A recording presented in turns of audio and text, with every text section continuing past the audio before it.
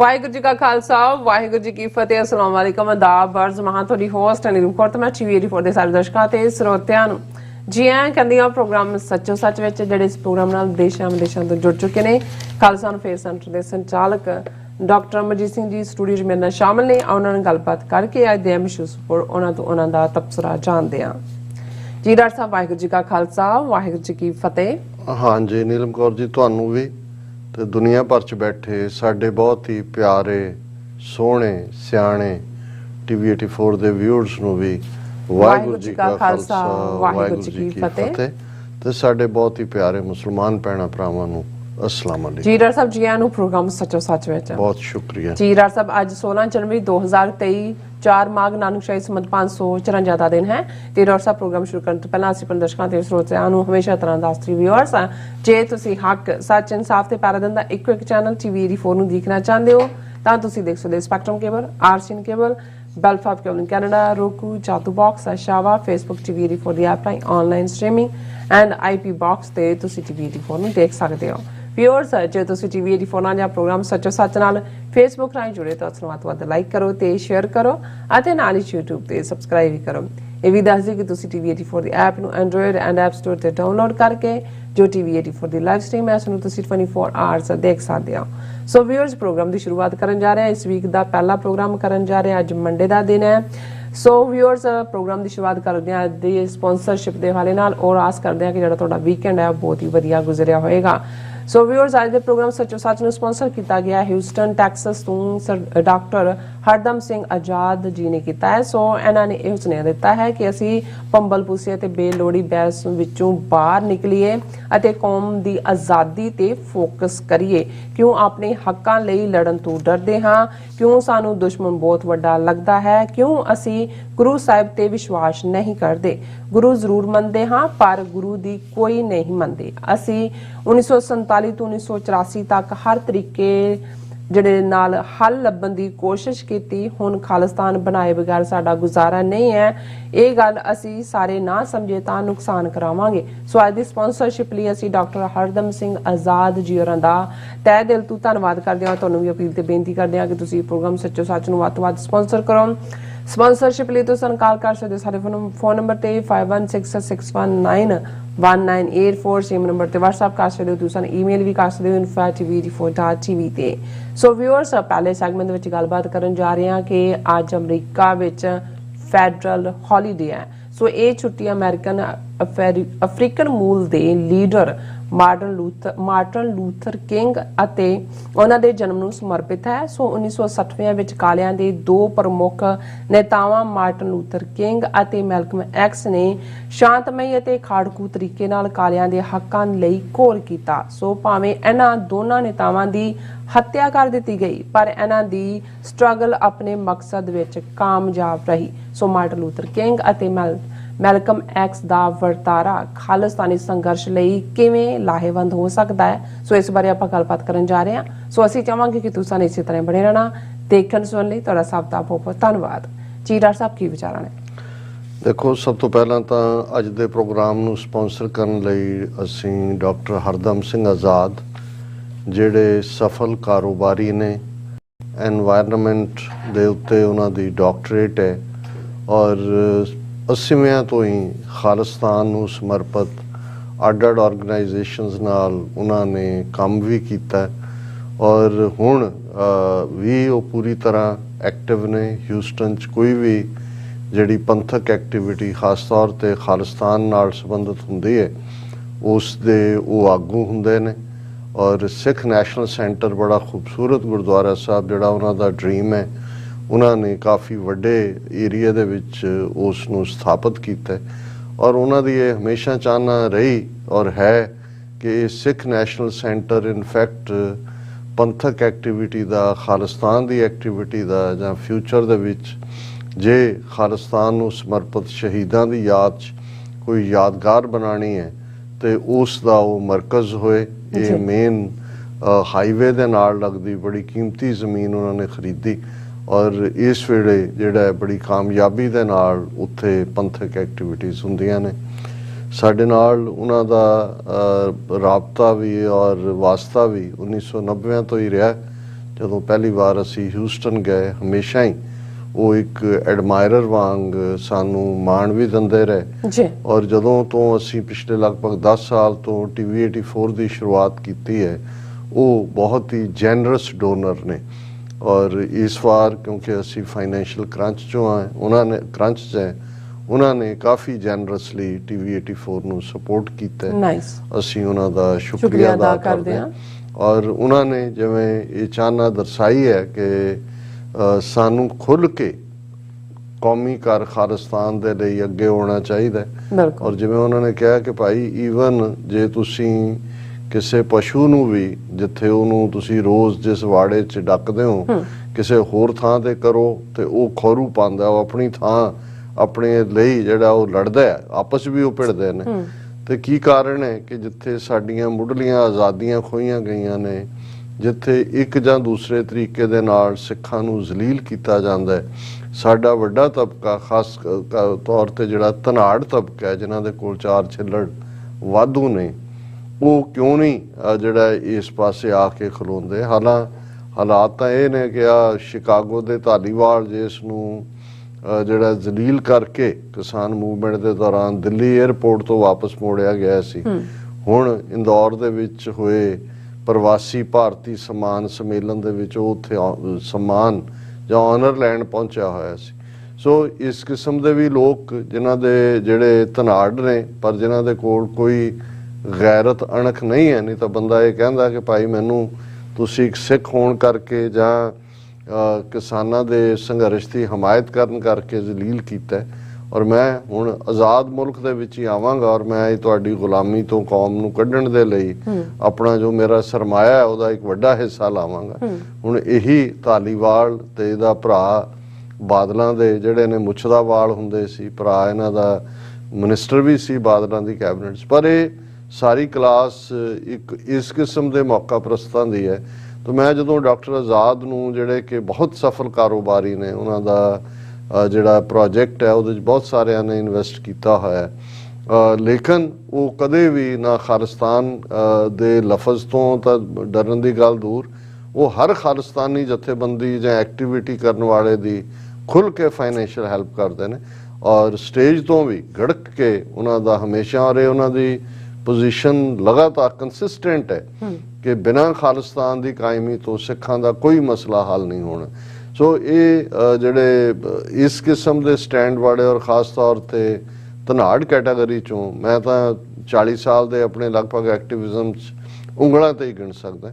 ਸੋ ਅਸੀਂ ਜਿੱਥੇ ਡਾਕਟਰ ਆਜ਼ਾਦ ਉਹਨਾਂ ਦੀ ਸਿਹਤਯਾਬੀ, ਚੰਗੀ ਸਿਹਤ, ਚੜ੍ਹਦੀ ਕਲਾ ਦੀ ਕਾਮਨਾ ਕਰਦੇ ਹਾਂ, ਉੱਥੇ ਇਹ ਅਰਦਾਸ ਵੀ ਕਰਦੇ ਹਾਂ ਕਿ ਮਹਾਰਾਜ ਹਿੰਮਤ ਦੇਣ ਪੰਥ ਨੂੰ ਔਰ ਖ਼ਾਸ ਤੌਰ ਤੇ ਜਿਨ੍ਹਾਂ ਦੇ ਕੋਲ ਸਮਰੱਥਾ ਹੈ ਆਰਥਿਕ ਤੌਰ ਤੇ। ਪੰਜਾਬ ਦੀ ਧਰਤੀ ਤੇ ਜਿਵੇਂ ਮੇਰਾ ਹਮੇਸ਼ਾ ਹੀ ਇਹ ਕਹਿਣਾ ਹੁੰਦਾ ਹੈ ਕਿ ਉੱਥੇ ਸਤਿਗੁਰਾਂ ਦੀ ਇੰਨੀ ਕਮਾਈ ਹੈ, ਜਿਹੜੇ ਸਿਰ ਦੇ ਸਕਦੇ ਨੇ ਉਹਨਾਂ ਦੇ ਕੋਲ ਹੈ ਹੀ ਦੇਣ ਦੇ ਲਈ ਸਿਰ ਹੈ, ਉਹਦੇ ਲਈ ਉਹ ਹਮੇਸ਼ਾ ਤਿਆਰ ਨੇ। ਲੇਕਿਨ ਜਦੋਂ ਤੁਸੀਂ ਵੱਡੇ ਸੰਘਰਸ਼ ਵਿੱਢਦੇ ਹੋ, ਰੀਸੋਰਸਿਸ ਇਹ ਬਹੁਤ ਅਹਿਮੀਅਤ ਰੱਖਦੇ ਨੇ। ਸੋ ਘੱਟੋ ਘੱਟ ਉਹਨਾਂ ਲਈ ਵੀ ਅਰਦਾਸ ਕਰੀਏ ਜਿਹੜੇ ਕੌਮ ਦੇ ਵਪਾਰੀ ਵਰਗ ਦੇ ਵਿੱਚ ਬੈਠੇ ਹੋਏ ਲੋਕ ਧਨਾੜ ਨੇ, ਕਿ ਉਹ ਵੀ ਜੇ ਜ਼ਿਆਦਾ ਨਹੀਂ ਤਾਂ ਘੱਟੋ ਘੱਟ ਆਪਣੀ ਕਮਾਈ ਦਾ ਦਸਵੰਧ ਹੀ ਕੌਮੀ ਕਰ ਦੇ ਲਈ ਸਮਰਪਿਤ ਕਰਨ। ਅਲਟੀਮੇਟਲੀ ਉਹਨਾਂ ਨੇ ਵੀ ਗੁਰੂ ਨੂੰ ਜਾ ਕੇ ਆਪਣਾ ਮੂੰਹ ਦਿਖਾਣਾ।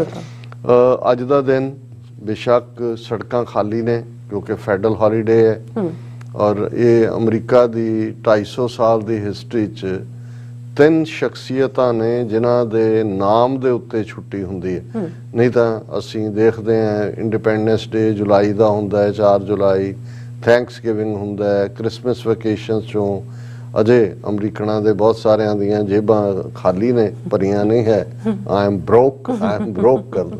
ਲੇਕਿਨ 3 ਸ਼ਖਸੀਅਤਾਂ ਜਿਨ੍ਹਾਂ ਦੇ ਅਹਿਮ ਰੋਲ ਨੂੰ ਦੇਖਦੇ ਹਾਂ ਉਹਨਾਂ ਦੇ ਨਾਂ ਦੀ ਛੁੱਟੀ ਕੀਤੀ ਹੋਈ ਹੈ ਫੈਡਰਲ ਹੌਲੀਡੇ। ਇਸ ਗੱਲ ਦਾ ਧਿਆਨ ਰਹੇ ਕਿ ਅਮਰੀਕਾ 'ਚ ਇਹ ਨਹੀਂ ਹੁੰਦਾ ਵੀ ਜਿਹੜਾ ਕੋਈ ਫੈਸਲਾ ਫੈਡਰਲ ਗਵਰਨਮੈਂਟ ਕਰ ਲਏ ਆਟੋਮੈਟਿਕਲੀ ਸਟੇਟਾਂ ਵੀ ਉਹ ਮੰਨ ਲੈਂਦੀਆਂ ਨੇ। ਕਈ ਵਾਰ ਇਹਨੂੰ ਵਕਤ ਲੱਗਦਾ ਹੈ ਔਰ 3 ਜਿਹੜੀਆਂ ਸ਼ਖਸੀਅਤਾਂ ਅਮਰੀਕਾ ਦੀਆਂ ਜਿਨ੍ਹਾਂ ਦੇ ਨਾਮ ਤੇ ਛੁੱਟੀ ਹੁੰਦੀ ਹੈ, ਪਹਿਲੇ ਤਾਂ ਅਮਰੀਕਾ ਦੇ ਫਾਊਂਡਰ ਪ੍ਰੈਜ਼ੀਡੈਂਟ ਵੀ ਔਰ ਜਿਨ੍ਹਾਂ ਨੇ ਲੀਡ ਕੀਤਾ 4 ਜੁਲਾਈ 1776 ਜਦੋਂ ਡੈਕਲੇਰੇਸ਼ਨ ਆਫ ਇੰਡੀਪੈਂਡੈਂਸ ਹੋਈ, ਫਰੀडम ਸਟਰਗਲ ਨੂੰ, ਜਿਸ ਨੂੰ ਰੈਵੋਲੂਸ਼ਨਰੀ ਵਾਰ ਦਾ ਨਾਂ ਦਿੱਤਾ ਜਾਂਦਾ ਹੈ ਅਮਰੀਕਨ ਟੈਕਸਟ ਦੇ ਵਿੱਚ, ਜਾਰਜ ਵਾਸ਼ਿੰਗਟਨ। ਸੋ ਬੇਸ਼ੱਕ ਜਾਰਜ ਵਾਸ਼ਿੰਗਟਨ ਦੇ ਬਰਥਡੇ ਦੇ ਨਾਲ ਆਲ ਪ੍ਰੈਜ਼ੀਡੈਂਟਸ ਡੇ ਕਹਿ ਕੇ ਸਾਰੇ ਹੀ ਪ੍ਰੈਜ਼ੀਡੈਂਟਸ ਨੂੰ ਆਨਰ ਕੀਤਾ ਜਾਂਦਾ ਹੈ, ਪਰ ਉਹ ਪ੍ਰੈਜ਼ੀਡੈਂਟ ਵਾਸ਼ਿੰਗਟਨ ਦੀ ਯਾਦ ਦੇ ਵਿੱਚ ਹੈ। ਦੂਸਰੀ ਛੁੱਟੀ ਜਿਹੜੀ ਹੈ ਉਹ ਜਿਹਨੂੰ ਕੋਲੰਬਸ ਡੇ ਕਿਹਾ ਜਾਂਦਾ ਸੀ, ਹੁਣ ਉਹਦਾ ਕੋਈ ਹੋਰ ਨਾਂ ਰੱਖ ਦਿੱਤਾ ਹੈ, ਕਿਉਂਕਿ ਕੋਲੰਬਸ ਨੇ ਅਮਰੀਕਾ ਲੱਭਿਆ 15ਵੀਂ ਸਦੀ ਦੇ ਅਖੀਰ 'ਚ।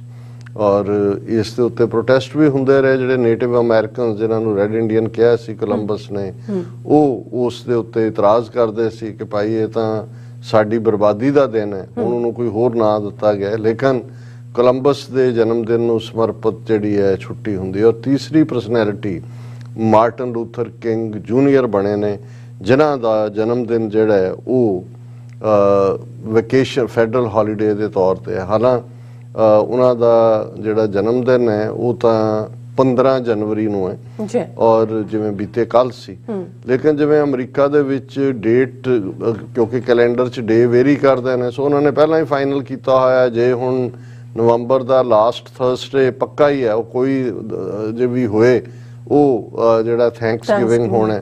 ਸੋ ਇਸੇ ਤਰ੍ਹਾਂ ਜਿਹੜਾ ਜਨਵਰੀ ਦਾ 3rd ਮੰਡੇ ਉਹ ਮਾਰਟਨ ਲੂਥਰ ਕਿੰਗ ਦੀ ਜਿਹੜੀ ਹੈ ਯਾਦ ਨੂੰ ਸਮਰਪਿਤ ਹੈ, ਔਰ ਉਹਨਾਂ ਦੇ ਜਨਮ ਦਿਨ ਦੇ ਤੌਰ ਤੇ ਜਿਹੜਾ ਉਸ ਦੀ ਵੈਕੇਸ਼ਨ ਹੁੰਦੀ ਹੈ ਉਹਨੂੰ ਸੈਲੀਬ੍ਰੇਟ ਕੀਤਾ ਜਾਂਦਾ ਹੈ। ਔਰ ਉਹ ਕਿਉਂਕਿ 15 ਜਨਵਰੀ ਤਾਂ ਕੱਲ ਸੀ, ਲੇਕਿਨ ਪਹਿਲਾ ਮੰਡੇ ਅੱਜ ਬਣਦਾ ਹੈ, ਸੋ ਛੁੱਟੀ ਜਿਹੜੀ ਹੈ 16 ਜਨਵਰੀ ਦੀ।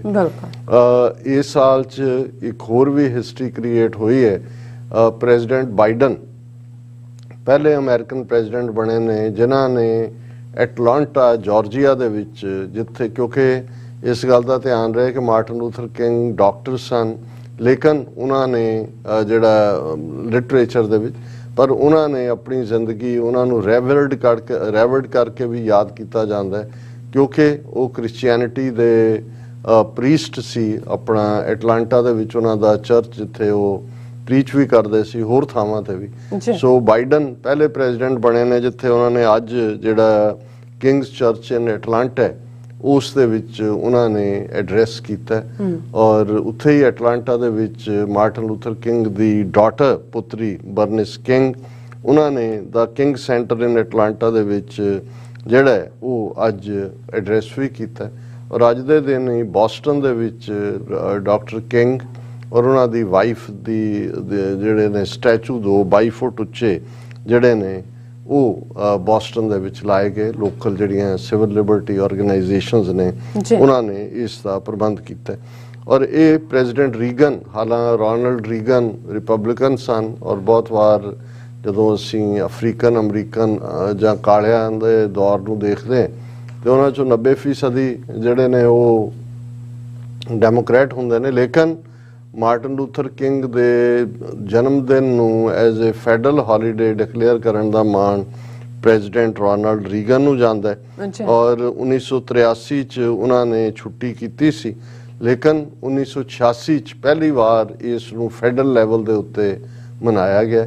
ਲੇਕਿਨ ਅੱਗੋਂ ਫਿਰ 14 ਸਾਲ ਲੱਗੇ, 2000 ਦੇ ਵਿੱਚ ਜਾ ਕੇ ਬਾਕੀ ਵੀ ਅਮਰੀਕਾ ਦੀਆਂ 50 ਸਟੇਟਾਂ ਨੇ ਇਸ ਦਿਨ ਨੂੰ ਮੰਨਿਆ ਕਿ ਵੀ ਇਹ ਅਸੀਂ ਜਿਹੜੀ ਫੈਡਰਲ ਹੌਲੀਡੇ ਹੈ ਸਾਡੀ ਸਟੇਟ ਹੌਲੀਡੇ ਵੀ ਹੋਏਗੀ। ਹੁਣ ਮਾਰਟਨ ਲੂਥਰ ਕਿੰਗ ਇੱਕ ਬਹੁਤ ਵੱਡਾ ਨਾਂ ਹੈ, ਔਰ ਨਾਲ ਦੀ ਨਾਲ ਜਿਹੜੇ ਥੋੜੇ ਬਹੁਤ ਇਤਿਹਾਸ ਦੇ ਵਾਕਿਫ ਨੇ, ਜਿਸ ਦੌਰ 'ਚ ਮਾਰਟਨ ਲੂਥਰ ਕਿੰਗ ਕਾਲਿਆਂ ਦੇ ਹੱਕਾਂ ਲਈ ਨਹੀਂ, ਜੇ ਅੱਜ ਕਹਿਣਾ ਹੋਏ, ਮੈਂ ਬਹੁਤ ਵਾਰ ਆਪਣੇ ਲੋਕਾਂ ਨੂੰ ਇਸ ਗੱਲ ਦੇ ਲਈ ਕੋਸਦਾ ਵੀ ਹਾਂ ਕਿ ਅਸੀਂ ਵੀ ਕਾਲਿਆਂ ਪ੍ਰਤੀ ਨਸਲਵਾਦ ਵਾਲਾ ਵਰਤਾਰਾ ਹੀ ਰੱਖਦੇ ਹਾਂ। ਬਹੁਤ ਵਾਰ ਅਸੀਂ ਤਾਂ ਗੋਰਿਆਂ ਨੂੰ ਰੇਸਿਸਟ ਕਹਿੰਦੇ ਹਾਂ, ਵੈਸੇ ਤਾਂ ਜਿਸ ਸੁਸਾਇਟੀ 'ਚੋਂ ਅਸੀਂ ਆਏ ਹਾਂ ਉੱਥੇ ਵੀ ਸਾਡੇ ਮਨਾਂ ਦੇ ਵਿੱਚ, ਦਿਮਾਗਾਂ ਦੇ ਵਿੱਚ ਬ੍ਰਾਹਮਣ ਦਾ ਇੰਨਾ ਕੁ ਇੰਪੈਕਟ ਹੈ ਕਿ ਜ਼ਾਤ ਪਾਤ ਆਪਣੇ ਆਪ 'ਚ ਹੀ ਵਰਸਟ ਰੇਸਿਜ਼ਮ ਹੈ ਹਿਊਮਨ ਹਿਸਟਰੀ ਦਾ। ਔਰ ਅਸੀਂ ਜਿਵੇਂ ਦਲਿਤ ਭਾਈਚਾਰੇ ਨੂੰ ਜਾਂ ਜਿਹੜੇ ਡਾਊਨ ਟਰੋਡਨ ਔਰ ਦੂਸਰੇ ਨੇ ਉਹਨਾਂ ਪ੍ਰਤੀ ਜੋ ਸਾਡਾ ਨਜ਼ਰੀਆ ਉਹ ਕਿਸੇ ਵੇਰਵੇ ਦਾ ਮੁਹਤਾਜ ਨਹੀਂ ਹੈ। ਸੋ ਉਹੀ ਨਸਲ ਪ੍ਰਸਤੀ ਜਿਹੜੀ ਕਿਤੇ ਨਾ ਕਿਤੇ ਸਾਡੇ ਅੰਦਰ ਵੜੀ ਹੋਈ ਹੈ। ਅਸੀਂ ਬਹੁਤ ਵਾਰ ਸਾਡੇ ਬਹੁਤੇ ਲੋਕ ਜਿਹੜੇ ਥੋੜੇ ਬਹੁਤ ਪੈਸੇ ਵੀ ਕਮਾਉਣ ਦੇ ਸਮਰੱਥ ਹੋਏ ਨੇ, ਉਹ ਕਾਲਿਆਂ ਦੇ ਨੇਬਰਹੁੱਡ 'ਚ ਕੰਮ ਕਰਦੇ ਨੇ, ਜਾਂ ਕਿਉਂਕਿ ਉੱਥੇ ਸਸਤੇ ਮਿਲ ਜਾਂਦੇ ਨੇ ਬਿਜ਼ਨੈਸ, ਸਟੋਰਸ ਦੂਜੇ ਤੀਜੇ, ਪਰ ਸਾਡੀ ਅਪਰੋਚ ਜੈਨਰਲਾਈਜ਼ ਕਰਨ ਵਾਲੀ ਹੁੰਦੀ ਹੈ। ਜਿਵੇਂ ਬਹੁਤ ਵਾਰ ਜਦੋਂ ਅਸੀਂ ਆਪਣੀ ਸ਼ਿਕਾਇਤ ਕਰਦੇ ਹਾਂ ਕਿ ਜੀ ਇੰਡੀਅਨ ਗਵਰਨਮੈਂਟ ਨੇ ਸਾਨੂੰ 10 ਅਕਤੂਬਰ 1947 ਨੂੰ ਕ੍ਰਿਮੀਨਲ ਟ੍ਰਾਈਬ ਐਲਾਨ ਦਿੱਤਾ ਕਿ ਭਾਈ ਅਸੀਂ ਜਰਾਇਮ ਪੇਸ਼ਾ ਕਬੀਲਾ ਔਰ ਕਾਨੂੰਨ ਮੰਨਣ ਵਾਲੇ ਹਿੰਦੂਆਂ ਲਈ ਖਤਰਾ ਹੈ।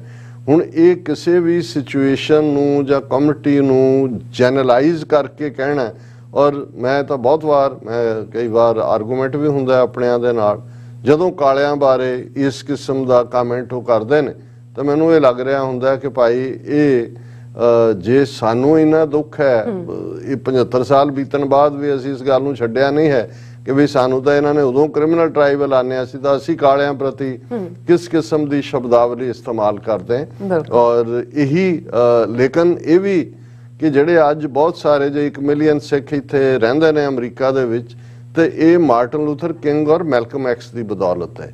ਨਾਟ ਓਨਲੀ ਕਿ ਵੀ ਉਹਨਾਂ ਨੇ ਕਾਲਿਆਂ ਦੀ ਸਲੇਵਰੀ ਖਤਮ ਹੋਈ ਜਾਂ ਸੈਗਰੀਗੇਸ਼ਨ ਜੋ ਚੱਲ ਰਹੀ ਸੀ ਉਹ ਖਤਮ ਹੋਈ, ਅੱਡ ਸਕੂਲ ਸੀ, ਰੈਸਟੋਰੈਂਟ ਅੱਡ ਸੀ ਦੂਜੇ, ਜਿਹੜੀ ਈਵਨ ਇਮੀਗ੍ਰੇਸ਼ਨ ਰਿਲੇਟਡ ਰਿਫਾਰਮ ਵੀ ਹੋਏ, ਜਿਹੜੇ ਅਮਰੀਕਾ ਦੇ ਕਾਨੂੰਨ ਸੀ ਉਹਦੇ ਤਾਂ ਕੋਈ ਵੜ ਹੀ ਨਹੀਂ ਸੀ ਸਕਦਾ 1960ਵਿਆਂ 'ਚ ਮਾੜਾ ਮੋਟਾ ਜਿਹੜਾ ਪਹਿਲਾ ਖੋਲਣ ਦਾ ਕੰਮ ਹੋਇਆ ਕਿ ਜੀ ਪ੍ਰੋਫੈਸ਼ਨਲ ਆ ਸਕਣ, ਕਿਉਂਕਿ ਉਹੀ ਪੀਰੀਅਡ ਸੀ ਕਿ ਅਮਰੀਕਾ ਤਬਦੀਲੀ ਵੱਲ ਵੱਧ ਰਿਹਾ ਸੀ। ਔਰ ਇਹਨਾਂ ਦੋਨਾਂ ਲੀਡਰਾਂ ਨੇ, ਮਾਰਟਨ ਲੂਥਰ ਕਿੰਗ ਨੇ ਨੌਨ ਵਾਇਲੈਂਸ, ਅਮਨ ਦਾ ਤਰੀਕਾ ਚੁਣਿਆ ਆਪਣੀ ਗੱਲ ਕਹਿਣ ਦੇ ਲਈ, ਬਹੁਤ ਜ਼ਬਰਦਸਤ ਕੈਂਪੇਨ ਕੀਤੇ, ਵੱਡੇ ਵੱਡੇ ਜਲੂਸ ਕੱਢੇ।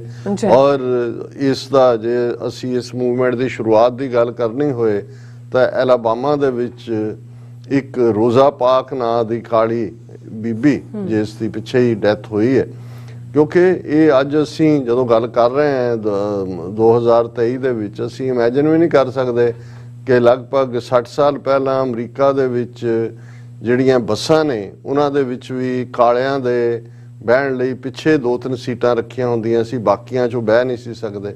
ਔਰ ਉਹਦਾ ਵੀ ਅਨਰਿਟਨ ਰੂਲ ਇਹ ਸੀ ਕਿ ਜੇ ਕਾਲਾ ਜਾਂ ਕਾਲੀ ਬੈਠੇ ਨੇ ਤੇ ਕੋਈ ਗੋਰਾ ਆ ਗਿਆ ਤਾਂ ਉਹਨੂੰ ਆਪਣੀ ਸੀਟ ਉਹਦੇ ਲਈ ਛੱਡਣੀ ਪੈਂਦੀ ਸੀ। ਔਰ ਐਲਾਬਾਮਾ ਦੇ ਵਿੱਚ ਰੋਜ਼ਾ ਪਾਕ ਨਾਂ ਦੀ ਬੀਬੀ ਨੇ ਜਿਹੜੀ ਬੈਠੀ ਸੀ, ਜਦੋਂ ਗੋਰਾ ਆਇਆ ਉਹਨੇ ਛੱਡਣ ਤੋਂ ਨਾ ਕਰ ਦਿੱਤੀ ਸੀਟ। ਇੱਥੋਂ ਟ੍ਰਿਗਰ ਹੋਇਆ, ਚੱਲਦਾ ਰਿਹਾ ਸੀ ਬਹੁਤ ਕੁਛ ਕਿ ਭਾਈ ਇੱਥੇ ਕੀ ਚੱਲ ਰਿਹਾ, ਕਾਲਿਆਂ ਦੇ ਬੱਚੇ ਸਕੂਲਾਂ 'ਚ ਨਹੀਂ ਸੀ ਜਾ ਸਕਦੇ, ਉਹਨਾਂ ਦੇ ਨਾਲ ਰੈਸਟੋਰੈਂਟਾਂ 'ਚ ਨਹੀਂ ਸੀ, ਘਰ ਨਹੀਂ ਸੀ ਖਰੀਦ ਸਕਦੇ ਨੇਬਰਹੁੱਡ 'ਚ, ਉਹਨੂੰ ਸੈਗਰੀਗੇਸ਼ਨ ਕਿਹਾ ਜਾਂਦਾ ਸੀ। ਔਰ ਇਹ ਰੋਜ਼ਾ ਪਾਕ ਦੀ ਸ਼ੁਰੂਆਤ, ਲੇਕਿਨ ਇਹਦੇ 'ਚ ਇੱਕ ਪੈਰਲਲ 2 ਮੂਵਮੈਂਟਸ ਰਨ ਹੁੰਦੀਆਂ ਨੇ। ਇੱਕ ਪਾਸੇ ਮਾਰਟਨ ਲੂਥਰ ਕਿੰਗ ਜਿਹੜਾ ਪੀਸਫੁਲ ਤਰੀਕੇ ਦੇ ਨਾਲ ਐਜੀਟੇਟ ਕਰਦਾ ਔਰ ਉਸ ਦੀ ਕਲਮੀਨੇਸ਼ਨ ਫਾਈਨਲੀ ਜਿਹਨੂੰ ਅੱਜ ਵੀ ਜੇ ਮਾਰਟਨ ਲੂਥਰ ਕਿੰਗ ਦੇ ਉੱਤੇ ਤੁਸੀਂ ਰਿਸਰਚ ਜਾਂ ਸਰਚ ਕਰੋ ਤਾਂ ਫਿਰ ਉਸ ਦੀ ਸਪੀਚ ਵਾਸ਼ਿੰਗਟਨ DC ਦੇ ਵਿੱਚ ਲੱਖਾਂ ਲੋਕਾਂ ਦੀ ਹਾਜ਼ਰੀ ਦੇ ਵਿੱਚ ਆਈ ਹੈਵ ਅ ਡ੍ਰੀਮ, ਔਰ ਉਹ ਡ੍ਰੀਮ ਅੱਜ ਨਾ ਸਿਰਫ ਅਮਰੀਕਾ ਦੇ ਵਿੱਚ ਸਾਡੇ ਸਭ ਦਾ ਡ੍ਰੀਮ ਬਣਿਆ ਜਾਂ ਬਾਹਰਲੇ ਵੀ ਮੁਲਕਾਂ ਦੇ ਇਮੀਗ੍ਰੈਂਟਸ ਦੇ ਲਈ ਪੋਸੀਬਲ ਹੋ ਸਕਿਆ। ਰਾਦਰ ਉਸ ਡ੍ਰੀਮ ਦੀ ਕਲਮੀਨੇਸ਼ਨ ਕਿਹਾ ਜਾ ਸਕਦਾ ਹੈ ਕਿ ਜਦੋਂ ਬਰਾਕ ਹੁਸੈਨ ਓਬਾਮਾ ਇੱਕ ਅਫਰੀਕਨ ਅਮਰੀਕਨ ਵਾਈਟ ਹਾਊਸ ਦੇ ਵਿੱਚ ਪਹੁੰਚਦਾ ਹੈ, ਪ੍ਰੈਜ਼ੀਡੈਂਟ ਬਣਦਾ। ਲੇਕਿਨ ਉਸ ਤੋਂ ਪਹਿਲਾਂ ਜਿਵੇਂ ਫਿਰ 1960ਵਿਆਂ ਦੇ ਵਿੱਚ ਤਬਦੀਲੀ ਦਾ ਦੌਰ ਚੱਲਦਾ ਹੈ, ਔਰ ਇਹ ਉਹੀ ਪੀਰੀਅਡ ਹੈ ਜਦੋਂ ਤੁਸੀਂ 1960ਵਿਆਂ ਦਾ ਦੌਰ ਦੇਖਦੇ ਹੋ ਕਿ 3 ਜਿਹੜੇ ਵੱਡੇ ਚੈਲੰਜਸ ਉਸ ਵੇਲੇ ਆਮ ਸੁਸਾਇਟੀ ਨੂੰ, ਲੇਕਿਨ ਜਿਹੜੇ ਕਾਲਿਆਂ ਨੂੰ ਔਰ ਜਿਹੜੀਆਂ ਮਾਈਨੋਰਟੀਜ਼ ਨੇ ਉਹਨਾਂ ਦੇ ਵਿੱਚ ਜ਼ਾਹਰ ਹੈ ਸਪੈਨਿਸ਼ ਜਾਂ ਹਿਸਪੈਨਿਕ ਮੂਲ ਦੇ ਲੋਕ ਵੀ ਆ ਜਾਂਦੇ ਨੇ। ਉਹ ਸਭ ਤੋਂ ਵੱਡਾ ਤਾਂ ਇਹ ਕਾਲਿਆਂ ਦੇ ਲਈ ਵੱਡਾ ਚੈਲੰਜ ਸੈਗਰੀਗੇਸ਼ਨ ਸੀ, ਨਸਲੀ ਨਫ਼ਰਤ, ਉਹਨਾਂ ਦਾ ਅੱਡ ਸਕੂਲਾਂ, ਰੈਸਟੋਰੈਂਟਾਂ, ਦੂਜਿਆਂ 'ਚ। ਔਰ ਮੈਂ ਐਲਾਬਾਮਾ ਰੋਜ਼ਾ ਪਾਰਕ ਦੀ ਘਟਨਾ ਦਾ ਜ਼ਿਕਰ ਕੀਤਾ ਜੀ। ਦੂਸਰਾ ਉਸ ਵੇਲੇ ਵੀਅਤਨਾਮ ਵਾਰ ਦੇ ਵਿੱਚ ਅਮਰੀਕਾ ਫਸਿਆ ਹੋਇਆ ਸੀ, ਬਹੁਤ ਨੁਕਸਾਨ ਹੋ ਰਿਹਾ ਸੀ। ਔਰ ਡਰਾਫਟਿੰਗ ਕਿ ਹਰ 18 ਸਾਲ ਤੋਂ ਵੱਡੀ ਉਮਰ ਦਾ ਜਿਹੜਾ ਵੀ 18 ਸਾਲ ਪੂਰੇ ਹੋ ਗਏ ਉਹ ਫੌਜ ਦੇ ਲਈ ਉਹਨੂੰ ਭੇਜਿਆ ਹੀ ਜਾਂਦਾ ਸੀ, ਉਹ ਆਪਣੇ ਆਪ ਨੂੰ ਰਜਿਸਟਰ ਕਰਾਉਣਾ ਪੈਂਦਾ ਸੀ। ਔਰ ਅਮਰੀਕਾ 'ਚ ਵੀਅਤਨਾਮ ਵਾਰ ਦੇ ਖਿਲਾਫ ਖਾਸ ਤੌਰ ਤੇ ਯੂਨੀਵਰਸਿਟੀਆਂ ਦੇ ਵਿੱਚ ਔਰ ਇੱਕ ਪੂਰੀ ਲਹਿਰ ਖੜੀ ਹੋਈ, ਕਿਉਂਕਿ ਮਰਨ ਨੂੰ ਤਾਂ ਕੋਈ ਵੀ ਤਿਆਰ ਨਹੀਂ ਹੁੰਦਾ। ਔਰ ਇਸ ਗੱਲ ਦਾ ਧਿਆਨ ਰਹੇ ਕਿ ਅੱਜ ਵੀ ਜੇ ਤੁਸੀਂ ਦੇਖਣਾ ਹੋਏ ਤੇ ਅਫਰੀਕਨ ਅਮਰੀਕਨ ਜਿਹੜੇ ਨੇ ਆਪਣੀ ਗਿਣਤੀ ਜਿੰਨੀ % ਉਹ ਅਮਰੀਕਾ 'ਚ ਨੇ ਉਹਦੇ ਨਾਲੋਂ ਸ਼ਾਇਦ ਦੁੱਗਣੀ ਗਿਣਤੀ ਦੇ ਵਿੱਚ ਉਹ ਫੌਜ 'ਚ ਜਾਂਦੇ ਨੇ ਜੀ। ਇਸ ਲਈ ਨਹੀਂ ਕਿ ਵੀ ਉਹ ਸ਼ਾਇਦ ਮਰਨਾ ਚਾਹੁੰਦੇ ਨੇ ਜਾਂ ਦੂਜਾ, ਕਿਉਂਕਿ ਜਦੋਂ ਗਰੀਬੀ ਹੁੰਦੀ ਹੈ, ਜੇ ਅਸੀਂ ਆਪਣਿਆਂ ਵੱਲ ਵੀ ਦੇਖੀਏ, ਹੁਣ ਕਈ ਵਾਰ ਸਾਡੇ ਕਈ ਕਹਿਣਗੇ ਜੀ ਤੁਸੀਂ ਇਹ ਅਪੀਲ ਕਿਉਂ ਨਹੀਂ ਕਰਦੇ ਕਿ ਸਿੱਖ ਭਾਰਤੀ ਫੌਜ ਦੇ ਵਿੱਚ ਨਾ ਜਾਣ, ਜਾਂ ਅੰਗਰੇਜ਼ਾਂ ਦੇ ਵੇਲੇ ਸਿੱਖ ਫੌਜ ਕਿਉਂ ਗਏ। ਇਸ ਗੱਲ ਦਾ ਵੀ ਧਿਆਨ ਰਹੇ ਕਿ ਅਲਟੀਮੇਟਲੀ ਜਦੋਂ ਤੁਹਾਡੀ ਸਰਵਾਈਵਲ ਘਰ 'ਚ ਚੁੱਲ੍ਹੇ ਤੇ ਰੋਟੀ ਨਹੀਂ ਪੱਕਦੀ ਹੈ, ਉਦੋਂ ਤੁਸੀਂ ਜਿੱਥੇ ਵੀ ਤੁਹਾਨੂੰ ਕੋਈ ਰੁਜ਼ਗਾਰ ਦਾ ਮੌਕਾ ਮਿਲਦਾ ਉੱਥੇ ਤੁਸੀਂ ਜਾਂਦੇ ਹੋ। ਔਰ ਇਹੀ ਕਾਰਨ ਰਿਹਾ ਈਵਨ ਬ੍ਰਿਟਿਸ਼ ਆਰਮੀ ਦੇ ਵਿੱਚ ਜਿਹੜੇ ਗੋਰੇ ਸੀ ਬ੍ਰਿਟਿਸ਼ਰਸ, ਉਹ ਤਾਂ ਕਰਨਲ ਬ੍ਰਿਗੇਡੀਅਰ ਕਮਾਂਡੈਂਟ ਲੈਵਲ ਦੇ ਹੀ ਸੀ। ਉਹਨਾਂ ਦੇ ਜਿਹੜੀ ਫੌਜ ਸੀ ਬ੍ਰਿਟਨ ਦੀ, ਜਿਹਦੇ ਥੱਲੇ ਉਹਨਾਂ ਨੇ ਦੁਨੀਆ ਦਾ ਇੱਕ ਵੱਡਾ ਹਿੱਸਾ ਕੋਲੋਨਾਈਜ਼ ਕੀਤਾ, ਉਹਨਾਂ 'ਚ ਆਇਰਿਸ਼ ਔਰ ਸਕਾਟ ਸੀ। ਉਹੀ ਆਇਰਿਸ਼ ਔਰ ਸਕਾਟ ਜਿਨ੍ਹਾਂ ਦੀ ਟੈਰੀਟਰੀ ਤੇ ਕਬਜ਼ਾ ਕਰਕੇ ਉਹਨਾਂ ਨੇ ਜਿਹੜਾ ਉਹਨਾਂ ਨੂੰ ਗੁਲਾਮ ਬਣਾਇਆ ਸੀ, ਲੇਕਿਨ ਵਾਂਸ ਬਣ ਗਏ ਫਿਰ ਉਹਨਾਂ ਦੇ ਲਈ ਉਹ ਮਰਨ ਨੂੰ ਤਿਆਰ ਸੀ, ਕਿਉਂਕਿ ਪਾਪੀ ਪੇਟ ਦਾ ਮਾਮਲਾ ਹੈ ਪਿਆਰੇ। ਇਹੀ ਹਾਲ ਬ੍ਰਿਟਿਸ਼ਰਸ ਨੇ ਕਿਵੇਂ ਸਿੱਖਾਂ ਦਾ ਰਾਜ ਧੋਖੇ ਨਾਲ ਖੋਇਆ, ਮੁਗਲਾਂ ਦੇ ਨਾਲ, ਬਹਾਦਰ ਸ਼ਾਹ ਜ਼ਫਰ ਦੇ ਨਾਲ ਕੀ ਕੀਤਾ, ਉਸ ਸਾਰੇ ਦੇ ਬਾਵਜੂਦ ਜੇ ਬ੍ਰਿਟਿਸ਼ ਪੀਰੀਅਡ 'ਚ ਦੇਖੀਏ ਤਾਂ ਵੱਡੀ ਗਿਣਤੀ 'ਚ ਸਿੱਖ, ਗੋਰਖੇ, ਮਰਾਠੇ ਔਰ ਪੰਜਾਬੀ ਮੁਸਲਮਾਨ, ਪਠਾਨ ਬ੍ਰਿਟਿਸ਼ ਫੌਜ ਦਾ ਹਿੱਸਾ ਸੀ। ਸੋ ਇਸੇ ਤਰੀਕੇ ਨਾਲ ਅਮਰੀਕਾ ਦੇ ਵਿੱਚ ਵੀ ਜਿਹੜਾ ਜਦੋਂ ਜੇ ਹੁਣ ਵਾਰ ਹੈ ਔਰ ਜ਼ਾਹਰ ਹੈ ਕਿ ਵੀ ਇੱਕ ਪਾਸੇ ਤਾਂ ਕਾਲੇ ਇੱਥੇ ਪਾਵਰਟੀ ਨਾਲ ਲੜ ਰਹੇ ਨੇ, ਗਰੀਬੀ ਦੇ ਮਾਰੇ ਹੋਏ ਨੇ, ਨਸਲਵਾਦ ਦਾ ਸ਼ਿਕਾਰ ਨੇ, ਪਰ ਨਾਲ ਦੀ ਨਾਲ ਫੌਜ ਦੇ ਵਿੱਚ ਵੀ। ਸੋ ਮਾਰਟਨ ਲੂਥਰ ਕਿੰਗ ਨੇ ਜਿੱਥੇ ਸੈਗਰੀਗੇਸ਼ਨ ਦੇ ਖਿਲਾਫ ਆਵਾਜ਼ ਚੁੱਕੀ, ਉੱਥੇ ਉਹਨੇ ਵਿਤਨਾਮ ਵਾਰ ਦੇ ਖਿਲਾਫ ਵੀ ਆਵਾਜ਼ ਚੁੱਕੀ, ਔਰ ਵਿਤਨਾਮ ਦੀ ਜੰਗ ਦੇ ਖਿਲਾਫ ਬਹੁਤ ਵੱਡੀ ਐਜੀਟੇਸ਼ਨ ਅਮਰੀਕਾ ਦੀਆਂ ਯੂਨੀਵਰਸਿਟੀਆਂ, ਕਾਲਜਿਸ, ਦੂਸਰਿਆਂ ਦੇ ਵਿੱਚ ਵੀ ਖੜੀ ਹੋਈ। ਔਰ ਇਹ ਉਹੀ ਪੀਰੀਅਡ ਸੀ ਕਿ ਕੱਲਾ ਇਹੀ ਨਹੀਂ ਕਿ ਕਾਲੇ ਆਪਣੇ ਬਲਬੂਤੇ ਦੇ ਜਿੱਤਦੇ, ਬਹੁਤ ਵਾਰ ਯਹੂਦੀਆਂ ਦੇ ਹਵਾਲੇ ਨਾਲ ਨੈਗੇਟਿਵ ਗੱਲਾਂ ਵੀ ਕੀਤੀਆਂ ਜਾਂਦੀਆਂ ਨੇ, ਲੇਕਿਨ ਇਸ ਗੱਲ ਦਾ ਵੀ ਧਿਆਨ ਰਹੇ ਕਿ ਅਮਰੀਕਾ ਦੇ ਵਿੱਚ ਇਹ ਸਿਵਲ ਲਿਬਰਟੀ ਮੂਵਮੈਂਟ ਜਿਹਨੂੰ ਨਾਂ ਦਿੱਤਾ ਗਿਆ, ਇਹ ਕਦੇ ਕਾਮਯਾਬ ਨਾ ਹੁੰਦੀ ਜੇ ਅਮਰੀਕਨ ਮੀਡੀਆ, ਜਿਸ ਨੂੰ ਬਹੁਤੇ ਯਹੂਦੀ ਕੰਟਰੋਲ ਕਰਦੇ ਨੇ, ਉਹਨਾਂ ਨੇ ਆਪਣਾ ਵੇਟ ਇਸ ਦੇ ਪਿੱਛੇ ਨਾ ਸੁੱਟਿਆ ਹੁੰਦਾ। ਸੋ ਇਹ ਜਿਹੜੀ ਬੇਸ਼ੱਕ ਫਰੰਟ ਲਾਈਨ ਦੇ ਉੱਤੇ ਮਾਰਟਨ ਲੂਥਰ ਕਿੰਗ ਔਰ ਮੈਲਕਮ ਐਕਸ ਦਾ ਜ਼ਿਕਰ ਵੀ ਮੈਂ ਥੋੜੀ ਦੇਰ 'ਚ ਕਰਦਾ ਕਿ ਜੇ ਇਹ ਕਹਿਣਾ ਹੋਏ ਕਿ ਭਾਈ ਇਸ ਸਭ ਦੀ ਕਾਮਯਾਬੀ ਦੇ ਵਿੱਚ ਉਹ ਸਿਵਲ ਲਿਬਰਟੇਰੀਅਨ ਜਿਨ੍ਹਾਂ ਦੇ ਵਿੱਚ ਮੀਡੀਆ ਵੀ ਸ਼ਾਮਲ ਸੀ, ਜਿਨ੍ਹਾਂ ਨੇ ਇਹਨੂੰ ਪਬਲਿਸਿਟੀ ਦਿੱਤੀ, ਜਿਨ੍ਹਾਂ ਨੇ ਇਸ ਗੱਲ ਨੂੰ ਯਕੀਨੀ ਬਣਾਇਆ ਕਿ ਭਾਈ ਇਹ ਸੈਗਰੀਗੇਸ਼ਨ ਵੀ ਟੁੱਟੇ ਔਰ ਜਿਹੜਾ ਲੋਕ ਬਰਾਬਰੀ ਦੇ ਨਾਲ ਅਮਰੀਕਾ ਦੀ ਜਿਹੜੀ basic spirit C declaration of independence ਦੀ, ਉਹ ਬੇਸ਼ੱਕ ਅਬਰਾਹਮ ਲਿੰਕਨ ਨੂੰ ਕ੍ਰੈਡਿਟ ਜਾਂਦਾ ਹੈ। ਜਦੋਂ ਅਸੀਂ 1860 ਦੀ ਸਿਵਲ ਵਾਰ ਤੋਂ ਬਾਅਦ ਜਿਹੜੀ ਸਲੇਵਰੀ ਦੇ ਇਸ਼ੂ ਤੋਂ ਹੋਈ, ਉਹਨੇ ਲਿੰਕਨ ਨੇ ਪ੍ਰੋਕਲੇਮੇਸ਼ਨ ਕੀਤੀ ਕਿ ਵੀ ਸਾਰੇ ਗੁਲਾਮ ਆਜ਼ਾਦ ਨੇ ਔਰ ਤੁਸੀਂ ਜਿੱਥੇ ਚਾਹੋ ਜਾ ਸਕਦੇ ਹੋ, ਪਰ ਇਨ ਪ੍ਰੈਕਟਿਸ ਸੁਸਾਇਟੀ ਦੇ ਵਿੱਚ ਇਹ ਜਿਹੜੀ ਹੈ ਸਲੇਵਰੀ ਕਿਸੇ ਨਾ ਕਿਸੇ ਫਾਰਮ ਦੇ ਵਿੱਚ ਬੜੀ ਵਿਜ਼ੀਬਲ ਸੀ ਔਰ ਉਸ ਕਿਸੇ ਨੂੰ ਕੋਈ ਇਹ ਹੇਟਰਡ ਨਹੀਂ ਸੀ ਹੁੰਦੇ। ਔਰ ਇਸ ਗੱਲ ਦਾ ਵੀ ਧਿਆਨ ਰਹੇ ਕਿ ਵੀ ਬਹੁਤ ਵਾਰ ਜਦੋਂ ਅਸੀਂ ਦੇਖਦੇ ਹਾਂ ਕਿ 1960ਵਿਆਂ 'ਚ ਇੱਕ ਤਾਂ ਕਨਸਟੀਟਿਊਸ਼ਨਲੀ ਜਾਂ ਹਰ ਇੱਕ ਸਟੇਟ ਨੇ ਆਪਣੇ ਆਪਣੇ ਤਰੀਕੇ ਨਾਲ ਕਿਵੇਂ ਸੈਗਰੀਗੇਸ਼ਨ ਨੂੰ ਲਾਗੂ ਕੀਤਾ ਹੋਇਆ ਸੀ, ਪਰ ਮੈਜੋਰਿਟੀ ਅਮਰੀਕਨ ਵੀ ਕਿਵੇਂ ਕੋਈ ਮਾਰਟਨ ਲੂਥਰ ਕਿੰਗ ਔਰ ਮੈਲਕਮ ਐਕਸ ਦੀ ਗੱਲ ਨੂੰ ਕੋਈ ਬਹੁਤ ਵੱਡੀਆਂ ਐਜੀਟੇਸ਼ਨਸ ਤੋਂ ਬਾਅਦ ਮੰਨਿਆ ਗਿਆ। ਲੇਕਿਨ ਇਸ ਗੱਲ ਦਾ ਵੀ ਧਿਆਨ ਰਹੇ ਕਿ ਦੋਨੋਂ ਹੀ ਲੀਡਰਾਂ ਦੀ ਅਲਟੀਮੇਟਲੀ ਅਸੈਸੀਨੇਸ਼ਨ ਹੋਈ, ਦੋਨਾਂ ਦਾ ਹੀ ਮਰਡਰ ਹੋਏ।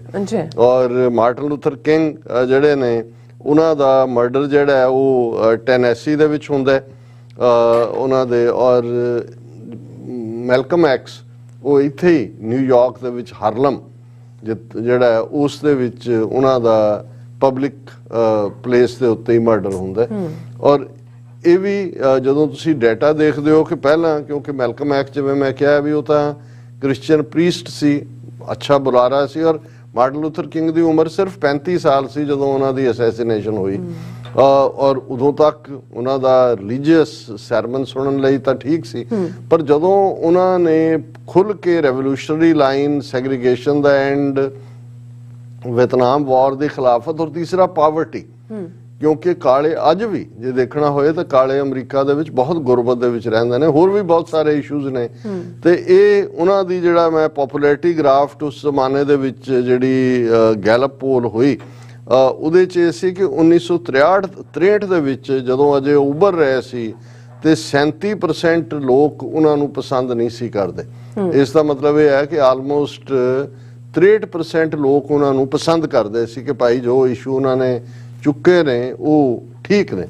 ਲੇਕਿਨ 3 ਸਾਲ ਬਾਅਦ 1966 ਤੱਕ ਪਹੁੰਚਦੇ ਆ 63% ਲੋਕ ਜਿਹੜੇ ਨੇ ਉਹਨਾਂ ਨੂੰ ਨਾਪਸੰਦ ਕਰਦੇ ਸੀ। ਸੋ ਇਹਦਾ ਮਤਲਬ ਇਹ ਹੈ ਕਿ ਜਦੋਂ ਇਹ ਪਾਰਟ ਚੱਲ ਰਿਹਾ ਸੀ ਮੈਜੋਰਿਟੀ ਜਿਹੜੀ ਗੋਰਿਆਂ ਦੀ ਸੀ ਇੱਥੇ ਉਹ ਉਸ ਚੇਂਜ ਦੇ ਹੱਕ 'ਚ ਨਹੀਂ ਸੀ।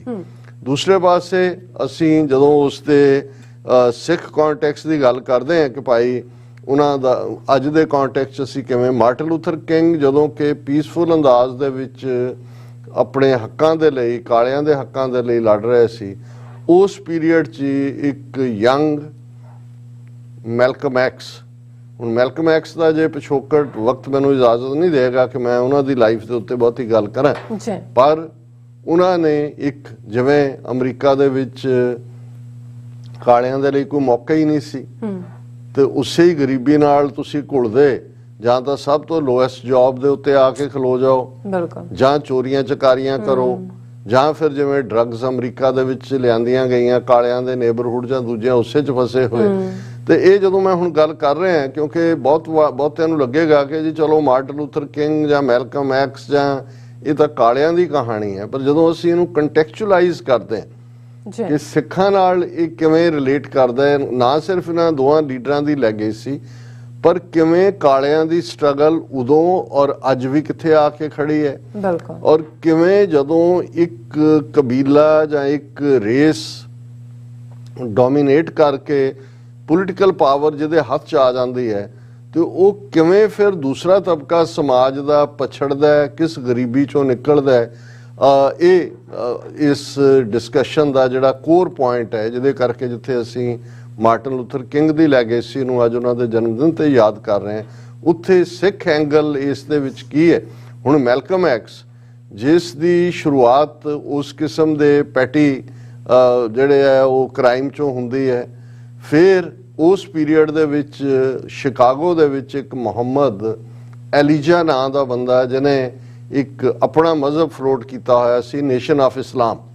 ਉਸ ਦਾ ਮੁੱਖ ਧਾਰਾ ਇਸਲਾਮ ਨਾਲ ਤਾਲੁਕ ਨਹੀਂ ਸੀ, ਲੇਕਿਨ ਜੇ ਅਸੀਂ ਈਵਨ ਅਮਰੀਕਾ ਦੇ ਕਾਲਿਆਂ 'ਚ ਕਿਉਂ ਇਸਲਾਮ ਵੱਲ ਵੀ ਝੁਕਾਅ ਸੀ ਜਾਂ ਹੈ, ਜਾਂ ਬਹੁਤ ਸਾਰੇ ਜਿਹੜੇ ਜੇਲ੍ਹਾਂ 'ਚ ਹੁੰਦੇ ਨੇ ਉਹ ਕਿਵੇਂ ਇਸਲਾਮ ਵੱਲ ਅਟਰੈਕਟ ਹੁੰਦੇ ਨੇ, ਕਿਉਂਕਿ ਜੇ ਈਵਨ ਕ੍ਰਿਸਚੀਅਨ ਹਾਲਾਂਕਿ ਕਿਉਂਕਿ ਮਾਰਟਨ ਲੂਥਰ ਕਿੰਗ ਤਾਂ ਖੁਦ ਰੈਵਰਡ ਸੀ, ਉਹ ਤਾਂ ਕ੍ਰਿਸਚੀਅਨਿਟੀ ਦਾ ਪੁਜਾਰੀ ਸੀ, ਲੇਕਿਨ ਮੈਲਕਮ ਐਕਸ ਦੇ ਨਾਲ ਉਹ ਲੋਕ ਲੱਗੇ। ਮੈਲਕਮ ਐਕਸ ਮੁਹੰਮਦ ਐਲੀਜਾ ਰਾਹੀਂ ਨੇਸ਼ਨ ਆਫ ਇਸਲਾਮ ਰਾਹੀਂ ਜਦੋਂ ਜੇਲ੍ਹ ਦੇ ਵਿੱਚ ਸੀ ਸੰਪਰਕ ਹੋਇਆ, ਜਦੋਂ ਫਿਰ ਆਇਆ ਉਹਨਾਂ ਦਾ ਪ੍ਰਚਾਰਕ ਬਣਿਆ ਔਰ ਉਹ ਕ੍ਰਿਸਚੀਅਨਿਟੀ ਨੂੰ ਵੀ ਪਾਰਟ ਆਫ ਸਲੇਵਰੀ ਕਹਿੰਦਾ ਸੀ ਕਿ ਭਾਈ ਸਾਨੂੰ, ਕਿਉਂਕਿ ਮੁਹੰਮਦ ਐਲੀਜਾ ਬੇਸ਼ੱਕ ਮੁੱਖ ਧਾਰਾ ਇਸਲਾਮ ਨਾਲੋਂ ਆਪਣੀ ਵੱਖਰੀ ਲਾਈਨ ਲੈ ਰਿਹਾ ਸੀ, ਲੇਕਿਨ ਕਾਲਿਆਂ ਦੇ ਦਿਲੋਂ ਦਿਮਾਗ 'ਚ ਉਹਨੇ ਇਹ ਭਰਿਆ ਸੀ ਕਿ ਭਾਈ ਜੇ ਤੁਹਾਡਾ ਕੋਈ ਮਜ਼ਹਬ ਹੈ ਇਹ ਤੁਹਾਡੇ ਲਈ ਥਾਂ ਹੈ। ਸੋ ਇਸਲਾਮ ਵੱਲ ਜਾਣਾ ਵੀ ਇੱਕ ਰਿਬੈਲੀਅਨ ਸੀ ਕਿਉਂਕਿ ਕ੍ਰਿਸਚੀਅਨਿਟੀ ਨੂੰ, ਔਰ ਜਦੋਂ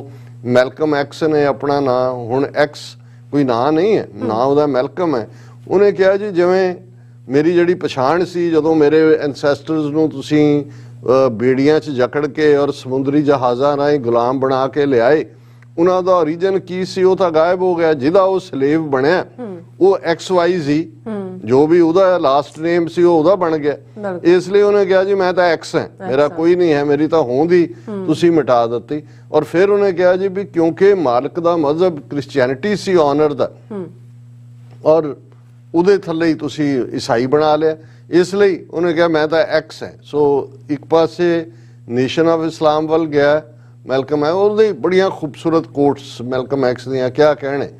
ਫਿਰ ਹੁਣ ਅੱਜ ਜਦੋਂ ਸਾਨੂੰ ਇਹ ਨਜ਼ਰ ਆਉਂਦਾ ਵੀ ਇੱਕ ਤਬਕਾ ਸਿੱਖਾਂ ਦਾ ਸਟਰਗਲ ਕਰਦਾ ਹੈ, ਕਿਰਤੇ ਸਿੱਖਾਂ ਦਾ ਆਪਣੀ ਗੁਲਾਮੀ ਨੂੰ ਮਹਿਸੂਸ ਕਰਦਾ, ਆਜ਼ਾਦੀ ਵੱਲ ਆਉਂਦਾ, ਪਰ ਇੱਕ ਹੈ ਜਿਹੜਾ ਜੋ ਉਹਨੂੰ ਮਿਲਿਆ ਹੋਇਆ ਉਹ ਕਹਿੰਦਾ ਜੀ ਕਿਹੜੀ ਗੁਲਾਮੀ ਜੀ, ਬੜੀ ਵਧੀਆ ਕੋਠੀ 'ਚ ਰਹਿੰਦੇ ਆ ਜੀ, ਬੜੀ ਵਧੀਆ ਗੱਡੀ ਰੱਖੀ ਹੋਈ ਹੈ ਜੀ, ਸਾਨੂੰ ਕਿਹੜੀ ਗੁਲਾਮੀ। ਹੁਣ ਉਸ ਵੇਲੇ ਵੀ ਇਹ ਨਹੀਂ ਸੀ ਕਿ ਸਾਰੇ ਕਾਲੇ ਉੱਠ ਕੇ ਮਾਰਟਨ ਲੂਥਰ ਕਿੰਗ ਨਾਲ ਤੁਰ ਪਏ ਜਾਂ ਮੈਲਕਮ ਐਕਸ ਜਿਹਨੇ ਡੰਡਾ ਫੜਿਆ। ਮੈਲਕਮ ਐਕਸ ਨੇ ਇੱਕ ਪੈਂਥਰਸ ਪਾਰਟੀ ਬਣਾਈ, ਉਹ ਖਾੜਕੂ ਲੀਡਰ ਸੀ, ਉਹਨੇ ਅਟੈਕ ਵੀ ਕੀਤੇ ਕਰਾਏ, ਕਈ ਪੈਂਥਰ ਪਾਰਟੀ ਦੇ ਜਿਹੜੇ ਨੇ ਉਸ ਦੇ ਥੱਲੇ ਜੇਲ੍ਹਾਂ 'ਚ ਵੀ ਗਏ, ਮਾਰੇ ਵੀ ਗਏ ਮੁਕਾਬਲਿਆਂ 'ਚ, ਥੋੜੀ ਗਿਣਤੀ 'ਚ। ਪਰ ਮੈਲਕਮ ਐਕਸ ਦੀ ਸੁਰ ਜਿਹੜੀ ਸੀ ਉਹ ਖਾੜਕੂ ਸੀ। ਔਰ ਪਹਿਲਾਂ ਉਹ ਆਪਣੇ ਲੋਕਾਂ ਨੂੰ ਇਹ ਦੱਸਣ ਦੇ ਲਈ ਉਹਨਾਂ ਨੇ ਕਿਹਾ ਵੀ ਇਹ ਕਿਉਂਕਿ ਉਦੋਂ, ਹੁਣ ਤਾਂ ਇਹ ਇੱਕ ਗਾਲ ਹੈ, ਉਦੋਂ ਇਹ ਨਿਗਰ ਲਫ਼ਜ਼ ਜਿਹੜਾ ਕਾਮਨਲੀ ਇਸਤੇਮਾਲ ਕੀਤਾ ਜਾਂਦਾ ਸੀ, ਉਹਨੂੰ ਗੁਲਾਮ ਦੇ ਲਈ ਨਿਗਰ ਸੀ, ਘਟੀਆ ਲੈਵਲ ਦੇ ਉੱਤੇ। ਔਰ ਮੈਲਕਮ ਐਕਸ ਨੇ ਕਿਹਾ, ਉਹਨੇ ਕਿਹਾ ਜੀ ਇਹ ਸਾਡੇ 'ਚ ਦੋ ਕਿਸਮ ਦੇ ਨੇ, ਇੱਕ ਜਿਹੜੇ ਨੇ ਉਹ ਹਾਊਸ ਨਿਗਰ, ਇੱਕ ਫੀਲਡ ਨਿਗਰ। ਇੱਕ ਖੇਤਾਂ 'ਚ ਕੰਮ ਕਰਨ ਵਾਲੇ ਨੇ, ਉਹ ਸਲੇਵਰੀ 'ਚ ਉਵੇਂ ਹੀ ਨੇ। ਇੱਕ ਜਿਹੜੇ ਘਰ 'ਚ ਜਿਹੜੇ ਨੇ ਉਹ ਸਾਫ਼ ਸਫਾਈ ਤੇ ਦੂਜਾ ਕਰਦੇ ਨੇ, ਉਹ ਆਪਣੇ ਆਪ ਨੂੰ ਸੁਪੀਰੀਅਰ ਸਮਝਦੇ ਨੇ ਕਿ ਵੀ ਅਸੀਂ ਜਿਹੜਾ, ਉਹਨੇ ਕਿਹਾ ਵੀ ਹਾਊਸ ਨਿਗਰ ਨੇ। ਉਹਨਾਂ ਨੂੰ ਤਾਂ ਇਹ ਹੈ ਕਿ ਜੇ ਉਹਨੇ ਸਾਹਬ ਦਾ ਰੱਥਿਆ ਸੂਟ ਪਾਇਆ ਹੋਇਆ ਜਾਂ ਜੇ ਉਹਨੇ ਆਪਣੀ ਹੋਂਦ ਹੀ ਮਿਟਾ ਦਿੱਤੀ ਹੋਈ ਹੈ ਸਾਹਬ ਦੇ ਨਾਲ, ਜੇ ਸਾਹਬ ਬਿਮਾਰ ਹੈ ਤੇ ਉਹ ਇਹ ਨਹੀਂ ਸੀ ਕਹਿੰਦੇ ਹੁੰਦੇ ਕਿ ਆਰ ਯੂ ਸਿਕ ਟੂਡੇ, ਉਹ ਕਹਿੰਦੇ ਸੀ ਆਰ ਵੀ ਸਿਕ ਟੂਡੇ, ਉਹਦੇ ਨਾਲ ਹੀ ਬਿਮਾਰ ਹੋ ਜਾਂਦਾ। ਉਹਨੇ ਕਿਹਾ ਵੀ ਇੱਕ ਇਹ ਨੇ ਜਿਹੜੇ ਦੂਜਿਆਂ ਨੂੰ ਆਪਣੇ ਹੀ ਭਰਾ ਜਿਹੜੇ ਉਹਨਾਂ ਦੇ ਅੱਗੇ ਜਿਹੜੇ ਨੇ ਉਹ ਹਲ ਦੇ ਵਿੱਚ ਜੋਤੇ ਜਾਂਦੇ ਨੇ, ਬੌਲਦ ਜਾਂ ਕਿਸੇ ਹੋਰ ਐਨੀਮਲ ਦੀ ਥਾਂ ਤੇ ਉਹਨਾਂ ਨੂੰ ਹੀ ਅੱਗੇ ਲਾਇਆ ਜਾਂਦਾ ਸੀ। ਕਹਿੰਦੇ ਇਹ ਜਿਹੜੇ ਹਾਊਸ ਨਿਗਰ ਨੇ ਇਹ ਆਪਣੇ ਆਪ ਨੂੰ ਸੁਪੀਰੀਅਰ ਸਮਝਦੇ ਨੇ ਕਿ ਦੇਖੋ ਜੀ ਅਸੀਂ ਤਾਂ ਇਹ। ਸੋ ਇਹ ਗੁਲਾਮੀ ਹੁੰਦੀ ਹੈ ਸਟੈਪ ਬਾਈ ਸਟੈਪ ਕਿਵੇਂ। ਔਰ ਮੈਲਕਮ ਐਕਸ ਨੇ ਇਸ ਦੇ ਉੱਤੇ ਤਿੱਖੀ ਲਾਈਨ ਲਈ ਔਰ ਬਹੁਤ ਜ਼ਬਰਦਸਤ ਔਰੇਟਰ ਸੀ। ਹਾਲਾਂਕਿ ਬਾਅਦ ਦੇ ਵਿੱਚ ਉਹਦਾ ਈਵਨ ਐਲੀਜਾ ਮੁਹੰਮਦ ਦੇ ਨਾਲ ਵੀ ਡਿਫਰੈਂਸਿਸ ਹੋਏ ਜਦੋਂ ਮੈਲਕਮ ਐਕਸ ਮੁੱਖ ਧਾਰਾ ਇਸਲਾਮ ਦੇ ਵਿੱਚ ਆਇਆ। ਉਹਨੇ ਜਦੋਂ ਰਿਅਲਾਈਜ਼ ਕੀਤਾ ਕਿ ਵੀ ਬੇਸ਼ੱਕ ਨੇਸ਼ਨ ਆਫ ਇਸਲਾਮ ਰਾਹੀਂ ਮੈਂ ਇੱਧਰ ਆਇਆ, ਲੇਕਿਨ ਇਹ ਨਹੀਂ ਹੈ, ਅਸਲੀ ਇਸਲਾਮ ਹੋਰ ਹੈ। ਫਿਰ ਉਹ ਨਾ ਸਿਰਫ ਮੇਨ ਸਟ੍ਰੀਮ ਇਸਲਾਮ ਦੇ ਵਿੱਚ ਆਇਆ, ਉਹ ਹਜ ਕਰਨ ਦੇ ਲਈ ਮੱਕੇ ਵੀ ਗਿਆ ਔਰ ਖੁੱਲ੍ਹ ਕੇ ਉਹਦੇ ਤੇ ਮੈਲਕਮ ਐਕਸ ਤੇ ਕਿੰਨੀਆਂ ਫਿਲਮਾਂ ਬਣੀਆਂ ਨੇ, ਉਸ ਦੀਆਂ ਟੀ-ਸ਼ਰਟਸ ਦੂਜੇ ਤੀਜੇ, ਉਹ ਇੱਕ ਹੀਰੋ ਦੇ ਤੌਰ ਤੇ। ਔਰ ਈਵਨ ਜਦੋਂ ਇੱਕ ਪਾਸੇ ਮਾਰਟਨ ਲੂਥਰ ਕਿੰਗ ਪੀਸਫੁਲ ਤਰੀਕੇ ਦੇ ਨਾਲ ਆਪਣੀ ਗੱਲ ਨੂੰ ਅੱਗੇ ਤੋਰ ਰਿਹਾ ਸੀ ਤੇ ਮੈਲਕਮ ਐਕਸ ਦਾ ਉਹਨੂੰ ਸੁਨੇਹਾ ਵੀ ਸੀ ਕਿ ਮਤ ਸਮਝ ਕਿ ਤੇਰੇ ਕਰਕੇ ਜਿਹੜਾ ਕੋਈ ਜੋ ਵੀ ਕਬੂਲਿਆ ਜਾ ਰਿਹਾ ਜਾਂ ਕੰਸੈਸ਼ਨ ਮਿਲ ਰਿਹਾ, ਇਹ ਡਰ ਇਹਨਾਂ ਨੂੰ ਛਿੱਤਰ ਦਾ ਹੀ ਹੈ ਜਾਂ ਜਿਹੜਾ ਉਸ ਦਾ ਹੀ ਹੈ, ਖਾੜਕੂ ਪੁਣੇ ਦਾ ਹੀ ਹੈ। ਔਰ ਇਹਦੇ 'ਚ ਕੋਈ ਸ਼ੱਕ ਨਹੀਂ ਹੈ ਕਿ ਦੋਵੇਂ ਪਾਸੇ ਜਦੋਂ ਤੁਸੀਂ ਦੇਖਦੇ ਹੋ ਕੋਈ ਸਟਰਗਲ ਚੱਲਦੀ ਹੈ,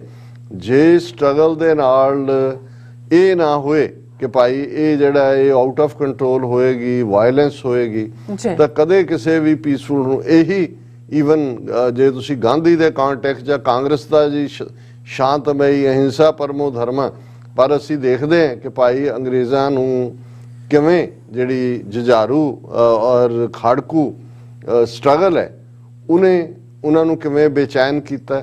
ਔਰ ਫਾਈਨਲੀ ਸੈਕੰਡ ਵਰਲਡ ਵਾਰ ਤੱਕ ਪਹੁੰਚਦੇ ਆ ਜਦੋਂ ਕਿ ਫੌਜ ਦੇ ਵਿੱਚ ਵੀ ਬਗਾਵਤ ਹੁੰਦੀ ਹੈ ਔਰ ਉਹ ਲਾਇਲਟੀ ਤੇ ਕਾਊਂਟ ਹੀ ਨਹੀਂ ਕਰ ਸਕਦੇ ਤੇ ਇਹ ਫਾਈਨਲ ਬ੍ਰੇਕਿੰਗ ਪੁਆਇੰਟ ਬਣਦਾ ਹੈ ਔਰ ਫਿਰ ਕਰਜ਼ਾਈ ਵੀ ਹੋ ਜਾਂਦੇ ਨੇ।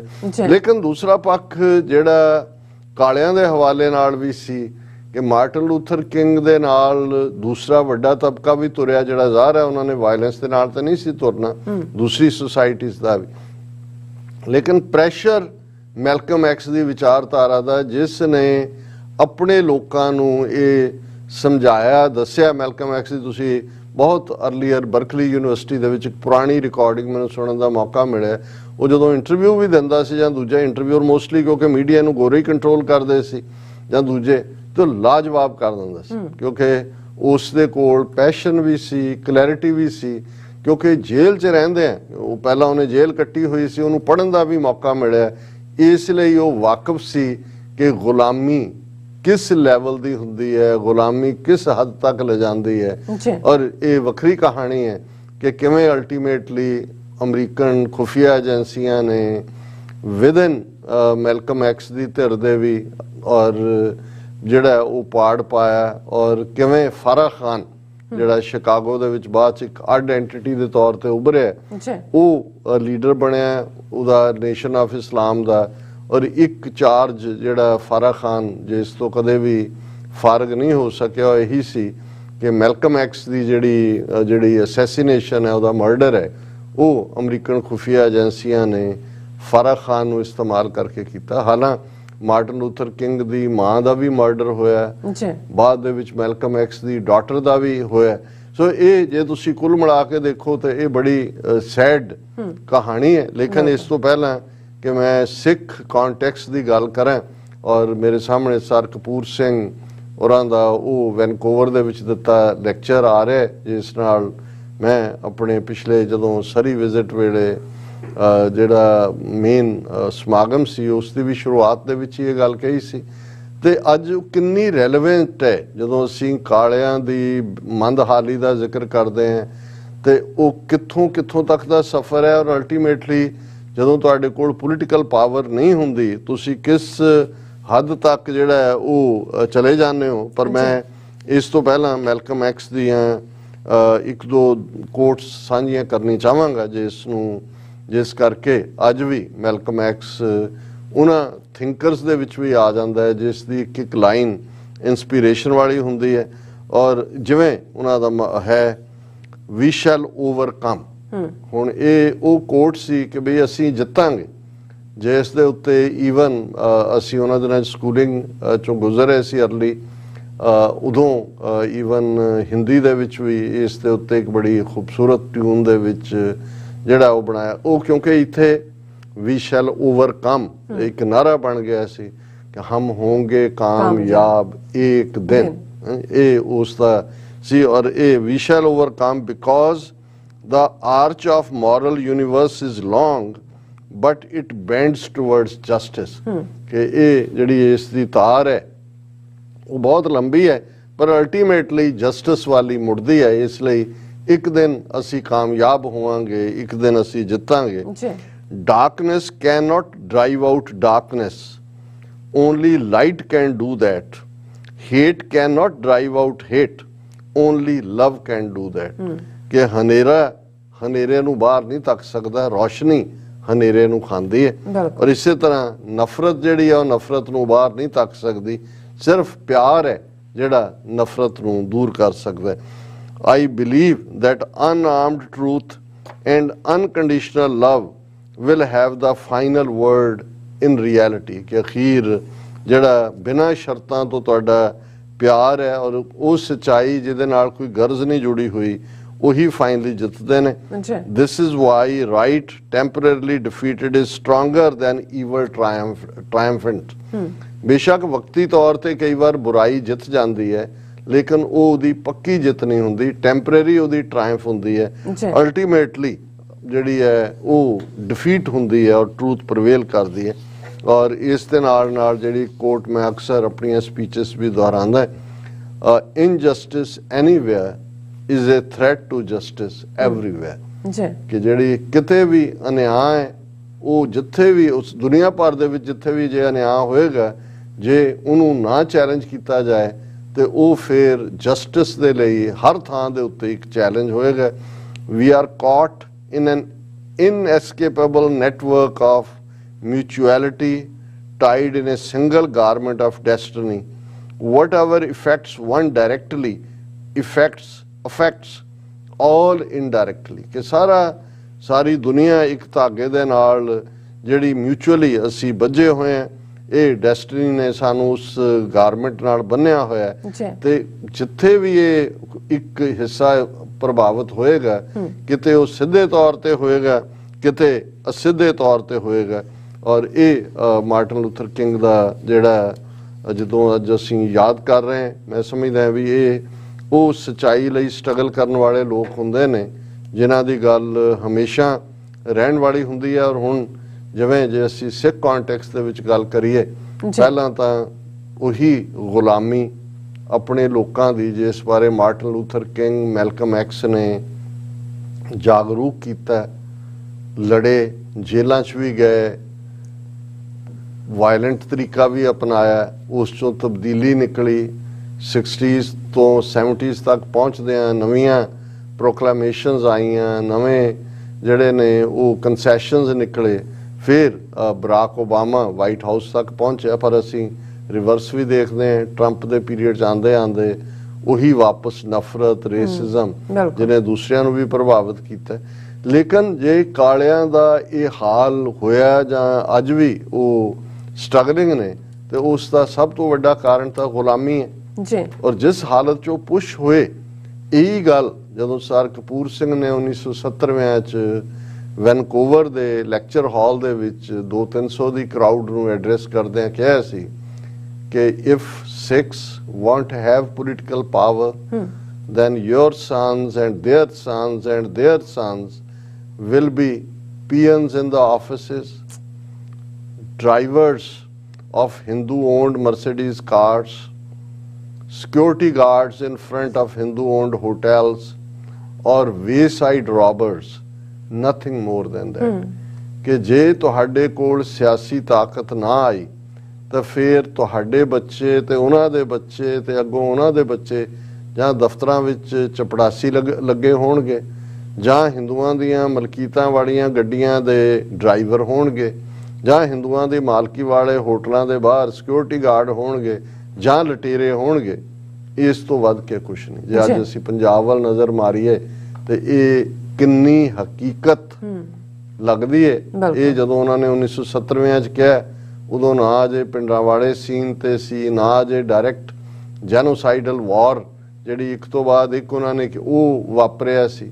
ਇਹ ਉਹਨਾਂ ਨੇ ਦੱਸ ਦਿੱਤਾ ਸੀ ਕਿ ਭਾਈ ਲੜੋ ਆਪਣੇ ਹੱਕਾਂ ਲਈ, ਆਜ਼ਾਦੀ ਲਓ, ਨਹੀਂ ਤਾਂ ਤੁਹਾਡਾ ਇਹ ਹਾਲ ਹੋਏਗਾ। ਅੱਜ ਉਸ ਸਾਰੇ ਦੇ ਨਾਲ ਜਿਹੜੀ ਗੱਲ ਸਰ ਸਾਹਿਬ ਨੇ ਨਹੀਂ ਸੀ ਕਹੀ, ਮਾਸ ਮਾਈਗ੍ਰੇਸ਼ਨ, ਜਦੋਂ 50-50 ਹਜ਼ਾਰ ਤੋਂ 1-1 lakh young man woman Punjab ਦੀ ਧਰਤੀ ਨੂੰ ਛੱਡ ਰਿਹਾ ਤੇ ਕਿਵੇਂ ਡੈਮੋਗ੍ਰਾਫੀ ਬਦਲੀ ਜਾ ਰਹੀ ਹੈ, ਕਿਸ ਤਰੀਕੇ ਦੇ ਨਾਲ, ਇਹ ਅਲਟੀਮੇਟਲੀ ਗੁਲਾਮੀ ਹੁੰਦੀ। ਔਰ ਅੱਜ ਵੀ ਇਹ ਇਸ ਗੱਲ ਤੇ ਬਹਿਸ ਕਰਨੀ, ਇੱਕ ਅੱਧਾ ਉਹ ਗੀਤਕਾਰ ਜਿਨ੍ਹਾਂ ਨੇ ਸਾਰੀ ਉਮਰ ਹਥਿਆਰਾਂ ਦੇ ਗੀਤ ਗਾ ਕੇ ਖੁਦ ਪੈਸੇ ਬਣਾਏ ਹੁੰਦੇ ਨੇ ਜਾਂ ਹੋਏ ਨੇ, ਉਹ ਕਹਿਣ ਜੀ ਨਹੀਂ ਇਹ ਛੱਡੋ ਹਥਿਆਰਾਂ ਦੀ ਗੱਲ, ਕਿਤਾਬਾਂ ਪੜ੍ਹੋ, ਲੰਗਰ ਲਾਓ, ਜਾਂ ਕੋਈ ਇਹ ਕਹਿ ਕੇ ਜੀ ਨਹੀਂ ਇਹ ਪੀਸਫੁਲ ਤਰੀਕੇ ਦੇ ਨਾਲ ਸਟਰਗਲ ਦਾ ਕੋਈ ਫਾਇਦਾ ਨਹੀਂ, ਚੱਕੋ ਹਥਿਆਰ ਸਿੱਧੇ। ਮੈਂ ਸਮਝਦਾ ਵੀ ਉਹਨਾਂ ਦੇ ਲਈ ਇਹ ਜਿਹੜੀ ਅਮਰੀਕਾ ਦੀ ਸਟਰਗਲ ਹੈ 1960 ਦੀ, ਜਿਹਦੇ ਚ ਮਾਰਟਨ ਲੂਥਰ ਕਿੰਗ ਔਰ ਮੈਲਕਮ ਐਕਸ ਦੋਨੋਂ ਹੀ ਆਪਣਾ ਰੋਲ ਅਦਾ ਕਰ ਰਹੇ ਨੇ। ਜੇ ਮੈਲਕਮ ਐਕਸ ਦਾ ਦਬਾਅ ਨਾ ਹੁੰਦਾ ਤੇ ਜੋ ਮਾਰਟਨ ਲੂਥਰ ਕਿੰਗ ਰਾਹੀਂ ਉਸ ਐਜੀਟੇਸ਼ਨ ਰਾਹੀਂ ਜੋ ਹਾਸਲ ਹੋਇਆ ਉਹ ਕਦੇ ਵੀ ਨਾ ਹੋ ਸਕਦਾ। ਇਹ ਇਸ ਦਾ ਸਿੱਖ ਕੰਟੈਕਸਟ ਜੀ। ਡਾਕਟਰ ਸਾਹਿਬ ਤੁਹਾਡਾ ਬਹੁਤ ਬਹੁਤ ਸ਼ੁਕਰੀਆ। ਸਾਥ ਲੈਣੇ ਬ੍ਰੇਕ, ਔਰ ਬ੍ਰੇਕ ਤੇ ਜਾਣ ਤੋਂ ਪਹਿਲਾਂ ਅਸੀਂ ਦਰਸ਼ਕਾਂ ਤੇ ਸਰੋਤਿਆਂ ਨੂੰ ਅਪੀਲ ਤੇ ਬੇਨਤੀ ਕਰਦੀ ਵਿਊਅਰਸ ਆ, ਜਿਸ ਤਰ੍ਹਾਂ ਕਿ ਤੁਸੀਂ ਜਾਣਦੇ ਹੋ ਕਿ TV 84 ਇੱਕ ਪੰਥਕ ਚੈਨਲ ਹੈ। TV 84 ਦੀ ਚੜ੍ਹਦੀ ਕਲਾ ਲਈ ਵੱਧ ਤੋਂ ਵੱਧ ਡੋਨੇਟ ਕਰੋ। ਡੋਨੇਟ ਕਰਨ ਲਈ ਸਾਡੀ ਵੈਬਸਾਈਟ TV84.tv ਤੇ ਜਾ ਕੇ ਪੇਪਲ ਦੀ ਵਰਤੋਂ ਕਰਕੇ ਵਨ ਟਾਈਮ ਡੋਨੇਟ ਕਰ ਸਕਦੇ ਹੋ, ਮੰਥਲੀ ਡੋਨੇਟ ਵੀ ਕਰ ਸਕਦੇ ਹੋ। ਤੁਸੀਂ TV 84 ਦੇ ਨਾਮ ਤੇ ਚੈੱਕ ਬਣਾ ਕੇ ਸਾਨੂੰ ਮੇਲ ਵੀ ਕਰ ਸਕਦੇ ਹੋ ਸਾਡੇ ਇਸ ਪਤੇ ਤੇ 36-01 37th Avenue, Long Island City, New York 11101 USA, ਜਾਂ ਫਿਰ ਤੁਸੀਂ ਸਾਨੂੰ ਫੋਨ ਰਾਹੀਂ ਵੀ ਸੰਪਰਕ ਕਰ ਸਕਦੇ ਹੋ ਸਾਡੇ ਫੋਨ ਨੰਬਰ ਤੇ 5166191984। ਸੇਮ ਨੰਬਰ ਤੇ WhatsApp ਕਰ ਸਕਦੇ ਹੋ। ਤੁਸੀਂ ਸਾਨੂੰ ਈਮੇਲ ਵੀ ਕਰ ਸਕਦੇ ਹੋ info@tv84.tv ਤੇ। ਅਸੀਂ ਤੁਹਾਡੇ ਤਹਿ ਦਿਲ ਤੋਂ ਸ਼ੁਕਰਗੁਜ਼ਾਰ ਹੋਵਾਂਗੇ। ਇਸ ਵਕਤ ਲੈਣੇ ਬ੍ਰੇਕ। ਵਿਊਅਰਸ ਤੁਸੀਂ ਇਸੇ ਤਰ੍ਹਾਂ ਬਣੇ ਰਹਿਣਾ। ਮਿਲਦੇ ਹਾਂ ਛੋਟੇ ਜਿਹੇ ਵਕਫੇ ਤੋਂ ਬਾਅਦ।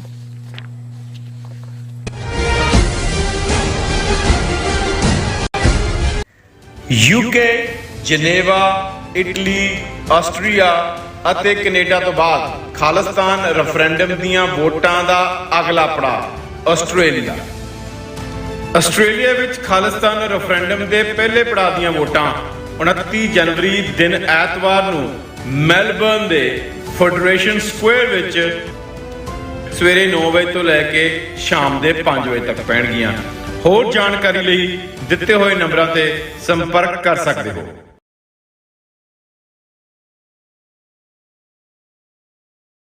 ਕੀ ਤੁਸੀਂ ਰੋਜ਼ਾਨਾ ਕੰਮ ਤੇ ਆਪਣਾ ਵਧੇਰੇ ਸਮਾਂ ਬਿਤਾਉਣ ਤੋਂ ਪਰੇਸ਼ਾਨ ਹੋ? ਆਪਣੀ ਪੂੰਜੀ ਨੂੰ ਕੰਮ ਤੇ ਲਗਾਓ, ਸਾਡੇ ਨਾਲ ਇਨਵੈਸਟ ਕਰੋ। ਅਸੀਂ ਤੁਹਾਡੀ ਪੂੰਜੀ ਤੋਂ ਤੁਹਾਡੇ ਲਈ ਵਧੇਰੇ ਪੈਸੇ ਬਣਾ ਸਕਦੇ ਹਾਂ। ਅਸੀਂ ਪ੍ਰਾਈਵੇਟ ਇਕੁਇਟੀ ਇਨਵੈਸਟਮੈਂਟ ਫਰਮ ਹਾਂ ਤੇ ਕਮਰਸ਼ੀਅਲ ਰੀਅਲ ਏਸਟੇਟ ਵਿੱਚ ਮਾਹਿਰ ਹਾਂ। Property management, leasing, asset management, commercial real estate investment ਵਿੱਚ ਸਾਰੀਆਂ ਸੇਵਾਵਾਂ ਲਈ ਅਮਰੀਕਾ ਭਰ ਵਿੱਚੋਂ ਤੁਸੀਂ ਸਾਡੇ ਤੱਕ ਪਹੁੰਚ ਕਰ ਸਕਦੇ ਹੋ। ਆਜ਼ਾਦ ਕਮਰਸ਼ੀਅਲ ਰੀਅਲਟੀ ਸਰਵਿਸਿਜ਼ ਤੇ Azad family trust 701 north port oak road, suite number 204, Houston, Texas ਤੁਸੀਂ ਸਾਨੂੰ ਸਾਡੇ ਫੋਨ ਨੰਬਰ 7136861277 ਤੇ ਵੀ ਸੰਪਰਕ ਕਰ ਸਕਦੇ ਹੋ। ਆਜ਼ਾਦ ਕਮਰਸ਼ੀਅਲ ਰਿਅਲਟੀ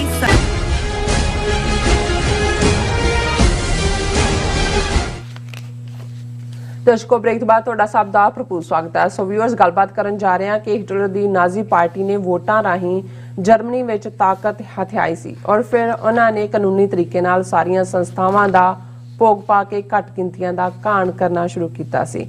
ਸੋ ਜਿਸ ਜ਼ੁਲਮ ਦਾ ਅੰਤ ਹੋਲੋਕਾਸਟ ਦੇ ਰੂਪ ਵਿੱਚ ਹੋਇਆ, ਮੌਜੂਦਾ ਸਮੇਂ ਵਿੱਚ ਭਾਰਤ ਦੀ ਮੋਦੀ ਸਰਕਾਰ ਅਤੇ ਇਜ਼ਰਾਈਲ ਦੀ ਨੇਤਨਯਾਹੂ ਦੀ ਸਰਕਾਰ ਜਨਿਸ਼ਰੀ ਨੂੰ ਤਬਾਹ ਕਰਨ ਤੇ ਲੱਗੀ ਹੋਈ ਹੈ ਤਾਂ ਕਿ ਇਹ ਆਪਣਾ ਨਸਲ ਪ੍ਰਸਤੀ ਦਾ ਏਜੰਡਾ ਬੇਰੋਕ ਟੋਕ ਲਾਗੂ ਕਰ ਸਕਣ। ਸੋ ਇਸ ਬਾਰੇ ਆਪਾਂ ਗੱਲਬਾਤ ਕਰਨ ਜਾ ਰਹੇ ਹਾਂ। ਸੋ ਅਸੀਂ ਚਾਹਾਂਗੇ ਕਿ ਤੁਸੀਂ ਇਸੇ ਤਰ੍ਹਾਂ ਬੜੇ ਰਹਿਣਾ। ਦੇਖਣ ਸੁਣ ਲਿਆ ਲਿਖਣ ਲਈ ਤੁਹਾਡਾ ਸਭ ਦਾ ਬਹੁਤ ਬਹੁਤ ਸ਼ੁਕਰੀਆ ਜੀ। ਡਾਕਟਰ ਸਾਹਿਬ, ਕੀ ਵਿਚਾਰਾਂ ਨੇ?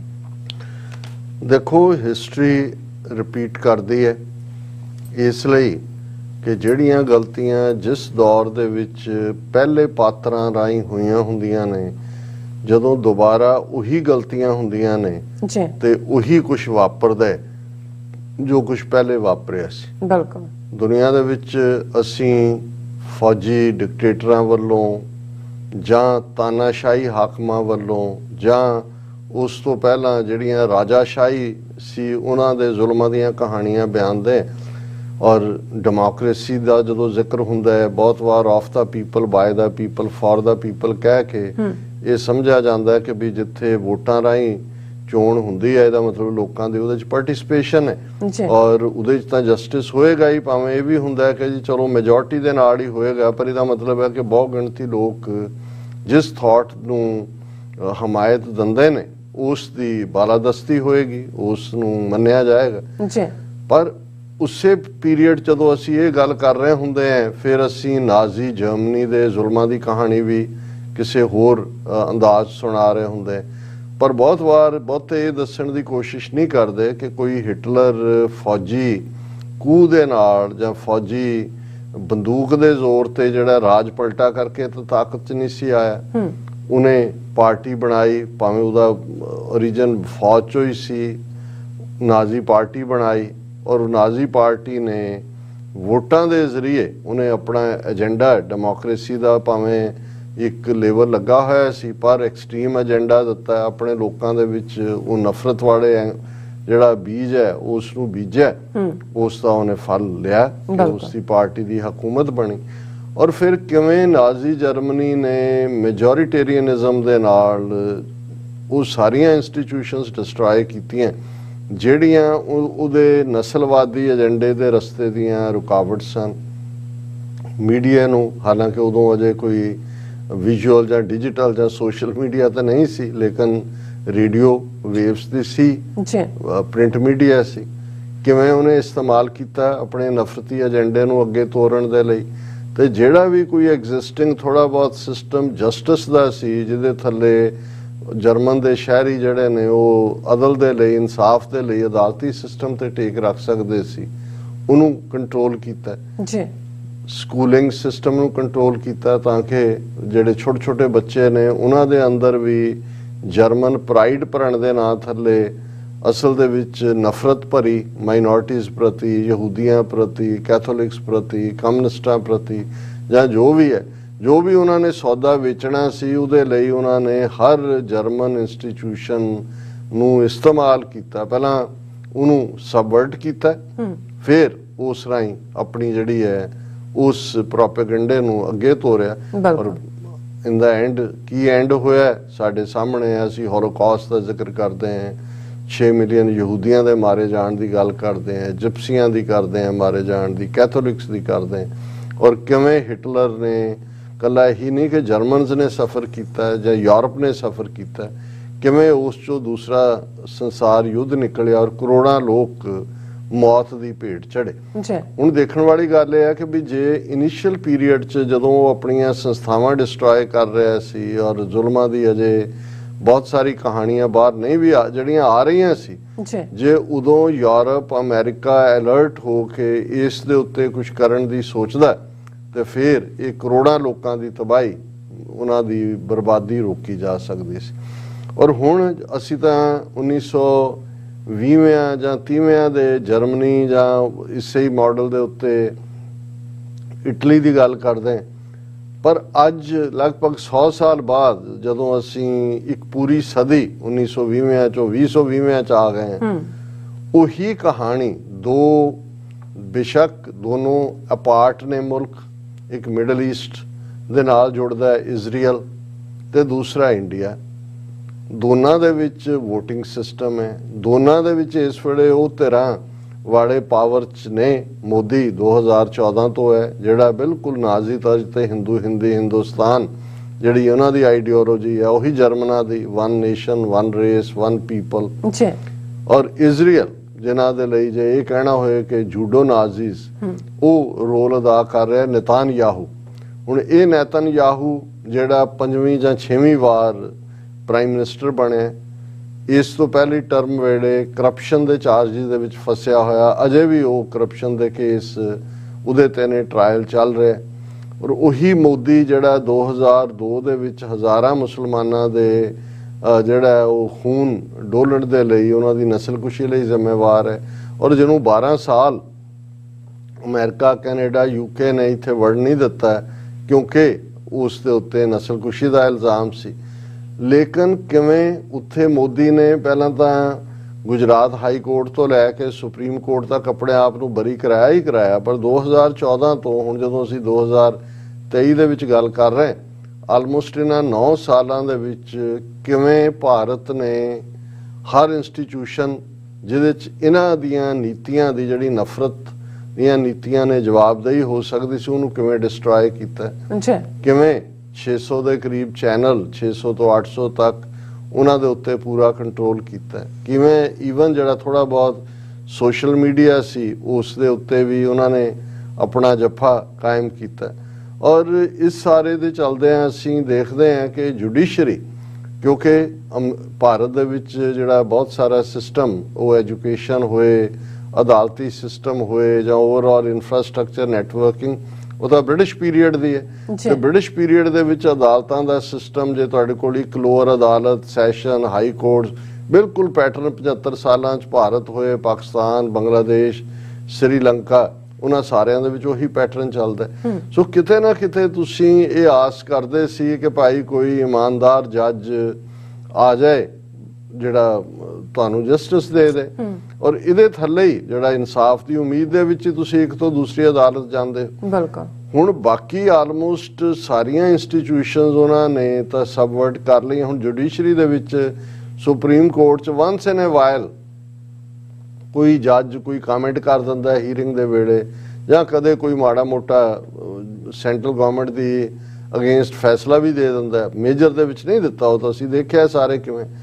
ਹੁਣ ਇਹ ਵੀ ਇਹਨਾਂ ਨੂੰ ਜਿਹੜਾ ਚੁੱਭਦਾ ਹੈ ਕਿ ਵੀ ਈਵਨ ਸੁਪਰੀਮ ਕੋਰਟ ਦੇ ਜੱਜ ਸਾਡੇ ਹਿੰਦੂਤਵਾ ਦੇ ਏਜੰਡੇ ਦੇ ਸਾਹਮਣੇ ਕਿਵੇਂ ਜਿਹੜਾ ਉਹ ਮੂੰਹ ਖੋਲ ਲੈਣ ਜਾਂ ਸਾਡੇ ਵੱਲ ਦੇਖਣ, ਔਰ ਉਹਨੂੰ ਵੀ ਉਹ ਕਰਨਾ ਚਾਹੁੰਦੇ ਨੇ। ਕਿਉਂਕਿ ਜਿਹੜਾ ਇੱਕ ਸਿਸਟਮ ਜੱਜਾਂ ਦੀ ਸਿਲੈਕਸ਼ਨ ਦਾ, ਕੋਲੀਜੀਅਮ ਸਿਸਟਮ, ਕਿ ਕਿਹਨੂੰ ਨਵਾਂ ਜੱਜ ਲਾਣਾ ਹੈ, ਸੁਪਰੀਮ ਕੋਰਟ 'ਚ ਕਿਵੇਂ ਲੱਗਣਾ ਹੈ ਜਾਂ ਹਾਈ ਕੋਰਟਾਂ 'ਚ ਕਿਵੇਂ ਲੱਗਣਾ ਹੈ, ਉਸ ਸਿਸਟਮ ਨੂੰ ਕੋਲੀਜੀਅਮ ਸਿਸਟਮ ਕਹਿੰਦੇ ਨੇ, ਜਿਹਦੇ 'ਚ ਉਹਨਾਂ ਦੇ ਸੀਨੀਅਰ ਜੱਜ ਔਰ ਦੂਜੇ ਹੀ ਆਪਸ ਦੇ ਵਿੱਚ ਫੈਸਲਾ ਕਰਕੇ ਉਹ ਰਿਕਮੈਂਡੇਸ਼ਨ ਭੇਜਦੇ ਨੇ, ਔਰ ਉਸ ਨੂੰ ਗਵਰਨਮੈਂਟ ਮੰਨਦੀ ਰਹੀ ਹੈ, ਔਰ ਉਹਦੇ 'ਚ ਉਹਨੂੰ ਡਿਲੇ ਤਾਂ ਕਰ ਸਕਦੀ ਸੀ ਗਵਰਨਮੈਂਟ, ਲੇਕਿਨ ਜੱਜਾਂ ਦੀ ਅਪਾਇੰਟਮੈਂਟ ਦੇ ਵਿੱਚ ਉਹਨਾਂ ਦਾ ਕੋਈ ਰੋਲ ਨਹੀਂ ਸੀ। ਇਹ ਤਾਂ ਹੁੰਦਾ ਵੀ ਤੁਸੀਂ 3 ਨਾਵਾਂ ਦੀ ਲਿਸਟ ਭੇਜੀ ਹੈ ਤੇ ਉਹਦੇ 'ਚੋਂ ਤੁਸੀਂ 2 ਰਿਜੈਕਟ ਕਰ ਦਿਓ, 1 ਤੁਸੀਂ ਕਰ ਲਓ, ਲੇਕਿਨ ਅਲਟੀਮੇਟਲੀ ਕਿਹਨੇ ਸੁਪਰੀਮ ਕੋਰਟ ਦੇ ਜੱਜ ਲੱਗਣਾ ਹੈ, ਕਿਹਨੇ ਹਾਈ ਕੋਰਟ, ਇਹਦਾ ਫੈਸਲਾ ਜੁਡੀਸ਼ਰੀ ਕਰਦੀ ਸੀ।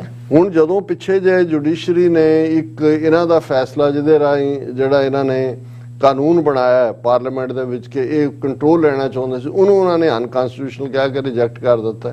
ਤੇ ਉਸ ਤੋਂ ਬਾਅਦ ਚੀਕਾਂ ਮਾਰ ਰਹੇ ਨੇ। ਅਸੀਂ ਪਿਛਲੇ ਦਿਨਾਂ ਹੀ ਡਿਸਕਸ ਕੀਤਾ ਸੀ ਕਿ ਵਾਈਸ ਪ੍ਰੈਜ਼ੀਡੈਂਟ ਧਨਕਰ ਨੇ ਕਿਵੇਂ ਇਸ ਦੇ ਉੱਤੇ ਜੁਡੀਸ਼ਰੀ ਨੂੰ ਹੀ ਉਹਨਾਂ ਨੇ ਕਿਹਾ ਕਿ ਜੀ ਇਹ ਕਿਵੇਂ ਹੋ ਸਕਦਾ ਕਿ ਪਾਰਲੀਮੈਂਟ ਤਾਂ ਸਰਵਉੱਚ ਹੈ, ਸੁਪਰੀਮ ਹੈ, ਕਿ ਵੀ ਉਹਨੂੰ ਉਹਦੇ ਫੈਸਲੇ ਨੂੰ ਕੋਈ ਚੈਲੰਜ ਕਰੇ। ਹੁਣ ਜਿਹੜਾ ਕੋਲੀਜੀਅਮ ਨੇ ਆਪਣੇ ਲਿਸਟ ਭੇਜੀ ਹੋਈ ਹੈ ਜੱਜਾਂ ਦੀ, ਅਸੀਂ ਦੇਖਦੇ ਹਾਂ ਵੀ ਉਸ ਦੇ ਉੱਤੇ ਸਵਾਲ ਖੜੇ ਕੀਤੇ ਜਾ ਰਹੇ ਨੇ, ਔਰ ਲਾ ਮਿਨਿਸਟਰ ਕਿਰਨ ਰਿਜਿਜੂ ਨੇ ਜਿਹੜਾ ਉਹ ਅਦਾਲਤ ਨੂੰ ਲਿਖਿਆ ਕਿ ਜੀ ਇਹ ਜਿਹੜਾ ਤੁਹਾਡਾ ਕੋਲੀਜੀਅਮ ਹੈ ਜਿਹੜਾ ਤੁਸੀਂ ਕੋਰਟ ਕੋਲੀਜੀਅਮ ਬਣਾਉਂਦੇ ਹੋ, ਜੀ। ਇਹਦੇ ਚ ਇੱਕ ਇੱਕ ਨੁਮਾਇੰਦਾ ਸਰਕਾਰ ਦਾ ਵੀ ਹੋਣਾ ਚਾਹੀਦਾ, ਇੱਕ ਫੈਡਰਲ ਗਵਰਨਮੈਂਟ ਦਾ, ਇੱਕ ਸਟੇਟ ਗਵਰਨਮੈਂਟ ਦਾ। ਮਤਲਬ ਇਹ ਹੈ ਕਿ ਵੀ ਇਹ ਜੱਜਾਂ ਦੀ ਅਪਾਇੰਟਮੈਂਟ ਦੇ ਵਿੱਚ ਆਪਣਾ ਬੰਦੇ ਵਾੜਨਾ ਚਾਹੁੰਦੇ ਨੇ ਤਾਂ ਕਿ ਜਿਹੜਾ ਮਾੜਾ ਮੋਟਾ ਕਦੇ ਨੈਗੇਟਿਵਿਟੀ ਇਹਨਾਂ ਨੂੰ ਲੱਗਦਾ ਵੀ ਹਿੰਦੂਤਵਾਦੀ ਜਾਂ ਇਹਨਾਂ ਦਾ ਹੇਟ ਕੈਂਪੇਨ ਜਾਂ ਕਿਸੇ ਨੂੰ ਜਿਵੇਂ ਉਹਨੇ ਮਿਸ਼ਰੇ ਦੇ ਮੁੰਡੇ ਨੇ ਮਾਰਿਆ, ਕਿਵੇਂ ਉਸ ਪੀਲੀਭੀਤ ਕਾਂਡ ਤੋਂ ਬਾਅਦ ਲਖੀਮਪੁਰ ਖੇਰੀ ਕਿਸ ਕਿਸਮ ਦਾ ਕੇਸ ਬਣਿਆ, ਲੇਕਿਨ ਅਲਟੀਮੇਟਲੀ ਕੋਰਟ ਨੇ, ਸੁਪਰੀਮ ਕੋਰਟ ਨੇ ਕਿਹਾ ਵੀ ਨਹੀਂ, ਜਿਹੜੀ ਹੈ ਕੈਂਸਲ ਕਰੋ ਜ਼ਮਾਨਤ ਉਹਦੀ, ਜਿਹੜੀ ਹਾਈ ਕੋਰਟ ਰਾਹੀਂ ਉਹਨੇ ਲਈ ਹੋਈ ਸੀ ਔਰ ਉਹ ਜੇਲ੍ਹ ਦੇ ਵਿੱਚ ਉਹਨੂੰ ਜਾਣਾ ਪਿਆ। ਹੁਣ ਇਸ ਸਾਰੇ ਨੂੰ ਕੰਟਰੋਲ ਕਰ ਰਹੇ ਨੇ। ਹੁਣ ਮੈਂ ਕਿਉਂ ਇਹਨਾਂ ਦੋਨਾਂ ਨੂੰ ਮਿਲਾਇਆ ਕਿ ਸਾਈਮਲਟੇਨੀਅਸਲੀ ਹੁਣ ਜਦੋਂ ਇਹ 6ਵੀਂ ਵਾਰ ਨੈਤਨਯਾਹੂ, ਜਿਹਨੂੰ ਬੀਬੀ ਵੀ ਕਿਹਾ ਜਾਂਦਾ, ਇਜ਼ਰਾਈਲ ਦਾ ਪ੍ਰਾਈਮ ਮਿਨਿਸਟਰ ਬਣਿਆ, ਐਕਸਟ੍ਰੀਮ ਰਾਈਟ ਵਿੰਗਰ ਗਵਰਨਮੈਂਟ ਹੈ, ਔਰ ਇਸ ਵੇਲੇ ਜਦੋਂ ਅਸੀਂ ਗੱਲ ਕਰ ਰਹੇ ਹਾਂ ਇਜ਼ਰਾਈਲ ਭਰ ਦੇ ਵਿੱਚ ਤੈਲ ਅਵੀਵ ਤੋਂ ਲੈ ਕੇ ਵੱਡੇ ਵੱਡੇ ਪ੍ਰੋਟੈਸਟ ਹੋ ਰਹੇ ਨੇ ਜੁਡੀਸ਼ੀਅਲ ਰਿਫਾਰਮ ਦੇ ਨਾਂ ਥੱਲੇ। ਇੱਕ ਬਿੱਲ ਦਾ ਮਸੌਦਾ ਇਜ਼ਰਾਈਲੀ ਪਾਰਲੀਮੈਂਟ, ਜਿਹਨੂੰ ਕਨੈਸਟ ਕਹਿੰਦੇ ਨੇ, ਉਹਦੇ 'ਚ ਲਿਆਂਦਾ ਗਿਆ, ਜਿਹਦੇ 'ਚ ਕੋਈ ਵੀ ਸੁਪਰੀਮ ਕੋਰਟ ਦਾ ਫੈਸਲਾ, ਜਿਹੜਾ ਸੁਪਰੀਮ ਕੋਰਟ ਇਜ਼ਰਾਈਲ ਦਾ ਫੈਸਲਾ ਹੋਏਗਾ, ਉਹਨੂੰ ਇਜ਼ਰਾਈਲ ਦੀ ਜਿਹੜੀ ਪਾਰਲੀਮੈਂਟ ਹੈ ਉਹ ਰੱਦ ਕਰ ਸਕਦੀ ਹੈ। ਬਿਲਕੁਲ। ਹੁਣ ਪਹਿਲਾਂ ਤਾਂ ਜ਼ਾਹਰ ਹੈ ਵੀ ਇਸ ਦੇ ਉੱਤੇ ਆਪਣੇ ਤੇ ਕਰਪਸ਼ਨ ਚਾਰजेस ਨੇ, ਉਹਨਾਂ ਨੂੰ ਉਹ ਰੱਦ ਕਰਵਾਏਗਾ, ਲੇਕਿਨ ਇਹਦਾ ਮਤਲਬ ਇਹ ਹੈ ਕਿ ਵੀ ਤੁਸੀਂ ਲੋਕਾਂ ਨੂੰ ਭੜਕਾ ਕੇ, ਨਫ਼ਰਤ ਫੈਲਾ ਕੇ, ਵੋਟਾਂ ਲੈ ਕੇ ਇੱਕ ਵਾਰੀ ਮੈਜੋਰਟੀ 'ਚ ਆ ਜਾਓ, ਫਿਰ ਜੁਡੀਸ਼ਰੀ ਨੂੰ ਵੀ ਤੁਸੀਂ ਰੋਣ ਦਿਓ। ਕਿਹੜਾ ਫੈਸਲਾ ਤੁਹਾਡੀ ਪਾਰਲੀਮੈਂਟ ਦਾ ਜਾਂ ਕਿਹੜਾ ਕਾਨੂੰਨ ਜਿਹੜਾ ਕਨਸਟੀਟਿਊਸ਼ਨ ਦੇ ਮੁਤਾਬਕ ਹੈ, ਕਿਹੜਾ ਖਿਲਾਫ ਹੈ, ਇਹ ਮੈਟਰ ਨਹੀਂ ਕਰਦਾ। ਔਰ ਕੱਲ ਇਸ ਦੇ ਉੱਤੇ ਇਜ਼ਰਾਈਲ ਦੇ ਵਿੱਚ ਜਿਹੜਾ ਜਦੋਂ ਦਾ ਇਹ ਮਸੌਦਾ ਆਇਆ, 80,000 ਤੋਂ ਜ਼ਿਆਦਾ ਲੋਕ ਤੈਲ ਅਵੀਵ, ਜਿਹੜੀ ਉਹਨਾਂ ਦੀ ਕੈਪੀਟਲ ਹੈ, ਉਸ ਦੇ ਵਿੱਚ ਉਤਰੇ ਨੇ। ਹਾਲਾਂਕਿ ਮੀਡੀਆ ਨੇ 1 ਲੱਖ ਦੀ ਗਿਣਤੀ ਵੀ ਕਹੀ ਹੈ। ਔਰ ਉਹਦੇ 'ਚ ਉਹਨਾਂ ਨੇ ਕਿਹਾ ਕਿ ਭਾਈ ਇਹ ਜਿਹੜਾ ਨੈਤਨਯਾਹੂ ਹੈ, ਇਹ ਤਾਂ ਡੈਮੋਕ੍ਰੇਸੀ ਦੇ ਇਸ ਪਿਲਰ ਨੂੰ ਜਿਹੜਾ ਹੈ ਉਹ ਡਿਸਟਰੋਏ ਕਰਨਾ ਚਾਹੁੰਦਾ ਜੁਡੀਸ਼ਰੀ ਨੂੰ। ਔਰ ਇਹੀ ਨੈਤਨਯਾਹੂ ਹੈ ਜਿਹੜੀ ਗਵਰਨਮੈਂਟ ਹੁਣ ਜਿਹੜੀ ਕਿ ਜੁਡੀਸ਼ਰੀ ਨੂੰ ਬਿਲਕੁਲ ਡਿਸਟਰੋਏ ਕਰ ਰਹੀ ਹੈ। ਉਹਨੇ ਇਹ ਵੀ ਕਿਹਾ ਵੀ ਅਸੀਂ ਵੈਸਟ ਬੈਂਕ ਦੇ ਵਿੱਚ, ਹੁਣ ਵੈਸਟ ਬੈਂਕ ਤੇ ਗਾਜ਼ਾ ਉਹ ਨੇ ਜਿਹੜੀ ਫਿਊਚਰ ਦੀ ਫਲਸਤੀਨ ਸਟੇਟ ਦੀ ਟੈਰੀਟਰੀ ਹੋਣੀ ਹੈ, ਉਹਦੇ 'ਚ ਵੀ ਉਹ ਕਹਿੰਦਾ ਅਸੀਂ ਸੈਟਲਮੈਂਟ ਬਣਾਵਾਂਗੇ। ਔਰ ਇਹ ਜੇ ਇਹ ਪਾਸ ਹੁੰਦਾ, ਕਿਉਂਕਿ ਇਸ ਵੇਲੇ ਉਹਨਾਂ ਕੋਲ ਮੈਜੋਰਿਟੀ ਹੈ, ਉਹ ਕਰ ਸਕਦੇ ਨੇ। ਤੇ ਇਧਰ ਕਿਰਨ ਰਿਜਿਜੂ ਔਰ ਇਹਨਾਂ ਦਾ ਵਾਈਸ ਪ੍ਰੈਜ਼ੀਡੈਂਟ ਵੀ ਕਹਿ ਰਿਹਾ ਜੀ ਪਾਰਲੀਮੈਂਟ ਤੋਂ ਸੁਪਰੀਮ ਜੁਡੀਸ਼ਰੀ ਕਿਵੇਂ ਹੋ ਸਕਦੀ ਹੈ। ਸੋ ਆਉਣ ਵਾਲੇ ਪੀਰੀਅਡ 'ਚ ਅਸੀਂ ਇਹ ਦੇਖ ਰਹੇ ਹਾਂ ਕਿ ਦੋ ਬਿਲਕੁਲ ਨਾਜ਼ੀ ਤਰਜ਼ ਦੇ ਪਿਲਰ ਜਿਹੜੇ ਨੇ ਦੋ ਖਿੱਤਿਆਂ ਦੇ ਵਿੱਚ, ਇੱਕ ਪਾਸੇ ਇਜ਼ਰਾਈਲ ਜਿਹੜਾ, ਔਰ ਇਸ ਗੱਲ ਦਾ ਧਿਆਨ ਰਹੇ ਕਿ ਇਜ਼ਰਾਈਲ ਦੇ ਵਿੱਚ 15 ਤੋਂ 20% ਅਰਬ ਮੁਸਲਮਾਨ ਪਾਪੂਲੇਸ਼ਨ ਹੈ ਉਹਨਾਂ ਦੀ, ਉਹਨਾਂ ਨੂੰ ਪਹਿਲਾਂ ਹੀ ਉਹ ਫੌਜ ਦੇ ਵਿੱਚ ਨਹੀਂ ਆ ਸਕਦੇ, ਉਹਨਾਂ ਨੂੰ ਪਹਿਲਾਂ ਹੀ ਡਿਪਰਾਈਵ ਕੀਤਾ ਹੋਇਆ। ਤੇ ਹੁਣ ਉਹ ਵੈਸਟ ਬੈਂਕ ਔਰ ਗਾਜ਼ਾ ਦੇ ਵਿੱਚ, ਵੈਸਟ ਬੈਂਕ 'ਚ ਖਾਸ ਤੌਰ ਤੇ ਸੈਟਲਮੈਂਟ ਬਣਾਉਣ ਦੀ ਲਾਈਨ ਵੀ। ਤੇ ਜਦੋਂ ਤੁਹਾਡੇ ਕੋਲ ਸਿੰਪਲ ਮੈਜੋਰਿਟੀ ਵੀ ਹੈ ਔਰ ਤੁਸੀਂ ਕਾਨੂੰਨ ਬਣਾ ਕੇ ਜਿਹੜਾ ਮਰਜ਼ੀ ਜਿਹੜਾ ਜੁਡੀਸ਼ਰੀ ਨੂੰ ਰੋਲ ਕੇ ਰੱਖ ਦਿਓ, ਇਹੀ ਕੰਮ ਜਿਹੜਾ ਹੈ ਉਹ ਮੋਦੀ ਔਰ ਇਹ ਕਿਰਨ ਰਿਜਿਜੂ ਔਰ ਵਾਈਸ ਪ੍ਰੈਜ਼ੀਡੈਂਟ ਜਦੋਂ ਕਿ ਕਹਿ ਰਹੇ ਨੇ ਕਿ ਜੀ ਇਹ ਬਿਲਕੁਲ ਜਿਹੜਾ ਹੈ ਉਹ ਜੁਡੀਸ਼ਰੀ ਨੂੰ ਕੀ ਹੱਕ ਹੈ ਕਿ ਉਹ ਪਾਰਲੀਮੈਂਟ ਦੇ ਬਣਾਏ ਕਾਨੂੰਨ ਨੂੰ ਰੱਦ ਕਰੇ। ਔਰ ਇਹ ਸਾਰਾ ਇੱਕੋ ਵੇਲੇ ਲੱਗ ਰਿਹਾ ਔਰ ਇਹ ਫਾਈਨਲ, ਔਰ ਦੁਨੀਆ ਚੁੱਪ ਬੈਠੀ ਹੈ। ਔਰ ਬਾਰਿੰਗ ਕਿ ਜੀ ਕਿਸੇ ਦਾ ਇੱਕ ਅੱਧਾ ਮਾੜਾ ਮੋਟਾ ਬਿਆਨ ਆ ਗਿਆ, ਕਿਉਂਕਿ ਇਹ ਬਿਲਕੁਲ, ਔਰ ਇਸ ਗੱਲ ਦਾ ਧਿਆਨ ਰਹੇ ਕਿ ਭਾਰਤ ਦੇ ਵਿੱਚ 1 ਬਿਲੀਅਨ 500 ਮਿਲੀਅਨ ਦੇ ਕਰੀਬ ਲੋਕ, ਇਜ਼ਰਾਈਲ ਦੀ ਇਹ ਜਿਹੜੀ ਨੀਤੀ ਹੈ, ਕੱਲਾ ਇਹੀ ਨਹੀਂ ਕਿ ਇਜ਼ਰਾਈਲ ਵਿਚਲੇ 15-20% ਅਰਬ ਸਫਰ ਕਰਨਗੇ ਜਾਂ ਵੈਸਟ ਬੈਂਕ ਸੈਟਲਮੈਂਟਸ ਬਣ ਜਾਣਗੀਆਂ, ਇਹ ਸਾਰੇ ਮਿਡਲ ਈਸਟ ਨੂੰ again that will put middle East on fire ਔਰ ਇਹ ਤਬਾਹੀ ਦਾ ਰਸਤਾ ਹੈ। ਔਰ ਜਿਵੇਂ ਅਸੀਂ ਇਹ ਕਹਿੰਦੇ ਹਾਂ ਵੀ ਇਤਿਹਾਸ ਤੋਂ ਕਦੇ ਜਿਹਨੇ ਕੁਝ ਨਹੀਂ ਸਿੱਖਿਆ ਹੁੰਦਾ ਉਹੀ ਗੱਲਾਂ ਰਿਪੀਟ ਹੁੰਦੀਆਂ ਨੇ। ਮੈਨੂੰ ਲੱਗਦਾ ਹੈ ਕਿ ਭਾਈ ਇਹ ਨਾਜ਼ੀ ਜਰਮਨੀ ਵਾਂਗ ਉਹ ਇਜ਼ਰਾਈਲ ਹੋਏ ਔਰ ਇੰਡੀਆ ਹੋਏ, ਆਉਣ ਵਾਲੇ ਪੀਰੀਅਡ ਦੇ ਵਿੱਚ ਅਸੀਂ ਇੱਥੇ ਵੱਡੇ ਪੈਮਾਨੇ ਦੇ ਉੱਤੇ ਇਨਸਾਨੀ ਖੂਨਰੇਜ਼ੀ ਦੇਖਦੇ ਹਾਂ ਕਿ ਔਰ ਇਹ ਤਬਾਹੀ ਦੇ ਰਸਤੇ ਨੂੰ ਆਵਾਜ਼ਾਂ ਮਾਰ ਰਹੇ ਨੇ। ਔਰ ਦੁਨੀਆ ਖਾਸ ਤੌਰ ਤੇ ਵੈਸਟਰਨ ਵਰਲਡ ਔਰ ਅਮਰੀਕਾ, ਇਹਨਾਂ ਦਾ ਇਜ਼ਰਾਈਲ ਵੀ ਅਲਾਈ ਹੈ ਮਿਡਲ ਈਸਟ ਦੇ ਵਿੱਚ, ਔਰ ਇੰਡੀਆ ਤਾਂ ਸਟ੍ਰੈਟੇਜਿਕ ਪਾਰਟਨਰ ਬਣਿਆ ਹੋਇਆ ਚਾਈਨਾ ਦਾ। ਔਰ ਇਹਨਾਂ ਦੋਨਾਂ ਮੁਲਕਾਂ ਨੂੰ ਪਤਾ ਹੈ, ਇਜ਼ਰਾਈਲ ਔਰ ਇੰਡੀਆ ਨੂੰ, ਕਿ ਕਿਸੇ ਨੇ ਕੁਝ ਨਹੀਂ ਬੋਲਣਾ ਕਿਉਂਕਿ ਇਹਨਾਂ ਦੇ ਆਪਣੇ ਹਿੱਤ ਫਸੇ ਹੋਏ ਨੇ। ਸੋ ਇਹ ਜਿਹੜਾ ਸੀ 30s ਦੀ ਇਸ ਤਬਾਹੀ ਤੋਂ ਬਾਅਦ ਜਦੋਂ ਸਾਹਮਣੇ ਹੱਕ ਫੈਕਟ ਆਏ ਸੀ ਔਰ ਇਹ ਕਿਹਾ ਗਿਆ ਸੀ ਨੈਵਰ ਅਗੇਨ ਬਿਲਕੁਲ that is happening again, that is happening in Israel, that is happening in India. ਬਿਲਕੁਲ ਰਾਜ ਸਾਹਿਬ ਤੁਹਾਡਾ ਬਹੁਤ ਬਹੁਤ ਸ਼ੁਕਰੀਆ। ਸਤਿ ਨੇ ਬ੍ਰੇਕ ਵਿਊਅਰਸ ਤੁਸੀਂ ਇਸੇ ਤਰ੍ਹਾਂ ਬਣੇ ਰਹਿਣਾ। ਮਿਲਦੇ ਹਾਂ ਛੋਟੇ ਜਿਹੇ ਬ੍ਰੇਕ ਤੋਂ ਬਾਅਦ।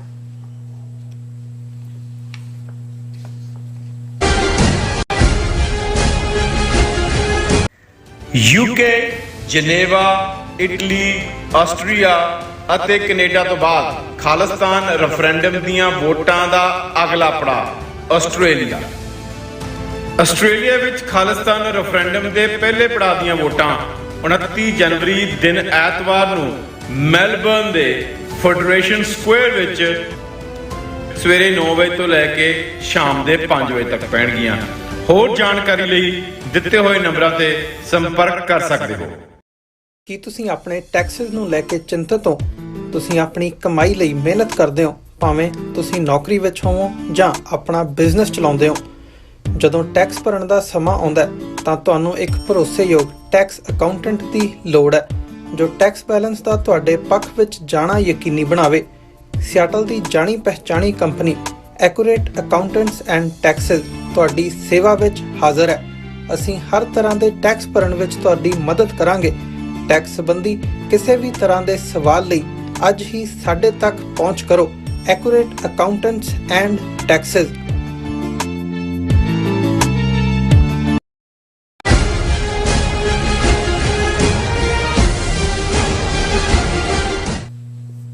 Viewers welcome back on program. So viewers ਗੱਲਬਾਤ ਕਰਨ ਜਾ ਰਹੇ ਹਾਂ ਕਿ ਹਿੰਦੂਆਂ ਦਾ ਉੜੀਸਾ ਵਿੱਚ ਪ੍ਰਸਿੱਧ ਮੰਦਿਰ ਜਗਨਨਾਥਪੁਰੀ ਅੱਜ ਕੱਲ੍ਹ ਚਰਚਾ ਦੇ ਵਿੱਚ ਹੈ, ਕਿਉਂਕਿ ਜਗਨਨਾਥਪੁਰੀ ਮੰਦਿਰ ਵਿੱਚ ਕਿਸੇ ਵੀ ਗੈਰ ਹਿੰਦੂ ਅਤੇ ਦਲਿਤ ਦੇ ਦਾਖਲੇ ਤੇ ਮੁਕੰਮਲ ਪਾਬੰਦੀ ਹੈ, ਪਰ ਦੂਸਰੇ ਪਾਸੇ ਉੱਥੇ ਚੂਹਿਆਂ, ਚਮਗਿੱਦੜਾਂ ਅਤੇ ਸੱਪਾਂ ਨੇ ਖੂਬ ਰੌਣਕ ਲਾਈ ਹੋਈ ਹੈ। ਸੋ ਇਸ ਦਿਲਚਸਪ ਵਿਸ਼ੇ ਤੇ ਗੱਲਬਾਤ ਕਰਨ ਜਾ ਰਹੇ ਹਾਂ। ਸੋ ਅਸੀਂ ਚਾਹਾਂਗੇ ਕਿ ਤੁਸੀਂ ਇਸੇ ਤਰ੍ਹਾਂ ਬਣੇ ਰਹਿਣਾ। ਦੇਖਣ ਸੁਣਨ ਲਈ ਐਂਡ ਲਿਖਣ ਲਈ ਤੁਹਾਡਾ ਸਭ ਦਾ ਬਹੁਤ ਬਹੁਤ ਧੰਨਵਾਦ ਜੀ। ਡਾਕਟਰ ਸਾਹਿਬ ਕੀ ਵਿਚਾਰਾਂ?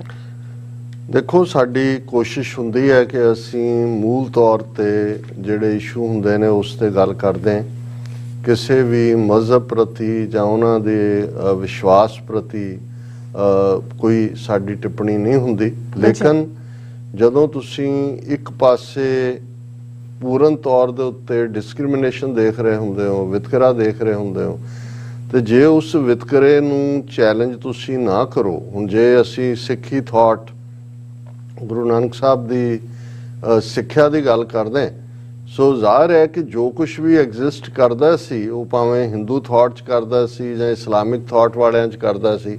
ਥਾਟ ਨੂੰ ਗੁਰੂ ਸਾਹਿਬ ਨੇ ਜਿਹੜਾ ਹੈ ਉਹ ਖਾਸ ਤੌਰ ਤੇ ਜਿਹੜੀ ਕਲਰਜੀ ਜਿਹੜੀ ਉਸ ਨੂੰ ਇੰਪਲੀਮੈਂਟ ਕਰਨ ਵਾਲੀ ਪੁਜਾਰੀ ਕਲਾਸ ਸੀ, ਉਹਨਾਂ ਦੇ ਉੱਤੇ ਨਿਸ਼ਾਨਾ ਸੇਧਤ ਕੀਤਾ ਕਿ ਭਾਈ ਲੋਕਾਂ ਨੂੰ ਕਿਵੇਂ ਉਹਨਾਂ ਨੇ ਭੰਬਲ ਭੂਸੇ ਦੇ ਵਿੱਚ ਪਾਇਆ ਹੋਇਆ, ਕਿਵੇਂ ਲੋਕਾਂ ਦੇ ਮੁੱਢਲੇ ਹੱਕਾਂ ਦੇ ਉੱਤੇ ਜਿਹੜਾ ਹੈ ਉਹਨਾਂ ਨੂੰ ਕੋਈ ਰਾਹਤ ਨਹੀਂ ਹੈ, ਉਹਨਾਂ ਨੂੰ ਕੋਈ ਸੱਚ ਦਾ ਗਿਆਨ ਨਹੀਂ ਹੈ, ਲੇਕਿਨ ਉਹਨਾਂ ਨੂੰ ਕਰਮ ਕਾਂਡ 'ਚ ਫਸਾਇਆ ਹੋਇਆ, ਰਿਚੁਅਲਿਜ਼ਮ 'ਚ ਫਸਾਇਆ ਹੋਇਆ। ਔਰ ਇਸੇ ਨੂੰ ਹੀ ਜਦੋਂ ਭਾਈ ਗੁਰਦਾਸ ਜੀ ਨੇ ਫਰਮਾਇਆ ਸੀ ਕਿ ਸੱਚ ਕਿਨਾਰੇ ਰਹਿ ਗਿਆ, ਖਹਿ ਮਰਦੇ ਬਾਹਮਣ ਮੌਲਾਣੇ, ਸਿਰੋਂ ਨਾ ਮਿੱਟੇ ਆਵਣ ਜਾਣੇ, ਕਿ ਅਲਟੀਮੇਟਲੀ ਜਿਹੜੀ ਟਰੂਥ ਦੀ ਭਾਲ, ਜੀਵਨ ਮਰਨ ਦੇ ਇਸ ਗੇੜ 'ਚੋਂ ਨਿਕਲਣਾ ਔਰ ਉਸ ਦੇ ਲਈ ਸੱਚ ਦੇ ਰਸਤੇ ਦੇ ਉੱਤੇ ਤੁਰਨਾ। ਸੱਚ ਤਾਂ ਕੈਜੂਅਲਟੀ ਬਣ ਗਿਆ ਔਰ ਇਹਨਾਂ ਦੇ ਬ੍ਰਾਹਮਣ ਔਰ ਮੌਲਾਣੇ ਜਿਹੜੇ ਆਪਣੇ ਆਪਣੇ ਧਰਮਾਂ ਦੇ ਝੰਡਾ ਬਰਦਾਰ ਨੇ ਉਹ ਆਪਸ ਦੇ ਵਿੱਚ ਖੈਬੜ ਰਹੇ ਨੇ।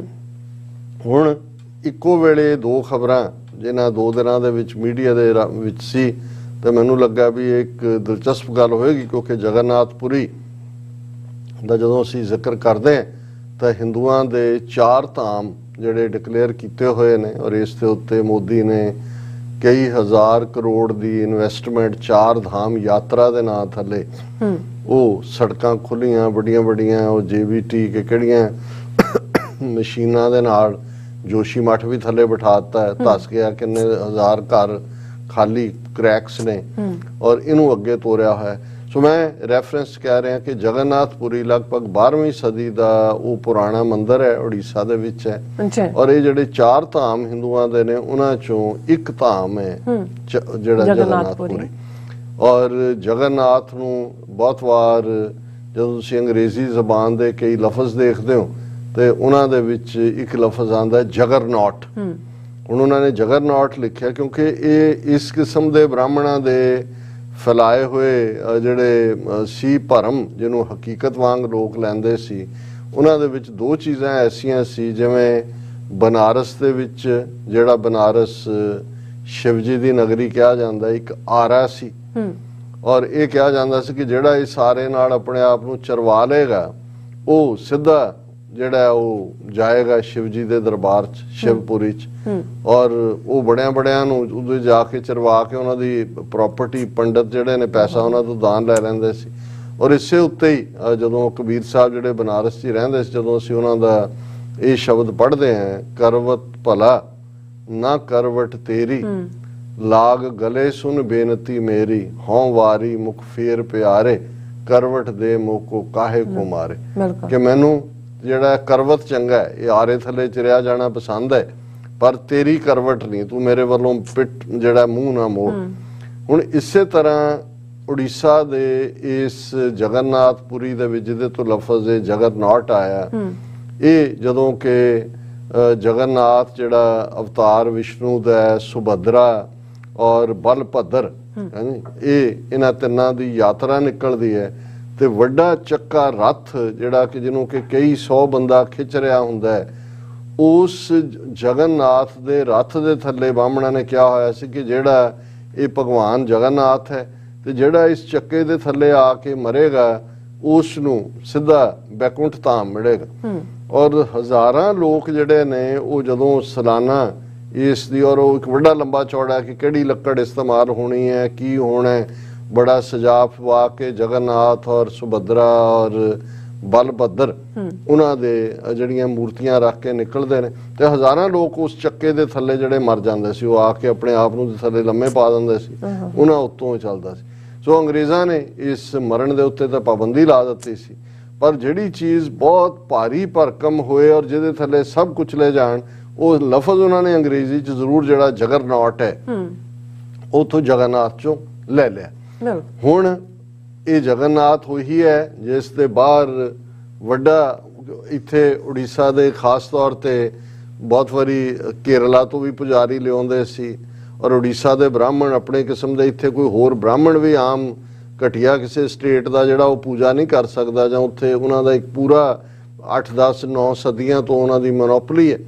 ਪਰ ਉਹਦੇ ਬਾਹਰ ਵੱਡਾ ਕਰਕੇ ਲਿਖਿਆ ਹੋਇਆ ਕਿ ਕੋਈ ਵੀ ਗੈਰ ਹਿੰਦੂ ਜਿਹੜਾ ਭਗਵਾਨ ਜਗਨਨਾਥ ਦੇ ਦਰਸ਼ਨ ਨਹੀਂ, ਜਦੋਂ ਰੱਥ ਨਿਕਲਦਾ ਉਦੋਂ ਤਾਂ ਚਲੋ ਫੋਰਨਰ ਦੂਜੇ ਤੀਜੇ ਆਉਂਦੇ ਨੇ, ਲੇਕਿਨ ਉੱਥੇ ਕੋਈ ਵੀ ਗੈਰ ਹਿੰਦੂ ਨਹੀਂ ਜਾ ਸਕਦਾ। ਔਰ ਇਹੀ ਜਦੋਂ ਗਿਆਨੀ ਜ਼ੈਲ ਸਿੰਘ ਪ੍ਰੈਜ਼ੀਡੈਂਟ ਬਣਿਆ, ਉਹ ਵੀ ਆਪਣੇ ਆਪ ਨੂੰ ਬੜਾ ਸੈਕੂਲਰ ਸਾਬਤ ਕਰਨਾ ਚਾਹੁੰਦਾ ਸੀ, ਪਰ ਉੱਥੇ ਜਾ ਕੇ ਉਹਨਾਂ ਨੇ ਕਿਹਾ ਵੀ ਤੂੰ ਤਾਂ ਹਿੰਦੂ ਨਹੀਂ ਹੈ, ਤੇ ਜੇ ਹੈ ਤੇ ਪੱਗ ਲਾ ਕੇ ਅੰਦਰ, ਉਹ ਵੀ ਉੱਥੋਂ ਮੁੜ ਆਇਆ ਸੀ ਵਾਪਸ। ਈਵਨ ਇੰਦਰਾ ਗਾਂਧੀ, ਉਹ ਜਦੋਂ ਉੱਥੇ ਗਏ ਉਹਨਾਂ ਨੇ ਕਿਹਾ ਵੀ ਤੂੰ ਤਾਂ ਇੱਕ ਪਾਰਸੀ ਨਾਲ ਵਿਆਹੀ ਹੋਈ ਹੈ, ਤੂੰ ਤਾਂ ਹਿੰਦੂ ਨਹੀਂ ਰਹੀ, ਇਸ ਲਈ ਉਹਦੀ ਐਂਟਰੀ ਬੰਦ। ਈਵਨ ਕੋਈ ਦਲਿਤ ਵੀ ਨਹੀਂ ਜਾ ਸਕਦਾ। ਔਰ ਇਹ ਜਿਹੜਾ ਸਾਬਕਾ ਪ੍ਰੈਜ਼ੀਡੈਂਟ ਕੋਵਿੰਦਾ, ਔਰ ਹੁਣ ਵੀ ਸ਼ਾਇਦ ਕੋਵਿੰਦਾ ਹੀ ਹੈ, ਇਹ ਆਪਣੀ ਘਰ ਵਾਲੀ ਨਾਲ ਪੌੜੀਆਂ ਨਹੀਂ ਚੜ੍ਹਨ ਦਿੱਤਾ ਉਹਨਾਂ ਨੇ, ਪਾਂਡਿਆਂ ਨੇ ਉਹਨੂੰ ਜਿਹੜਾ ਥੱਲੇ ਉੱਥੇ ਹੀ ਕਿਹਾ ਇੱਥੇ ਹੀ ਫੜਾ ਦੇ, ਅੰਦਰ ਨਹੀਂ ਜਾਣ ਦਿੱਤਾ ਜੀ। ਹੁਣ ਕਿਉਂਕਿ ਕੋਈ ਗੈਰ ਹਿੰਦੂ ਨਹੀਂ, ਇਸ ਲਈ ਫੋਰਨਰ ਤਾਂ ਵੈਸੇ ਹੀ ਨਜ਼ਰ ਆਉਂਦੇ ਨੇ ਗੈਰ ਹਿੰਦੂ ਨੇ।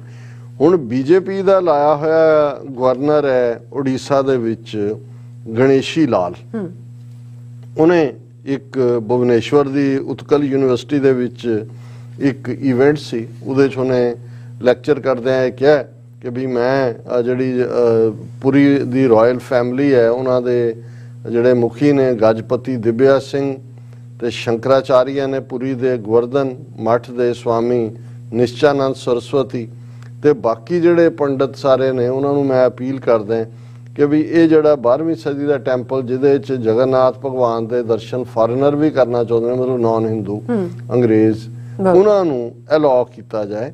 ਔਰ ਉਹਨੇ ਕਿਹਾ ਕਿ ਵੀ ਦੇਖੋ ਜੇ ਬਾਹਰ ਰੱਥ ਨਿਕਲਦਾ ਹੈ ਤੇ ਉਹ ਸਾਰੇ ਆ ਸਕਦੇ ਨੇ, ਤੇ ਉਹਨਾਂ ਨੂੰ ਅਲਾਉ, ਮਤਲਬ ਨਾਨ ਹਿੰਦੂਆਂ ਦੇ ਲਈ ਇਹਦੇ ਦਰਵਾਜ਼ੇ ਖੋਲੇ ਜਾਣ। ਔਰ ਇਸ ਦੇ ਉੱਤੇ ਬੀਜੇਪੀ ਹੋਏ, ਕਾਂਗਰਸ ਹੋਏ, ਦੂਜੇ ਤੀਜੇ, ਉਹਨਾਂ ਨੇ ਕਿਹਾ ਕਿ ਜੀ ਇਹ ਤੁਸੀਂ ਕਿਵੇਂ ਧਾਰਮਿਕ ਮਾਮਲਿਆਂ 'ਚ ਇੰਟਰਫੀਅਰ ਕਰ ਸਕਦੇ ਹੋ। ਬਿਲਕੁਲ ਇਹ ਈਵਨ ਬੀਜੇਪੀ ਨੇ ਵੀ ਕਿਹਾ ਵੀ ਅਸੀਂ ਇਹਦੇ ਨਾਲ, ਉਹਨਾਂ ਦਾ ਹੀ ਲਾਇਆ ਹੋਇਆ, ਉਹਨਾਂ ਦਾ ਹੀ ਗਵਰਨਰ ਹੈ ਹਾਲਾਂਕਿ, ਕਿ ਭਾਈ ਅਸੀਂ ਇਹਦੇ ਨਾਲ ਸਹਿਮਤ ਨਹੀਂ ਹੈ।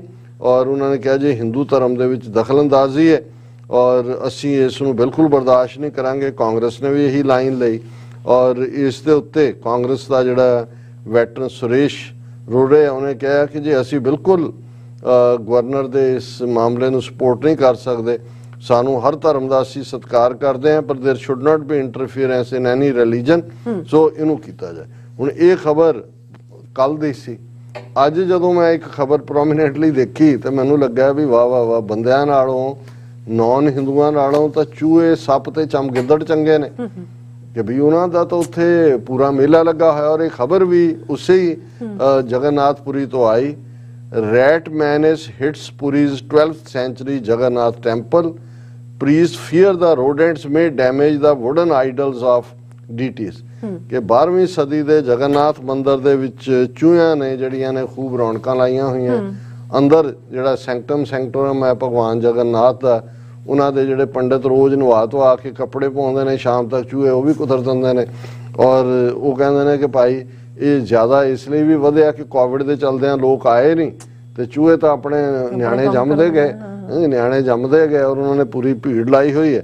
ਫਿਰ ਉਹਨਾਂ ਨੇ ਕਿਹਾ ਕਿ ਬਈ the rodents whose numbers increased manifold during the absence of devotees in the wake of COVID-19 pandemic has been nibbling away the attires of gods Jagannath, Balbhadra and Subhadra in the shrine, ਕਿ ਉਹਦੇ ਬਲਭਦਰਾ ਦੇ ਵੀ ਕੱਪੜੇ ਟੁੱਕ ਗਏ, ਸੁਭਦਰਾ ਦੇ ਵੀ ਵਿਚਾਰੀ ਨੂੰ, ਹੁਣ ਸੁਭਦਰਾ ਦਾ ਵੀ ਕੀ ਹਾਲ ਕੀਤਾ ਹੋਣਾ ਚਾਹੁੰਦੇ ਨੇ ਕੁਦਰ ਕੇ। ਹੁਣ ਮੈਂ ਨਹੀਂ ਕਹਿਣਾ ਚਾਹੁੰਦਾ ਅੱਗੋਂ, ਕਿਉਂਕਿ ਅਸੀਂ ਕਿਸੇ ਧਾਰਮਿਕ ਜਜ਼ਬਾਤਾਂ ਨੂੰ ਤਾਂ ਨਹੀਂ ਠੇਸ ਪਹੁੰਚਾਉਂਦੇ, ਪਰ ਇਹਦੇ 'ਚ ਹੁਣ ਉਹ ਕਹਿੰਦੇ ਨੇ ਜੀ ਵੀ ਇਸ ਸਾਰਿਆਂ ਨੂੰ ਉਹਨਾਂ ਨੇ ਕਿਹਾ ਜੀ ਅਸੀਂ ਉਹਨਾਂ ਨੂੰ ਮਾਰ ਵੀ ਨਹੀਂ ਸਕਦੇ, ਕਿਉਂਕਿ ਇਹ ਉਹਦੇ 'ਚ ਇਹ ਹੈ ਕਿ ਵੀ ਅਸੀਂ ਵੀ ਆਰ ਲਿੰਕਡ, ਅਸੀਂ ਜਿਉਂਦੇ ਫੜਦੇ ਹਾਂ, ਕੋਸ਼ਿਸ਼ ਕਰਦੇ ਹਾਂ ਤੇ ਉਹਨੂੰ ਦੂਰ ਜਾ ਕੇ ਛੱਡ ਦਈਏ।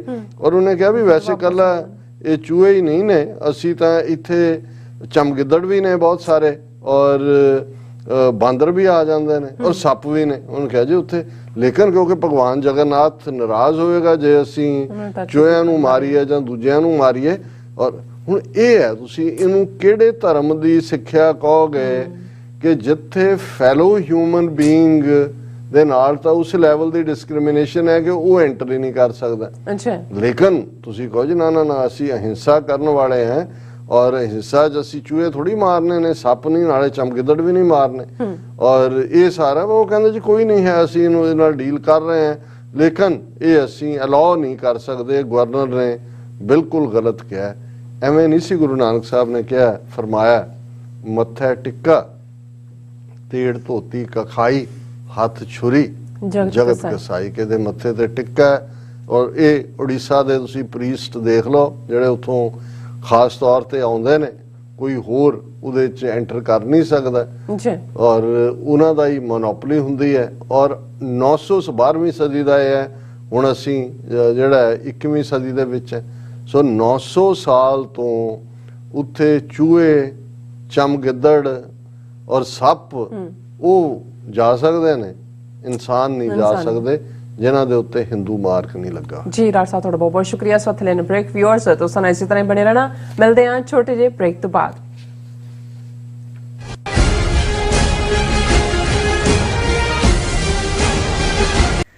ਯੂਕੇ, ਜਨੇਵਾ, ਇਟਲੀ, ਆਸਟਰੀਆ ਅਤੇ ਕੈਨੇਡਾ ਤੋਂ ਬਾਅਦ ਖਾਲਿਸਤਾਨ ਰੈਫਰੈਂਡਮ ਦੀਆਂ ਵੋਟਾਂ ਦਾ ਅਗਲਾ ਪੜਾਅ Australia.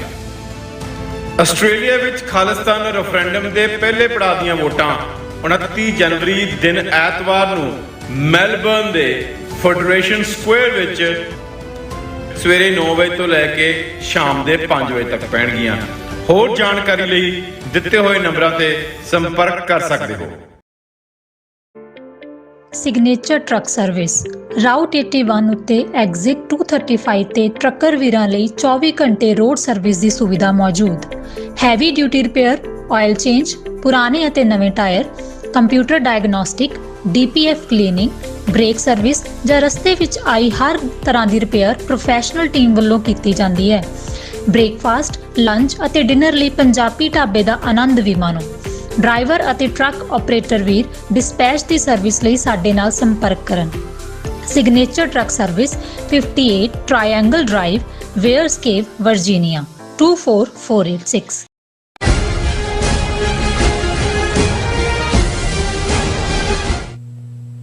Viewers welcome back on program. So viewers ਗੱਲਬਾਤ ਕਰਨ ਜਾ ਰਹੇ ਹਾਂ ਕਿ ਆਸਟ੍ਰੇਲੀਆ ਦੇ ਸ਼ਹਿਰ ਮੈਲਬਰਨ ਵਿੱਚ 29 ਜਨਵਰੀ ਨੂੰ ਖਾਲਿਸਤਾਨ ਰੈਫਰੈਂਡਮ ਦੀਆਂ ਵੋਟਾਂ ਪੈਣ ਜਾ ਰਹੀਆਂ ਹਨ ਔਰ ਭਾਰਤੀ ਏਜੰਸੀਆਂ ਵੱਲੋਂ ਅੱਡ-ਅੱਡ ਤਰੀਕਿਆਂ ਨਾਲ ਸਿੱਖਾਂ ਦੇ ਖਿਲਾਫ ਨਫ਼ਰਤੀ ਮੁਹਿੰਮ ਜਾਰੀ ਹੈ। ਇਸ ਸੰਬੰਧੀ ਗੁਰਦੁਆਰਾ ਮੀਰੀ ਪੀਰੀ ਦੇ ਪ੍ਰਬੰਧਕਾਂ ਵੱਲੋਂ ਆਸਟ੍ਰੇਲੀਅਨ ਪੋਲੀਟੀਸ਼ੀਅਨਸ ਨੂੰ ਜ਼ੋਰਦਾਰ अपील की गई है। सो इस बारे आप गलबात करन जा रहे हैं। सो असीं चाहांगे कि तुसां ने इसे तरह बने रहना, देखण सुनने या लिखण लई तुहाडा सब दा बहुत बहुत शुक्रिया जी। डॉक्टर साहब की कहना चाहोगे? देखो अजकल इंडियन एजेंसीज दा जिहड़ा साजिशी माहौल सिरजन वाला केंद्र है वो आस्ट्रेलिया बनया होया है। अच्छा। क्योंकि 29 जनवरी ਨੂੰ ਆਸਟ੍ਰੇਲੀਆ ਦੇ ਸ਼ਹਿਰ ਮੈਲਬਰਨ ਦੇ ਵਿੱਚ ਖਾਲਿਸਤਾਨ ਰੈਫਰੈਂਡਮ ਦੀਆਂ ਵੋਟਾਂ ਪੈਣੀਆਂ ਨੇ ਔਰ ਅਸੀਂ ਪਿਛਲੇ ਸਾਰੇ ਪੀਰੀਅਡ 'ਚ ਕਿਉਂਕਿ ਵੱਡੀ ਗਿਣਤੀ ਦੇ ਵਿੱਚ ਆਸਟ੍ਰੇਲੀਆ ਤੋਂ ਸਾਡੀ ਵਿਊਅਰਸ਼ਿਪ ਹੈ, ਅਮਰੀਕਾ, ਕੈਨੇਡਾ, ਯੂਕੇ, ਯੂਰਪ ਤੋਂ ਬਾਅਦ ਔਰ ਜ਼ਾਹਰ ਹੈ ਪਾਕਿਸਤਾਨ ਔਰ ਸਾਡੇ ਪੰਜਾਬੀ ਲਹਿੰਦੇ ਪੰਜਾਬ ਦੇ ਵੀ ਵੱਡੀ ਗਿਣਤੀ ਸਾਡੇ ਨਾਲ ਜੁੜਦੇ ਨੇ। ਅੱਛਾ। ਔਰ ਅਸੀਂ ਇਹ ਵੀ ਕੋਸ਼ਿਸ਼ ਕਰਦੇ ਹਾਂ ਕਿ ਭਾਈ ਜਿੱਥੇ ਸਾਡਾ ਔਰ ਆਸਟ੍ਰੇਲੀਆ ਜਿੱਥੇ ਸਿੱਖ ਪੋਪੂਲੇਸ਼ਨ ਦੇ ਵਿੱਚ ਤੇਜ਼ੀ ਨਾਲ ਵਾਧਾ ਹੋਇਆ ਉੱਥੇ ਖਾਲਿਸਤਾਨ ਦੀ ਮੁਹਿੰਮ ਨੂੰ ਵੀ ਅਮਰੀਕਾ, ਕੈਨੇਡਾ, ਯੂਕੇ ਤੋਂ ਬਾਅਦ ਚੌਥਾ ਵੱਡਾ ਸੈਂਟਰ ਬਣਿਆ ਜਿੱਥੇ ਕਿ ਖਾਲਿਸਤਾਨ ਦੀ ਗੱਲ ਹੁੰਦੀ ਹੈ। ਮੈਲਬਰਨ ਹੋਏ, ਪਰਥ ਹੋਏ, ਇਹ ਸਾਰੇ ਦੇ ਵਿੱਚ ਸਿੱਖ ਸੰਗਤ ਔਰ ਖਾਸ ਤੌਰ ਤੇ ਯੰਗਸਟਰਸ ਜਿਹੜੇ ਇੰਟਰਨੈਸ਼ਨਲ ਸਟੂਡੈਂਟਸ ਆਏ ਨੇ ਉਹਨਾਂ ਦੀ ਐਕਟੀਵਿਟੀ ਵੀ ਹੈ। ਔਰ ਇਕੱਲਾ ਇਹੀ ਨਹੀਂ, ਅਸੀਂ ਕੋਵਿਡ ਦੇ ਚੱਲਦੇ ਹਾਂ ਜਾਂ ਜਿਵੇਂ ਫਲੱਡਸ ਆਏ ਜਾਂ ਵਾਈਲਡ ਫਾਇਰਸ ਸੀਗੀਆਂ ਆਸਟ੍ਰੇਲੀਆ ਦੇ ਵਿੱਚ,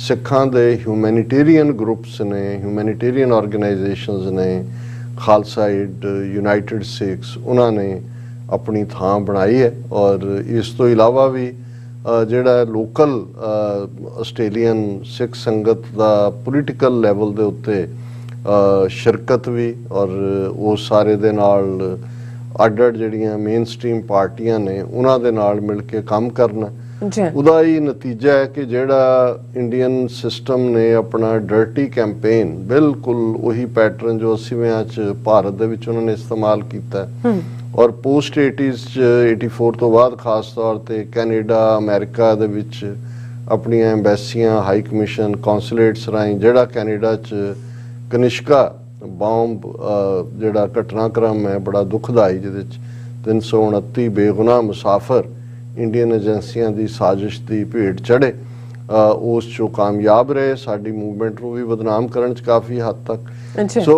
ਉਸ ਸਾਰੇ ਦੇ ਚਲਦਿਆਂ ਆਸਟ੍ਰੇਲੀਆ ਦੇ ਵਿੱਚ ਵੀ ਉਸ ਕਿਸਮ ਦੀ ਗਰਾਊਂਡ ਉਹਨਾਂ ਨੇ ਤਿਆਰ ਕੀਤੀ ਔਰ ਅਸੀਂ ਪਹਿਲਾਂ ਕਿਸਾਨ ਮੂਵਮੈਂਟ ਦੇ ਵੇਲੇ ਵੀ ਦੇਖਿਆ ਕਿ ਕਿਵੇਂ ਉਹਨਾਂ ਨੇ ਆਪਣੇ ਉਸ ਹਰਿਆਣਵੀ ਗੁਪਤੇ ਰਾਹੀਂ ਜਿਹੜਾ ਉਹ ਅਟੈਕ ਕਰਵਾਇਆ ਨੌਜਵਾਨਾਂ ਤੇ ਔਰ ਇਹ ਮੁਸਤੈਦੀ ਸੀ ਆਸਟ੍ਰੇਲੀਅਨ ਏਜੰਸੀਆਂ ਦੀ ਕਿ ਉਹਨਾਂ ਨੇ ਉਸ ਨੂੰ ਔਰ ਉਹਦੇ ਸਾਥੀ ਨੂੰ ਜਿਹੜਾ ਉਹ ਡਿਪੋਰਟ ਵੀ ਕੀਤਾ ਦੇ ਕੇ ਔਰ ਉਹ ਉਹਨੂੰ ਨਾਇਕ ਬਣਾ ਕੇ ਉੱਥੋਂ ਦੀ ਹਿੰਦੂ ਕੌਂਸਲ ਹੋਏ, ਵਿਸ਼ਵ ਹਿੰਦੂ ਪਰਿਸ਼ਦ ਹੋਏ, ਹੋਰ ਹਿੰਦੂ ਤੋਂ ਵੀ RSS ਦੇ, ਕਿਉਂਕਿ ਇਹਨਾਂ ਨੇ ਮਲਟੀਪਲ ਨਾਵਾਂ ਥੱਲੇ ਅਸੀਂ ਦੇਖ ਰਹੇ ਹਾਂ ਕਿ ਹਰ ਮੁਲਕ ਦੇ ਵਿੱਚ ਕਿਤੇ ਚੈਰਿਟੀ ਥੱਲੇ ਰਜਿਸਟਰ ਕਰਵਾਇਆ ਹੋਇਆ, ਕਿਤੇ ਪੋਲੀਟੀਕਲ ਗਰੁੱਪ ਦੇ ਥੱਲੇ ਹੈ, ਇੱਥੇ ਯੂਨੀਵਰਸਿਟੀਆਂ ਦੇ ਵਿੱਚ ਹਿੰਦੂ ਐਸੋਸੀਏਸ਼ਨਸ ਦੇ ਨਾਂ ਥੱਲੇ। ਸੋ ਇਹ ਹੁਣ ਮੈਟਰ ਨਹੀਂ ਕਰਦਾ ਕਿ ਕਿਹੜੀ ਜਿਹੜੀ ਹੈ ਉਹਦਾ ਨਾਂ ਕੀ ਹੈ, ਹਿੰਦੂਤਵਾ ਨਾਲ ਲੱਗਾ ਹੋਇਆ ਕਿ ਨਹੀਂ, ਲੇਕਿਨ ਇਹ ਇਹਨਾਂ ਨੇ ਇੱਕ ਆਪਣਾ ਪੂਰਾ ਇਸ ਕਿਸਮ ਦਾ ਇੱਕ ਨੈਟਵਰਕ ਬਣਾਇਆ ਯੂਨੀਵਰਸਿਟੀਆਂ ਦੇ ਵਿੱਚ ਚੇਅਰਸ ਵੀ ਔਰ ਜਿਵੇਂ ਇਹ ਸਕਾਲਰਸ ਨੂੰ ਕੰਟਰੋਲ ਕਰਦੇ ਨੇ। ਇਸ ਬਾਰੇ ਬਹੁਤ ਕੁਝ ਹੁਣ ਸਾਹਮਣੇ ਹੀ ਹੈ। ਹੁਣ ਇਸ ਸਭ ਦੇ ਚਲਦਿਆਂ ਜਿਉਂ ਹੀ ਇਹਨਾਂ ਦਾ ਇਹ ਜਿਹੜਾ ਨੈਫੇਰੀਅਸ ਏਜੰਡਾ ਸੀ ਸਿੱਖਾਂ ਨੂੰ ਆਈਸੋਲੇਟ ਕਰਨਾ ਮੇਨ ਸਟ੍ਰੀਮ ਆਸਟ੍ਰੇਲੀਅਨ ਸੋਸਾਇਟੀ 'ਚ, ਇਹ ਪ੍ਰਭਾਵ ਦੇਣਾ ਕਿ ਇਹ ਵਾਇਲੈਂਟ ਗਰੁੱਪ ਹੈ, ਇਹ ਵਾਇਲੈਂਸ ਆਸਟ੍ਰੇਲੀਆ ਦੇ ਸ਼ੋਰਸ ਦੇ ਉੱਤੇ ਲੈ ਕੇ ਆਏ ਨੇ, ਮੁੱਖ ਧਾਰਾ ਆਸਟ੍ਰੇਲੀਅਨਸ ਦੀ ਲਾਈਫ ਪ੍ਰਭਾਵਿਤ ਹੋਏਗੀ। ਠੀਕ ਇਸੇ ਤਰ੍ਹਾਂ ਜਿਵੇਂ ਉਹਨਾਂ ਨੇ ਮੁਸਲਮਾਨਾਂ ਦੇ ਖਿਲਾਫ ਲੰਬਾ ਵਕਤ ਪਾਕਿਸਤਾਨ ਦੇ ਖਾਸ ਤੌਰ ਤੇ ਐਪੀ ਸੈਂਟਰ ਤੇ ਉਹ ਇੱਕ ਵੱਖਰੀ ਇੰਟਰਨੈਸ਼ਨਲ ਮੁਹਿੰਮ ਹੈ ਜਿਹੜੀ ਅੱਜ ਵੀ ਜਦੋਂ ਇਹਨਾਂ ਨੂੰ ਮੌਕਾ ਮਿਲਦਾ UN ਜਾਂ ਦੂਜੇ ਲੈਵਲ ਤੇ ਕਰਦੇ ਨੇ। ਪਰ ਇੱਕ ਛੋਟੀ ਮਾਈਨੋਰਿਟੀ ਨੂੰ ਜਿਹਨੂੰ ਇੱਕ ਪਾਸੇ ਇਹ ਜਿਹੜਾ ਉੱਥੇ ਹੱਕ ਵੀ ਨਹੀਂ ਦੇਣਾ ਚਾਹੁੰਦੇ ਕਿ ਭਾਈ ਉਹ ਅੱਡ ਹੋ ਜਾਣ ਜੇ ਤੁਹਾਨੂੰ ਸਿੱਖ ਪਸੰਦ ਨਹੀਂ ਨੇ, ਵਾਇਲੈਂਟ ਨੇ, ਇਹ ਕ੍ਰਿਮੀਨਲ ਟ੍ਰਾਈਬ ਨੇ, ਇਹ ਲਾ ਐਂਡ ਆਰਡਰ ਤੋੜਨ ਵਾਲੇ ਨੇ, ਤੁਹਾਡੀ ਦੇਸ਼ ਦੀ ਏਕਤਾ ਅਖੰਡਤਾ ਤੋੜਨ ਵਾਲੇ ਨੇ, ਅੱਡ ਕਰ ਦਿਓ ਉਹਨਾਂ ਨੂੰ। ਲੇਕਿਨ ਉਹਨਾਂ ਨੇ ਸਾਨੂੰ ਉਵੇਂ ਹੀ ਹਾਸ਼ੀਏ ਦੇ ਉੱਤੇ ਲਿਆਉਣ ਦੀ ਇਹਨਾਂ ਦੀ ਕੋਸ਼ਿਸ਼ ਹੈ, ਬਦਨਾਮ ਕਰਕੇ। ਔਰ ਦੂਸਰੇ ਕਿਸਾਨ ਮੂਵਮੈਂਟ ਦੇ ਵੇਲੇ ਵੀ ਅਸੀਂ ਦੇਖਿਆ ਵੀ ਕੀ ਲਫ਼ਜ਼ ਇਹਨਾਂ ਦੇ ਹਾਇਰ ਅਪਸ ਨੇ, ਇਹੀ ਨਹੀਂ ਵੀ ਇਹਨਾਂ ਦੇ ਮੀਡੀਆ ਨੇ, ਇਹਨਾਂ ਦੇ ਇਲੈਕਟਿਡ ਆਫੀਸ਼ੀਅਲਸ ਨੇ ਜਿਹੜਾ ਉਹ ਇਸਤੇਮਾਲ ਨਹੀਂ ਕੀਤਾ, ਜਾਂ ਕਿਹੜਾ ਚਾਰਜ ਕਿਸਾਨ ਮੂਵਮੈਂਟ ਦੇ ਦੌਰਾਨ ਨਹੀਂ ਲਾਇਆ। ਸੋ ਇੱਥੇ ਵੀ ਉਹੀ ਪੈਟਰਨ ਇਹਨਾਂ ਨੇ ਕਿਸਾਨ ਮੂਵਮੈਂਟ ਤੋਂ ਬਾਅਦ ਖਾਲਿਸਤਾਨ ਲਫ਼ਜ਼ ਔਰ ਸਿੱਖਾਂ ਦੇ ਖਿਲਾਫ, ਔਰ ਇਹੀ ਨਹੀਂ ਕਿ ਇਹਨਾਂ ਨੇ ਦਾ ਆਸਟ੍ਰੇਲੀਅਨ ਟੁਡੇ ਦੇ ਨਾਂ ਥੱਲੇ ਜਿਹੜੀ RSS ਦੀ ਆਊਟਫਿਟ ਹੈ ਸਿੱਖਾਂ ਨੂੰ ਨਿਸ਼ਾਨਾ ਬਣਾਇਆ। ਪਰ ਦਾ ਆਸਟ੍ਰੇਲੀਅਨ ਜਿਹੜਾ ਮੁਰਡੌਕ ਦਾ ਮੁੱਖ ਧਾਰਾ ਪੇਪਰ ਹੈ ਉਹਦੇ 'ਚ ਵੀ ਕਿਵੇਂ ਪੇਡ ਨਿਊਜ਼ ਵਾਂਗ ਆਪਣੀ ਲਿਖਤ ਨੂੰ ਲਵਾਇਆ। ਹਾਲਾਂ ਉਸ ਨੂੰ ਕਿਉਂਕਿ ਕਾਊਂਟਰ ਕੀਤਾ ਸਿੱਖ ਆਰਗੇਨਾਈਜੇਸ਼ਨਸ ਨੇ, ਸੰਗਤਾਂ ਨੇ, ਗੁਰਦੁਆਰਾ ਕਮੇਟੀਆਂ ਨੇ ਇਸ ਦੇ ਵਿੱਚ ਖਾਸ ਰੋਲ ਅਦਾ ਕੀਤਾ ਔਰ ਟੇਬਲ ਉਹਨਾਂ ਦੇ ਉੱਤੇ ਟਰਨ ਕੀਤੇ। ਲੇਕਿਨ ਹੁਣ ਜਿਉਂ-ਜਿਉਂ ਕਿਉਂਕਿ ਕਾਰ ਰੈਲੀ ਇੱਕ ਪਹਿਲਾਂ ਸੀ, ਉਸ ਕਾਰ ਰੈਲੀ ਤੋਂ ਪਹਿਲਾਂ ਵੀ ਇਹਨਾਂ ਨੇ ਪੋਸਟਰ ਵਾਰ ਸ਼ੁਰੂ ਕਰਨ ਦੀ ਲਾਈਨ ਕੀਤੀ ਕਿ ਜੀ ਜਿਹੜੇ ਨੇ ਅੱਤਵਾਦੀਆਂ ਦੇ ਪੋਸਟਰ ਔਰ ਦੂਜੇ ਲਾਤੇ ਨੇ, ਕਿਤੇ ਇੱਕ ਅੱਧਾ ਆਪ ਹੀ ਲਾ ਕੇ ਪੁਰਾਣੇ ਦੀ ਫੋਟੋ ਲਾ ਕੇ ਜੇ ਅਸੀਂ ਲਵਾ ਦਿੱਤਾ ਹੈ, ਕੌਂਸਲ ਨੂੰ ਲਿਖਿਆ, ਇੱਥੇ ਲਿਖਿਆ, ਉੱਥੇ ਲਿਖਿਆ। ਹੁਣ ਕਾਰ ਰੈਲੀ ਵੀਕਐਂਡ ਤੇ ਹੋ ਕੇ ਹਟੀ ਹੈ, ਜਿਹੜੀ ਕਿ ਜ਼ਾਹਰ ਹੈ ਕਿ ਵੀ ਇਹ ਸੈਕੰਡ ਕਾਰ ਰੈਲੀ ਹੈ ਜਿਹੜੀ 29 ਜਨਵਰੀ ਦੀਆਂ ਵੋਟਾਂ 'ਚ ਜਾਣ ਤੋਂ ਪਹਿਲਾਂ।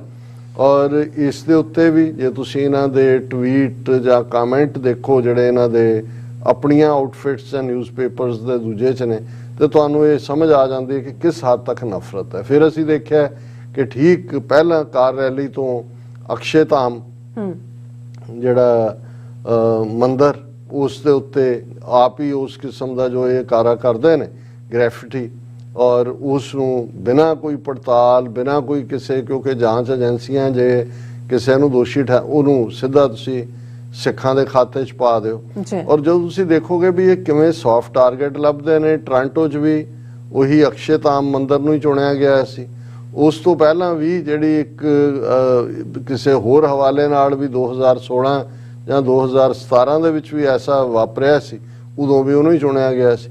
ਹਾਲਾਂ ਉਹ ਇਹਨਾਂ ਦੇ ਮੁੱਖ ਧਾਰਾ ਹਿੰਦੂਤਵਾ ਦਾ ਹਿੱਸਾ ਪਹਿਲਾਂ ਨਹੀਂ ਸੀ, ਹੁਣ ਅੰਦਰ ਖਾਤੇ ਇਹਨਾਂ ਦੀ ਅੰਡਰਸਟੈਂਡਿੰਗ ਹੈ, ਕਿਉਂਕਿ ਆਸਾਰਾਮ ਹੋਏ ਜਾਂ ਦੂਜੇ ਹੋਣ, ਜਿਹੜਾ ਹਿੰਦੂਤਵਾ ਬੁੱਤ ਪ੍ਰਸਤੀ ਵਾਲਾ ਇਹ ਆਪਣੇ ਢੰਗ ਦਾ ਜਿਹੜਾ ਪੋਲੀਟੀਕਲ ਏਜੰਡੇ ਵਾਲਾ ਉਹ ਉਹਦੇ ਨਾਲ ਮੈਚ ਨਹੀਂ ਕਰਦਾ, ਮੇਲ ਨਹੀਂ ਖਾਂਦਾ ਹੈ। ਲੇਕਿਨ ਇਸ ਵੇਲੇ ਤਾਂ ਸਾਰੀਆਂ ਹੀ ਹਿੰਦੂਤਵਾ ਦੀਆਂ ਆਊਟਫਿਟਸ ਨੂੰ ਇਹਨਾਂ ਨੇ ਇੱਕੋ ਦੇ ਥੱਲੇ ਹੀ ਲਿਆ ਕੇ ਖੜਾ ਕੀਤਾ ਹੋਇਆ।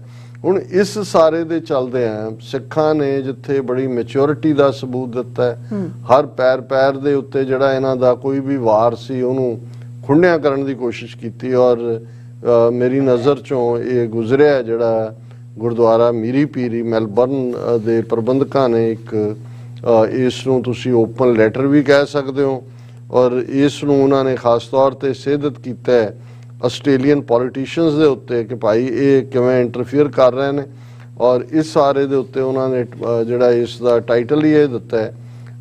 ਔਰ ਇਹ ਰਾਈਟ ਅਪ ਬੇਸ਼ੱਕ ਦਸੰਬਰ ਮਹੀਨੇ ਦਾ ਹੈ, ਅਸੀਂ ਜਨਵਰੀ 'ਚ ਗੱਲ ਕਰ ਰਹੇ ਹਾਂ, ਲੇਕਿਨ ਇਹ ਇੰਪੋਰਟੈਂਟ ਹੈ ਕਿ ਜਦੋਂ ਅਸੀਂ ਗੁਰਦੁਆਰਾ ਮੀਰੀ ਪੀਰੀ ਦੇ ਕੰਟੈਕਸਟ 'ਚ ਗੱਲ ਕਰਦੇ ਹਾਂ, ਕਿਉਂਕਿ ਜਦੋਂ ਨੈਗੇਟਿਵ ਪ੍ਰੋਪੇਗੈਂਡਾ ਸ਼ੁਰੂ ਹੁੰਦਾ ਹੈ ਕਿਸੇ ਪਾਸਿਓਂ ਤੇ ਇਹ ਕੁਦਰਤੀ ਹੈ ਕਿ ਇੱਕ ਦਬਾਅ ਬਣਦਾ ਹੈ। ਔਰ ਜਿਨ੍ਹਾਂ ਨੇ ਪ੍ਰੋਪੇਗੈਂਡਾ ਕੈਂਪੇਨ ਸ਼ੁਰੂ ਕੀਤੀ ਹੁੰਦੀ ਹੈ ਉਹਨਾਂ ਨੂੰ ਵੀ ਪਤਾ ਹੁੰਦਾ ਹੈ ਵੀ ਉਹਨਾਂ ਨੇ ਇਸ ਦੇ ਥੱਲੇ ਤਾਂ ਨਹੀਂ ਹੈ ਕਿ ਕੋਈ ਟੋਟਲ ਚੀਜ਼ ਆਂਡੂ ਹੋ ਜਾਏ। ਹਾਲਾਂ ਉਹਨਾਂ ਦੀ ਪਹਿਲੀ ਇੰਟੈਂਟ ਡਿਪਲੋਮੈਟਿਕਲੀ ਤਾਂ ਸੀ, ਜਿਵੇਂ ਕੈਨੇਡਾ ਦੇ ਉੱਤੇ ਗਵਰਨਮੈਂਟ ਦੇ ਉੱਤੇ ਸੀ ਕਿ ਰੈਫਰੈਂਡਮ ਬੈਨ ਕਰ, ਆਸਟ੍ਰੇਲੀਆ ਉੱਤੇ ਵੀ ਸੀ। ਫਿਰ ਇਹ ਸੀ ਕਿ ਇੱਕ ਖੌਫ ਪੈਦਾ ਕਰ ਦਿਓ ਕਿ ਭਾਈ ਵਾਇਲੈਂਸ ਹੋਏਗੀ, ਫਿਰ ਆਪ ਹੀ ਵਾਇਲੈਂਸ ਕਰਾ ਕੇ ਕਰੋ ਜੀ, ਅਸੀਂ ਤਾਂ ਪਹਿਲਾਂ ਹੀ ਕਿਹਾ ਸੀ। ਲੇਕਿਨ ਇਸ ਦਾ ਅਸਰ ਇਹ ਜ਼ਰੂਰ ਹੁੰਦਾ ਹੈ ਕਿ ਇੱਕ ਆਮ ਤਬਕਾ ਜਿਹੜਾ ਅਦਰਵਾਈਜ਼ ਦਿਲੋਂ ਸਿੰਪੈਥਾਈਜ਼ ਕਰ ਰਿਹਾ ਹੁੰਦਾ ਕਾਜ਼ ਦੇ ਨਾਲ ਜਾਂ ਦੂਜਾ, ਉਹ ਕਿਸੇ ਕੰਟਰੋਵਰਸੀ 'ਚ ਨਹੀਂ ਆਉਣਾ ਚਾਹੁੰਦਾ, ਉਹ ਥੋੜਾ ਜਿਹਾ ਸਟੈਪ ਬੈਕ ਕਰਦਾ। ਇਹ ਵੀ ਉਹਨਾਂ ਦੀ ਇੰਟੈਂਟ ਹੁੰਦੀ ਹੈ।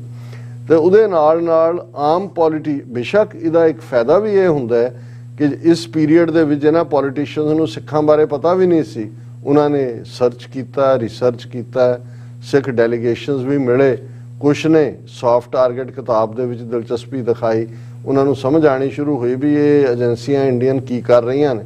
ਇਹ ਇਹਦੀ ਪੋਜ਼ਿਟਿਵ ਸਾਈਡ ਹੈ। ਫਲਿਪ ਸਾਈਡ ਇਹ ਹੈ ਕਿ ਜਿਹੜਾ ਵੱਡਾ ਜਮਾਵੜਾ ਹੁੰਦਾ ਹੈ ਜਦੋਂ ਕੋਈ ਨੈਗੇਟਿਵਿਟੀ ਨਾ ਕਰ ਰਿਹਾ ਹੋਏ, ਉਹ ਥੋੜਾ ਜਿਹਾ ਛੱਟਦਾ ਹੈ। ਔਰ ਇਹ ਮੀਰੀ ਪੀਰੀ ਗੁਰਦੁਆਰਾ ਸਾਹਿਬ ਦੀ ਜਿਹੜੀ ਲਿਖਤ ਹੈ, ਜਿਵੇਂ ਮੈਂ ਕਿਹਾ ਵੀ ਉਸ ਦੇ ਵਿੱਚ ਜਿਹੜਾ ਪਾਰਟ ਮੈਂ ਅਗੇਨ ਦੁਹਰਾਉਣਾ ਚਾਹੁੰਦਾ ਕਿ ਉਹਨਾਂ ਨੇ ਇਹ ਕੈਨੇਡੀਅਨ ਪੋਲੀਟੀਸ਼ੀਅਨਸ ਦੇ ਉੱਤੇ ਸੁੱਟਿਆ ਲਿਆ ਕੇ ਕਿ it is responsibility of every Australian politician who believes in free speech, justice and democracy, that Sikhs should not feel obliged to prove their commitment for the peaceful society. ਕਿ ਬਈ ਵਿਰੋਧੀ Indian ਏਜੰਸੀਆਂ ਇਲਜ਼ਾਮ ਤੋਂ ਬਾਅਦ ਇਲਜ਼ਾਮ ਲਾ ਰਹੀਆਂ ਨੇ, ਤੁਹਾਨੂੰ ਉਹ ਟਾਰਗੇਟ ਕਰ ਰਹੀਆਂ ਨੇ, ਤੇ ਇਹ ਕੋਈ ਸਾਡੀ ਜ਼ਿੰਮੇਵਾਰੀ ਨਹੀਂ ਹੈ ਕਿ ਵੀ ਤੁਸੀਂ ਇਹ ਕਰੋ ਕਿ ਵੀ ਅਸੀਂ ਇਹ ਬਾਰ-ਬਾਰ ਤੁਹਾਡੇ ਸਾਹਮਣੇ ਪ੍ਰੂਵ ਕਰੀਏ ਕਿ ਜੀ ਅਸੀਂ ਪੀਸਫੁਲ ਸੋਸਾਇਟੀ 'ਚ ਯਕੀਨ ਰੱਖਦੇ ਹਾਂ। ਇਹ every politician must speak against the design of Indian government to target the Sikhs before it is too late. ਕਿ ਇਹ ਹੁਣ ਇਹ ਹੈ ਜਿਹੜੀ ਮੈਨੂੰ ਬਹੁਤ ਸਮਾਰਟ ਅਪਰੋਚ ਲੱਗੀ ਜਦੋਂ ਅਸੀਂ ਪਹਿਲਾਂ ਇਹਨੂੰ ਡਿਸਕਸ ਕੀਤਾ, ਉਦੋਂ ਇਹ ਐਂਗਲ ਮੇਰੇ ਮਾਈਂਡ 'ਚ ਨਹੀਂ ਸੀ ਆਇਆ ਕਿ ਵੀ ਉਹਨਾਂ ਨੇ ਕਿਹਾ ਕਿ ਵੀ ਬਜਾਏ ਕਿ ਹੁਣ ਅਸੀਂ ਜਦੋਂ ਕੋਈ ਕਹਿੰਦਾ ਜੀ ਨਹੀਂ ਸਿਕਸ ਆਰ ਦਿਸ ਸਾਡਾ ਪਹਿਲਾਂ ਹੁੰਦਾ ਨਾ ਉਹਨਾਂ ਨੂੰ ਵੀ ਆਰ ਵੈਰੀ ਪੀਸਫੁਲ ਵੇ, ਉਹ ਕਹਿੰਦੇ ਇਹ ਤੁਹਾਡਾ ਕੰਮ ਹੈ। ਕਿਉਂਕਿ ਹੁਣ ਨਜ਼ਰ ਆ ਰਿਹਾ ਹੈ, ਸਾਹਮਣੇ ਆ ਗਿਆ ਕਿ ਇੰਡੀਅਨ ਏਜੰਸੀਜ਼ ਕਿਵੇਂ ਡਾਇਰੈਕਟਲੀ ਸਿੱਖਾਂ ਦੇ ਮਾਮਲਿਆਂ 'ਚ ਇੰਟਰਫੀਅਰ ਕਰ ਰਹੀਆਂ ਨੇ, ਬਦਨਾਮ ਕਰਨ ਦੀ ਕੋਸ਼ਿਸ਼ ਕਰ ਰਹੀਆਂ ਨੇ, ਸਾਨੂੰ ਇੱਕ ਵਾਇਲੈਂਟ ਕਮਿਊਨਿਟੀ ਸਾਬਤ ਕਰਨ ਦੀ ਕੋਸ਼ਿਸ਼ ਕਰ ਰਹੀਆਂ ਨੇ। ਔਰ ਇਹ ਤੁਸੀਂ ਪੋਲੀਟੀਸ਼ੀਅਨਸ ਨੇ ਦੇਖਣਾ ਜਿਹੜੇ ਤੁਸੀਂ ਫ੍ਰੀ ਸਪੀਚ, ਜਸਟਿਸ ਔਰ ਡੈਮੋਕ੍ਰੇਸੀ 'ਚ ਯਕੀਨ ਕਰਦੇ ਹੋ ਕਿ ਬਈ ਇਹ ਹੁਣ ਸਾਡੀ ਜ਼ਿੰਮੇਵਾਰੀ ਨਹੀਂ ਹੈ ਵੀ ਅਸੀਂ ਪ੍ਰੂਵ ਕਰੀਏ ਕਿ ਜੀ ਅਸੀਂ ਪੀਸਫੁਲ ਸੋਸਾਇਟੀ 'ਚ ਰਹਿਣ ਵਾਲੇ ਲੋਕ ਹੈ। Every politician must speak against the design of Indian government, ਕਿ ਹਰ ਸਿਆਸਤਦਾਨ ਬੋਲੇ ਇੰਡੀਅਨ ਗਵਰਨਮੈਂਟ ਦਾ ਜਿਹੜਾ ਡਿਜ਼ਾਈਨ ਹੈ to target the Sikhs before it, ਇਸ ਤੋਂ ਪਹਿਲਾਂ ਕਿ ਮੌਕਾ ਹੱਥੋਂ ਨਿਕਲ ਜਾਏ। ਔਰ ਉਹ ਉਹਦੇ 'ਚ ਉਹਨਾਂ ਨੇ ਫਿਰ ਜਿਹੜੀ ਪੈਟੀਸ਼ਨ ਸਿੱਖ ਜੈਨੋਸਾਈਡ ਪੈਟੀਸ਼ਨ 2012 ਦੀ ਆਸਟ੍ਰੇਲੀਅਨ ਪਾਰਲੀਮੈਂਟ ਦੇ ਵਿੱਚ ਜਿਹੜੀ ਹੈ ਉਹ ਪਈ ਹੋਈ ਹੈ, ਉਸ ਦੇ ਉੱਤੇ ਵੀ ਉਹਨਾਂ ਨੇ ਕਿਹਾ ਵੀ ਇਸ ਨੂੰ ਸਪੋਰਟ ਕਰੋ। ਸੋ ਅਸੀਂ ਜਿੱਥੇ ਆਪਣੇ ਆਸਟ੍ਰੇਲੀਅਨ ਵੀਰਾਂ ਭੈਣਾਂ ਦਾ ਜਿਹੜੇ ਕਿ ਪੰਥ ਲਈ ਸੋਚਦੇ ਨੇ, ਹਰ ਕੋਈ ਕੁਛ ਨਾ ਕੁਛ ਕਰਨ ਦੀ ਵੀ ਕੋਸ਼ਿਸ਼ ਕਰਦਾ ਹੈ, ਕੁਝ ਚੀਜ਼ਾਂ ਡਿਸਕਸ ਹੋ ਸਕਦੀਆਂ ਨੇ, ਕੁਝ ਨਹੀਂ ਹੋ ਸਕਦੀਆਂ, ਕਿਉਂਕਿ ਬਹੁਤ ਵਾਰ ਡਿਪਲੋਮੇਸੀ ਜਾਂ ਤੁਹਾਡੀ ਲੌਬੀ ਉਹੀ ਹੁੰਦੀ ਹੈ ਜਦੋਂ ਕਿ ਨਤੀਜਾ ਸਾਹਮਣੇ ਆਏ ਤੇ ਤੁਸੀਂ ਗੱਲ ਕਰੋ। ਕਿਉਂਕਿ ਸਾਡਾ ਵਾਹ ਉਸ ਹਕੂਮਤ ਦੇ ਨਾਲ, ਉਹਨਾਂ ਦੀਆਂ ਏਜੰਸੀਆਂ ਨਾਲ ਹੈ ਜਿਨ੍ਹਾਂ ਨੇ ਜਿਵੇਂ ਆਸਟ੍ਰੇਲੀਆ ਦਾ ਇੱਥੇ ਤਰਨਜੀਤ ਸਿੰਘ ਸੰਧੂ ਨੂੰ ਅੱਗੋਂ ਐਕਸਟੈਂਸ਼ਨ ਦੇ ਕੇ ਐਂਬੈਸਡਰ ਲਾਇਆ ਹੋਇਆ, ਉੱਥੇ ਵੀ ਉਹਨਾਂ ਨੇ ਇੱਕ ਜਿਹੜੇ ਨੇ ਇੱਕ ਜਾਂ ਦੋ ਇਸ ਕਿਸਮ ਦੇ ਪਤਤ ਜਿਹੜੇ ਆਪਣੇ ਆਪ ਨੂੰ ਸਿੱਖ ਕਲੇਮ ਕਰਦੇ ਨੇ ਉਹ ਕੌਂਸਲ ਜਨਰਲ ਲਿਆ ਕੇ ਲਾਏ ਨੇ, ਜਿਨ੍ਹਾਂ ਦਾ ਕੰਮ ਹੀ ਇਹ ਹੈ ਕਿ ਉਹਨਾਂ ਨੇ ਸਿੱਖਾਂ 'ਚ ਧੜੇਬਾਜ਼ੀ ਖੜੀ ਕਰਨੀ ਹੈ। ਇੱਕ ਗੁਰਦੁਆਰੇ 'ਚ ਤੁਸੀਂ ਵੜ ਜਾਓ ਜਾ ਕੇ ਔਰ ਦੂਜਿਆਂ ਦੇ ਉੱਤੇ ਪ੍ਰੈਸ਼ਰ ਬਿਲਡ ਕਰੋ ਕਿ ਜੀ ਸੱਦੋ, ਔਰ ਫਿਰ ਜਿਹੜਾ ਉਹ ਆਪਸੀ ਧੜੇ ਔਰ ਦੂਜੇ ਔਰ ਆਪਣੇ ਵੀ ਬਹੁਤ ਵਾਰ ਅਸੀਂ ਇਹ ਰਿਅਲਾਈਜ਼ ਨਹੀਂ ਕਰਦੇ ਵੀ ਕਈ ਸਸਤੇ ਵਿਕਣ ਤੱਕ ਵੀ ਜਾਂਦੇ ਨੇ। ਸੋ ਅਸੀਂ ਮੁਕੰਮਲ ਹਮਾਇਤ ਕਰਦੇ ਹਾਂ ਆਪਣੇ ਉਹਨਾਂ ਆਸਟ੍ਰੇਲੀਅਨ ਵੀਰਾਂ ਭੈਣਾਂ ਦੀ ਜਿਹੜੇ ਕੌਮੀ ਆਜ਼ਾਦੀ ਦੇ ਲਈ well within the ambit of law. ਔਰ ਇਹ ਗੱਲ ਮੈਂ ਫਿਰ ਦੁਹਰਾਉਣਾ ਚਾਹੁੰਦਾ ਕਿ ਦੁਸ਼ਮਣ ਵੱਲੋਂ ਪ੍ਰੋਵੋਕੇਸ਼ਨ ਦੇ ਵਿੱਚ ਕੋਈ ਕਮੀ ਨਹੀਂ ਹੈ, ਲੇਕਿਨ ਕਾਨੂੰਨ ਦੇ ਦਾਇਰੇ 'ਚ ਰਹਿੰਦੇ ਹਾਂ ਜਿੱਥੇ ਅਸੀਂ ਆਪਣਾ ਹੱਕ ਰਾਈਟ ਆਫ ਸੈਲਫ ਡਿਟਰਮੀਨੇਸ਼ਨ ਦਾ ਲੈਣਾ, ਖਾਲਿਸਤਾਨ ਦਾ ਲੈਣਾ, ਉੱਥੇ ਇਹਨਾਂ ਦੇ ਹਰ ਮਾੜੇ ਇਰਾਦੇ ਨੂੰ, ਮਾੜੇ ਇਹਨਾਂ ਦੇ ਏਜੰਡੇ ਨੂੰ ਅਨਮਾਸਕ ਵੀ ਕਰਨਾ, ਉਸ ਦਾ ਮੁਖੌਟਾ ਵੀ ਲਾਉਣਾ, ਪਰ ਉਹਦੇ ਨਾਲ ਨਾਲ ਜਿਹੜਾ ਪ੍ਰੋਐਕਟਿਵ ਅਪਰੋਚ ਵੀ ਸਾਡੀ ਹੋਣੀ ਚਾਹੀਦੀ। ਜੀ ਡਾਕਟਰ ਸਾਹਿਬ ਤੁਹਾਡਾ ਬਹੁਤ ਬਹੁਤ ਧੰਨਵਾਦ। ਸਾਥ ਲੈਣਾ ਬ੍ਰੇਕ। ਵਿਊਅਰਸ ਤੁਸੀਂ ਕਿਤੇ ਨਹੀਂ ਜਾਣਾ, ਮਿਲਦੇ ਹਾਂ after this short break.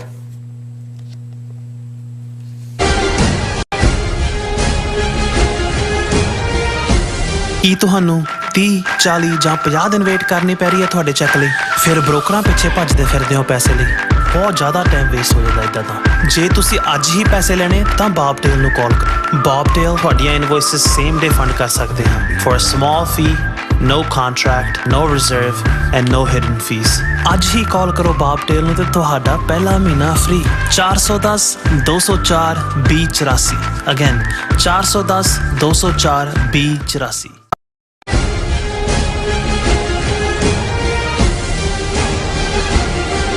So viewers ਗੱਲਬਾਤ ਕਰਨ ਜਾ ਰਹੇ ਹਾਂ ਜਿਸ ਤਰ੍ਹਾਂ ਕਿ ਵਿਨੀ ਕੌਰ ਭੈਣ ਜੀ ਸਾਨੂੰ ਹਮੇਸ਼ਾ ਹੀ ਲਿਖਦੇ ਨੇ ਔਰ ਉਹਨਾਂ ਬਾਰੇ ਗੱਲਬਾਤ ਕਰਨ ਜਾ ਰਹੇ ਹਾਂ। ਉਹਨਾਂ ਦਾ ਹਮੇਸ਼ਾ ਹੀ ਜਿਹੜਾ ਕੁਐਸਚਨ ਹੁੰਦਾ ਉਹ ਧਾਰਮਿਕ ਮੁੱਦੇ ਤੇ ਹੁੰਦਾ ਹੈ, ਸੋ ਉਸ ਬਾਰੇ ਗੱਲਬਾਤ ਕਰਨ ਜਾ ਰਹੇ ਹਾਂ। ਸੋ ਅਸੀਂ ਚਾਹਾਂਗੇ ਕਿ ਤੁਸੀਂ ਇਸੇ ਤਰ੍ਹਾਂ ਬਣੇ ਰਹਿਣਾ। ਦੇਖਣ ਸੁਣਨ ਲਈ ਤੁਹਾਡਾ ਸਭ ਦਾ ਬਹੁਤ ਬਹੁਤ ਸ਼ੁਕਰੀਆ। ਜੀ ਡਾਕਟਰ ਸਾਹਿਬ ਕੀ ਕਹਿਣਾ ਚਾਹੋਗੇ? ਦੇਖੋ ਬੀਬੀ ਵਿਨੀ ਕੌਰ ਜੀ ਨੇ ਜਿਹੜਾ ਸਵਾਲ ਪੁੱਛਿਆ ਹੈ, ਉਹਦੇ 'ਚ ਉਹਨਾਂ ਨੇ ਕਿਹਾ ਕਿ ਗੁਰੂ ਨਾਨਕ ਸਾਹਿਬ ਦਾ ਫਰਮਾਨ ਹੈ, ਸੱਚੋਂ ਰਹਿ ਸਭ ਕੋ ਉੱਪਰ ਸੱਚ ਆਚਾਰ। ਸੋ ਉਹਦੇ 'ਚ ਉਹਨਾਂ ਨੇ ਕਿਹਾ ਕਿ ਜੀ wood you say the message is true conduct ਔਰ ਟਰੂ ਲਿਵਿੰਗ, ਕਿ ਵੀ ਇਹ ਤੁਹਾਡਾ ਇਖਲਾਕ ਜਾਂ ਤੁਹਾਡਾ ਜਿਹੜਾ ਵਰਤਾਰਾ ਹੈ ਉਹ ਸੱਚ ਹੋਣਾ ਚਾਹੀਦਾ ਹੈ, ਔਰ true living is above honesty, ਕਿ ਵੀ ਉਹਨਾਂ ਨੇ ਕੀ ਗੁਰੂ ਸਾਹਿਬ ਨੇ ਕਿਹਾ ਵੀ ਜਿਹੜਾ ਤੁਹਾਡਾ ਰਹਿਣ ਸਹਿਣ ਹੈ ਉਹ ਇਮਾਨਦਾਰੀ ਤੋਂ ਉੱਪਰ ਹੋਣਾ ਚਾਹੀਦਾ ਹੈ। ਫਿਰ ਉਹਨਾਂ ਨੇ ਕਿਹਾ we does this link with the thought that we are not to just learn theory, we must put into practice, not just ਪੜ੍ਹ ਗੱਡੀ ਲੱਦੀ ਹੈ, ਵੀ ਅਸੀਂ ਸਿਰਫ ਜ਼ਬਾਨੀ ਕਲਾਮੀ ਗਿਆਨ ਲੈਣ ਦੇ ਨਹੀਂ, ਅਸੀਂ ਉਸ ਨੂੰ ਇਨ ਪ੍ਰੈਕਟਿਸ ਵੀ ਪੁੱਟ ਕਰੀਏ। ਫਿਰ ਉਹਨਾਂ ਨੇ ਜੌਨ ਰਸਕਿਨ ਦੀ ਇੱਕ ਕੋਟ ਨੂੰ ਕੀਤਾ, ਬੜੀ ਬਿਊਟੀਫੁਲ ਕੋਟ ਹੈ ਜੀ, ਕਿ ਕਾਈਂਡ ਹਾਰਟਸ ਆਰ ਦਾ ਗਾਰਡਨ, ਕਾਈਂਡ ਥਾਟਸ ਆਰ ਦਾ ਰੂਟਸ, ਕਾਈਂਡ ਵਰਡਸ ਆਰ ਦਾ ਬਲੌਸਮਸ, ਕਾਈਂਡ ਡੀਡਸ ਆਰ ਦਾ ਫਰੂਟ, ਕਿ ਜਿਹੜਾ ਦਿਆਲੂ ਦਿਲ ਨੇ, ਦਇਆ ਨਾਲ ਭਰੇ ਹੋਏ ਇਹ ਬਾਗ ਹੁੰਦੇ ਨੇ, ਚਮਨ ਹੁੰਦੇ ਨੇ। ਉਸ ਦੇ ਵਿੱਚ ਜੇ ਤੁਹਾਡੇ ਅੰਦਰ ਦਿਆਲੂ ਖਿਆਲ ਹੋਣ, ਇਹ ਉਸ ਬਾਗ ਦੇ ਚਮਨ ਦੇ ਬੂਟਿਆਂ ਦੀਆਂ ਜੜ੍ਹਾਂ ਨੇ। ਤੁਹਾਡੇ ਜਿਹੜੇ ਲਫ਼ਜ਼ ਨੇ ਉਹ ਉਹਨਾਂ ਬੂਟਿਆਂ ਨੂੰ ਲੱਗੇ ਫੁੱਲ ਨੇ, ਔਰ ਜਿਹੜੇ ਤੁਹਾਡੇ ਕੰਮ ਨੇ, ਕਰਮ ਹੈ ਤੁਹਾਡਾ, ਉਸ ਬੂਟੇ ਨੂੰ ਲੱਗਾ ਫਲ ਹੈ। ਫਿਰ ਉਹਨਾਂ ਨੇ ਇਸ ਸਾਰੇ ਦੇ ਉੱਤੇ ਇਹ ਪੁੱਛਿਆ ਕਿ conduct that Guru is pleased with would be to show kindness, ਜੀ ਦਇਆ ਪ੍ਰਵਾਨ, and to have contentment, to be grateful for what we have and to give thanks, to be patient, ਕਿ ਆਪਣੇ ਅੰਦਰ ਇੱਕ ਸਿਦਕ ਸਬਰ ਰੱਖਣਾ। ਦੇਖੋ ਇਹ ਕੁਦਰਤੀ ਪਿਛਲੇ ਕੱਲ ਹੀ ਇੱਕ ਵਿਚਾਰ ਚਰਚਾ ਦੇ ਵਿੱਚ ਜਿਹੜੀ 1-to-1 ਹੀ ਸੀ, ਮੈਂ ਇਸ ਗੱਲ ਨੂੰ ਦੁਹਰਾ ਰਿਹਾ ਸੀ, ਕਿਉਂਕਿ ਬਹੁਤ ਵਾਰ ਜਦੋਂ ਤੁਸੀਂ ਅੱਡ ਸਕੂਲ ਆਫ ਥਾਟ ਜਾਂ ਮਜ਼ਹਬੀ ਥਾਟ ਵੀ ਦੇਖਦੇ ਹੋ, ਤੇ ਇਹ ਤਾਂ ਹਰ ਕੋਈ ਮੰਨਦਾ ਹੈ ਕਿ ਅਲਟੀਮੇਟ ਸੱਚ ਰੱਬ ਹੈ। ਇਹ ਵੀ ਕਿਹਾ ਜਾਂਦਾ, ਜਦੋਂ ਇਹ ਕਿਹਾ ਜਾਂਦਾ ਹੈ ਕਿ ਟਰੂਥ ਇਜ਼ ਰਿਲੇਟਿਵ, ਮਤਲਬ ਇਹ ਹੈ ਕਿ ਦੁਨੀਆਦਾਰੀ ਦੇ ਵਿਹਾਰ 'ਚ ਕੀ ਸੱਚ ਹੈ ਕੀ ਨਹੀਂ ਹੈ, ਇਹ ਸ਼ਾਇਦ ਉਸ ਕੰਟੈਕਸਟ ਦੇ ਉੱਤੇ ਡਿਪੈਂਡ ਕਰਦਾ ਹੈ। ਲੇਕਿਨ ਜਦੋਂ ਅਸੀਂ ਇਹ ਕਹਿੰਦੇ ਹਾਂ ਕਿ ਮਰਨਾ ਸੱਚ ਤੇ ਜਿਉਣਾ ਝੂਠ, ਤੇ ਅਲਟੀਮੇਟਲੀ ਰੱਬ ਹੀ ਸੱਚ ਹੈ, ਤੇ ਇਹ ਅਲਟੀਮੇਟ ਟਰੂਥ ਦੀ ਗੱਲ ਹੈ। ਈਵਨ ਜਦੋਂ ਅਸੀਂ ਜਸਟਿਸ ਦੀ ਗੱਲ ਵੀ ਕਰਦੇ ਹਾਂ ਕਿ ਉੱਥੇ ਸੱਚੇ ਹੀ ਸੱਚ ਨਿਬੜੇ, ਚੁਣ ਵਕ ਕੱਢੇ ਜਜਮਾਲਿਆ, ਥਾਏ ਨਾ ਪਾਇਨ ਕੂੜਿਆਰ ਮੂੰਹ ਕਾਲੇ, ਦੋਜ਼ਖ ਚਾਲਿਆ, ਤੇਰੇ ਨਾਮ ਰੱਤੇ ਸੇ ਜਿਣ ਗਏ, ਹਾਰ ਗਏ ਸੇ ਠੱਗਣ ਵਾਲਿਆ, ਬਹਿ ਨਾਵੇਂ ਧਰਮ ਬਹਾਲਿਆ। ਕਿ ਵੀ ਇਹ ਜਿਹੜਾ ਧਰਮ ਹੈ, ਰਾਈਟੀਅਸਨੈਸ ਹੈ, ਜਿੱਥੇ ਅਲਟੀਮੇਟਲੀ ਟਰੂਥ ਦੀ ਵਿਕਟਰੀ ਹੁੰਦੀ ਹੈ, ਇਹ ਰੱਬ ਦੀ ਦਰਗਾਹ ਦੀ ਗੱਲ ਹੈ। ਦੁਨੀਆ ਦੇ ਵਿੱਚ ਜਿਵੇਂ ਮੈਂ ਅਕਸਰ ਕਿਹਾ ਕਿ ਵੀ ਜੇ ਤੁਸੀਂ ਝੂਠ ਨੂੰ ਚੈਲੰਜ ਨਾ ਕਰੋ, ਬੇਨਕਾਬ ਨਾ ਕਰੋ, ਤੇ ਝੂਠ ਜਿੱਤਦਾ ਵੀ ਹੈ। 7-8 ਹਜ਼ਾਰ ਸਾਲ ਦੀ ਹਿਊਮਨ ਹਿਸਟਰੀ 'ਚ ਲੰਬਾ ਵਕਤ ਤਾਂ ਝੂਠਿਆਂ ਦੇ ਕੋਲ ਹੀ ਪਾਵਰ ਰਹੀ, ਅੱਜ ਵੀ ਹੈ। ਲੇਕਿਨ ਕਿਉਂਕਿ ਸੱਚ ਦੇ ਰਸਤੇ ਦਾ ਪਾਂਧੀ ਇਸ ਗੱਲ ਨੂੰ ਸਮਝਦਾ ਹੁੰਦਾ ਹੈ, ਉਹ ਤਾਂ ਆਪਣੇ ਪ੍ਰੀਤਮ, ਆਪਣੇ ਪਿਆਰੇ, ਆਪਣੇ ਮੇਕਰ, ਉਸ ਦੀ ਖੁਸ਼ੀ ਦੇ ਲਈ ਹਰ ਪਲ ਜਿਉ ਰਿਹਾ ਹੁੰਦਾ ਹੈ।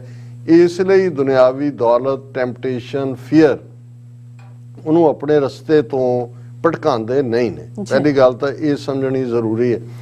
ਦੂਸਰਾ, ਇੱਕ ਤਬਕਾ ਧਰਮਾਂ ਦੇ ਵਿੱਚ ਜਿਹੜੇ ਆਪਣੇ ਆਪ ਨੂੰ ਮੰਕ ਜਾਂ ਸੰਨਿਆਸੀ ਜਾਂ ਭਿਕਸ਼ੂ ਜਾਂ ਫਰਾਇਰ, ਇਹ ਸਾਰੇ ਲਕਬਾਂ ਦੇ ਨਾਲ ਦੁਨੀਆ ਤੋਂ ਦੂਰ ਚਲੇ ਜਾਂਦੇ ਸੀ, ਇਹ ਮੰਨ ਕੇ ਕਿ ਦੁਨੀਆ 'ਚ ਝੂਠ ਤੋਂ ਬਿਨਾਂ ਜੀਵਿਆ ਨਹੀਂ ਜਾ ਸਕਦਾ, ਔਰ ਇਹ ਮਾਇਆ ਇਸ ਨੇ ਤੁਹਾਨੂੰ ਬੰਨਿਆ ਹੋਇਆ ਹੈ। ਇਸ ਲਈ ਜੇ ਤੁਸੀਂ ਇਸ ਦੇ ਵਿੱਚ ਹੀ ਨਹੀਂ ਪੈਂਦੇ, ਗਲਤਾਨ ਹੀ ਨਹੀਂ ਹੁੰਦੇ ਦੁਨੀਆਦਾਰੀ ਦੇ ਵਿੱਚ, ਤੇ ਤੁਸੀਂ, ਤੁਹਾਡੇ ਥਾਟਸ ਪਿਓਰ ਰਹਿਣਗੇ, ਤੁਸੀਂ ਉਸ ਆਪਣੇ ਮੇਕਰ ਨੂੰ, ਸੱਚ ਨੂੰ ਜਾਣੋਗੇ।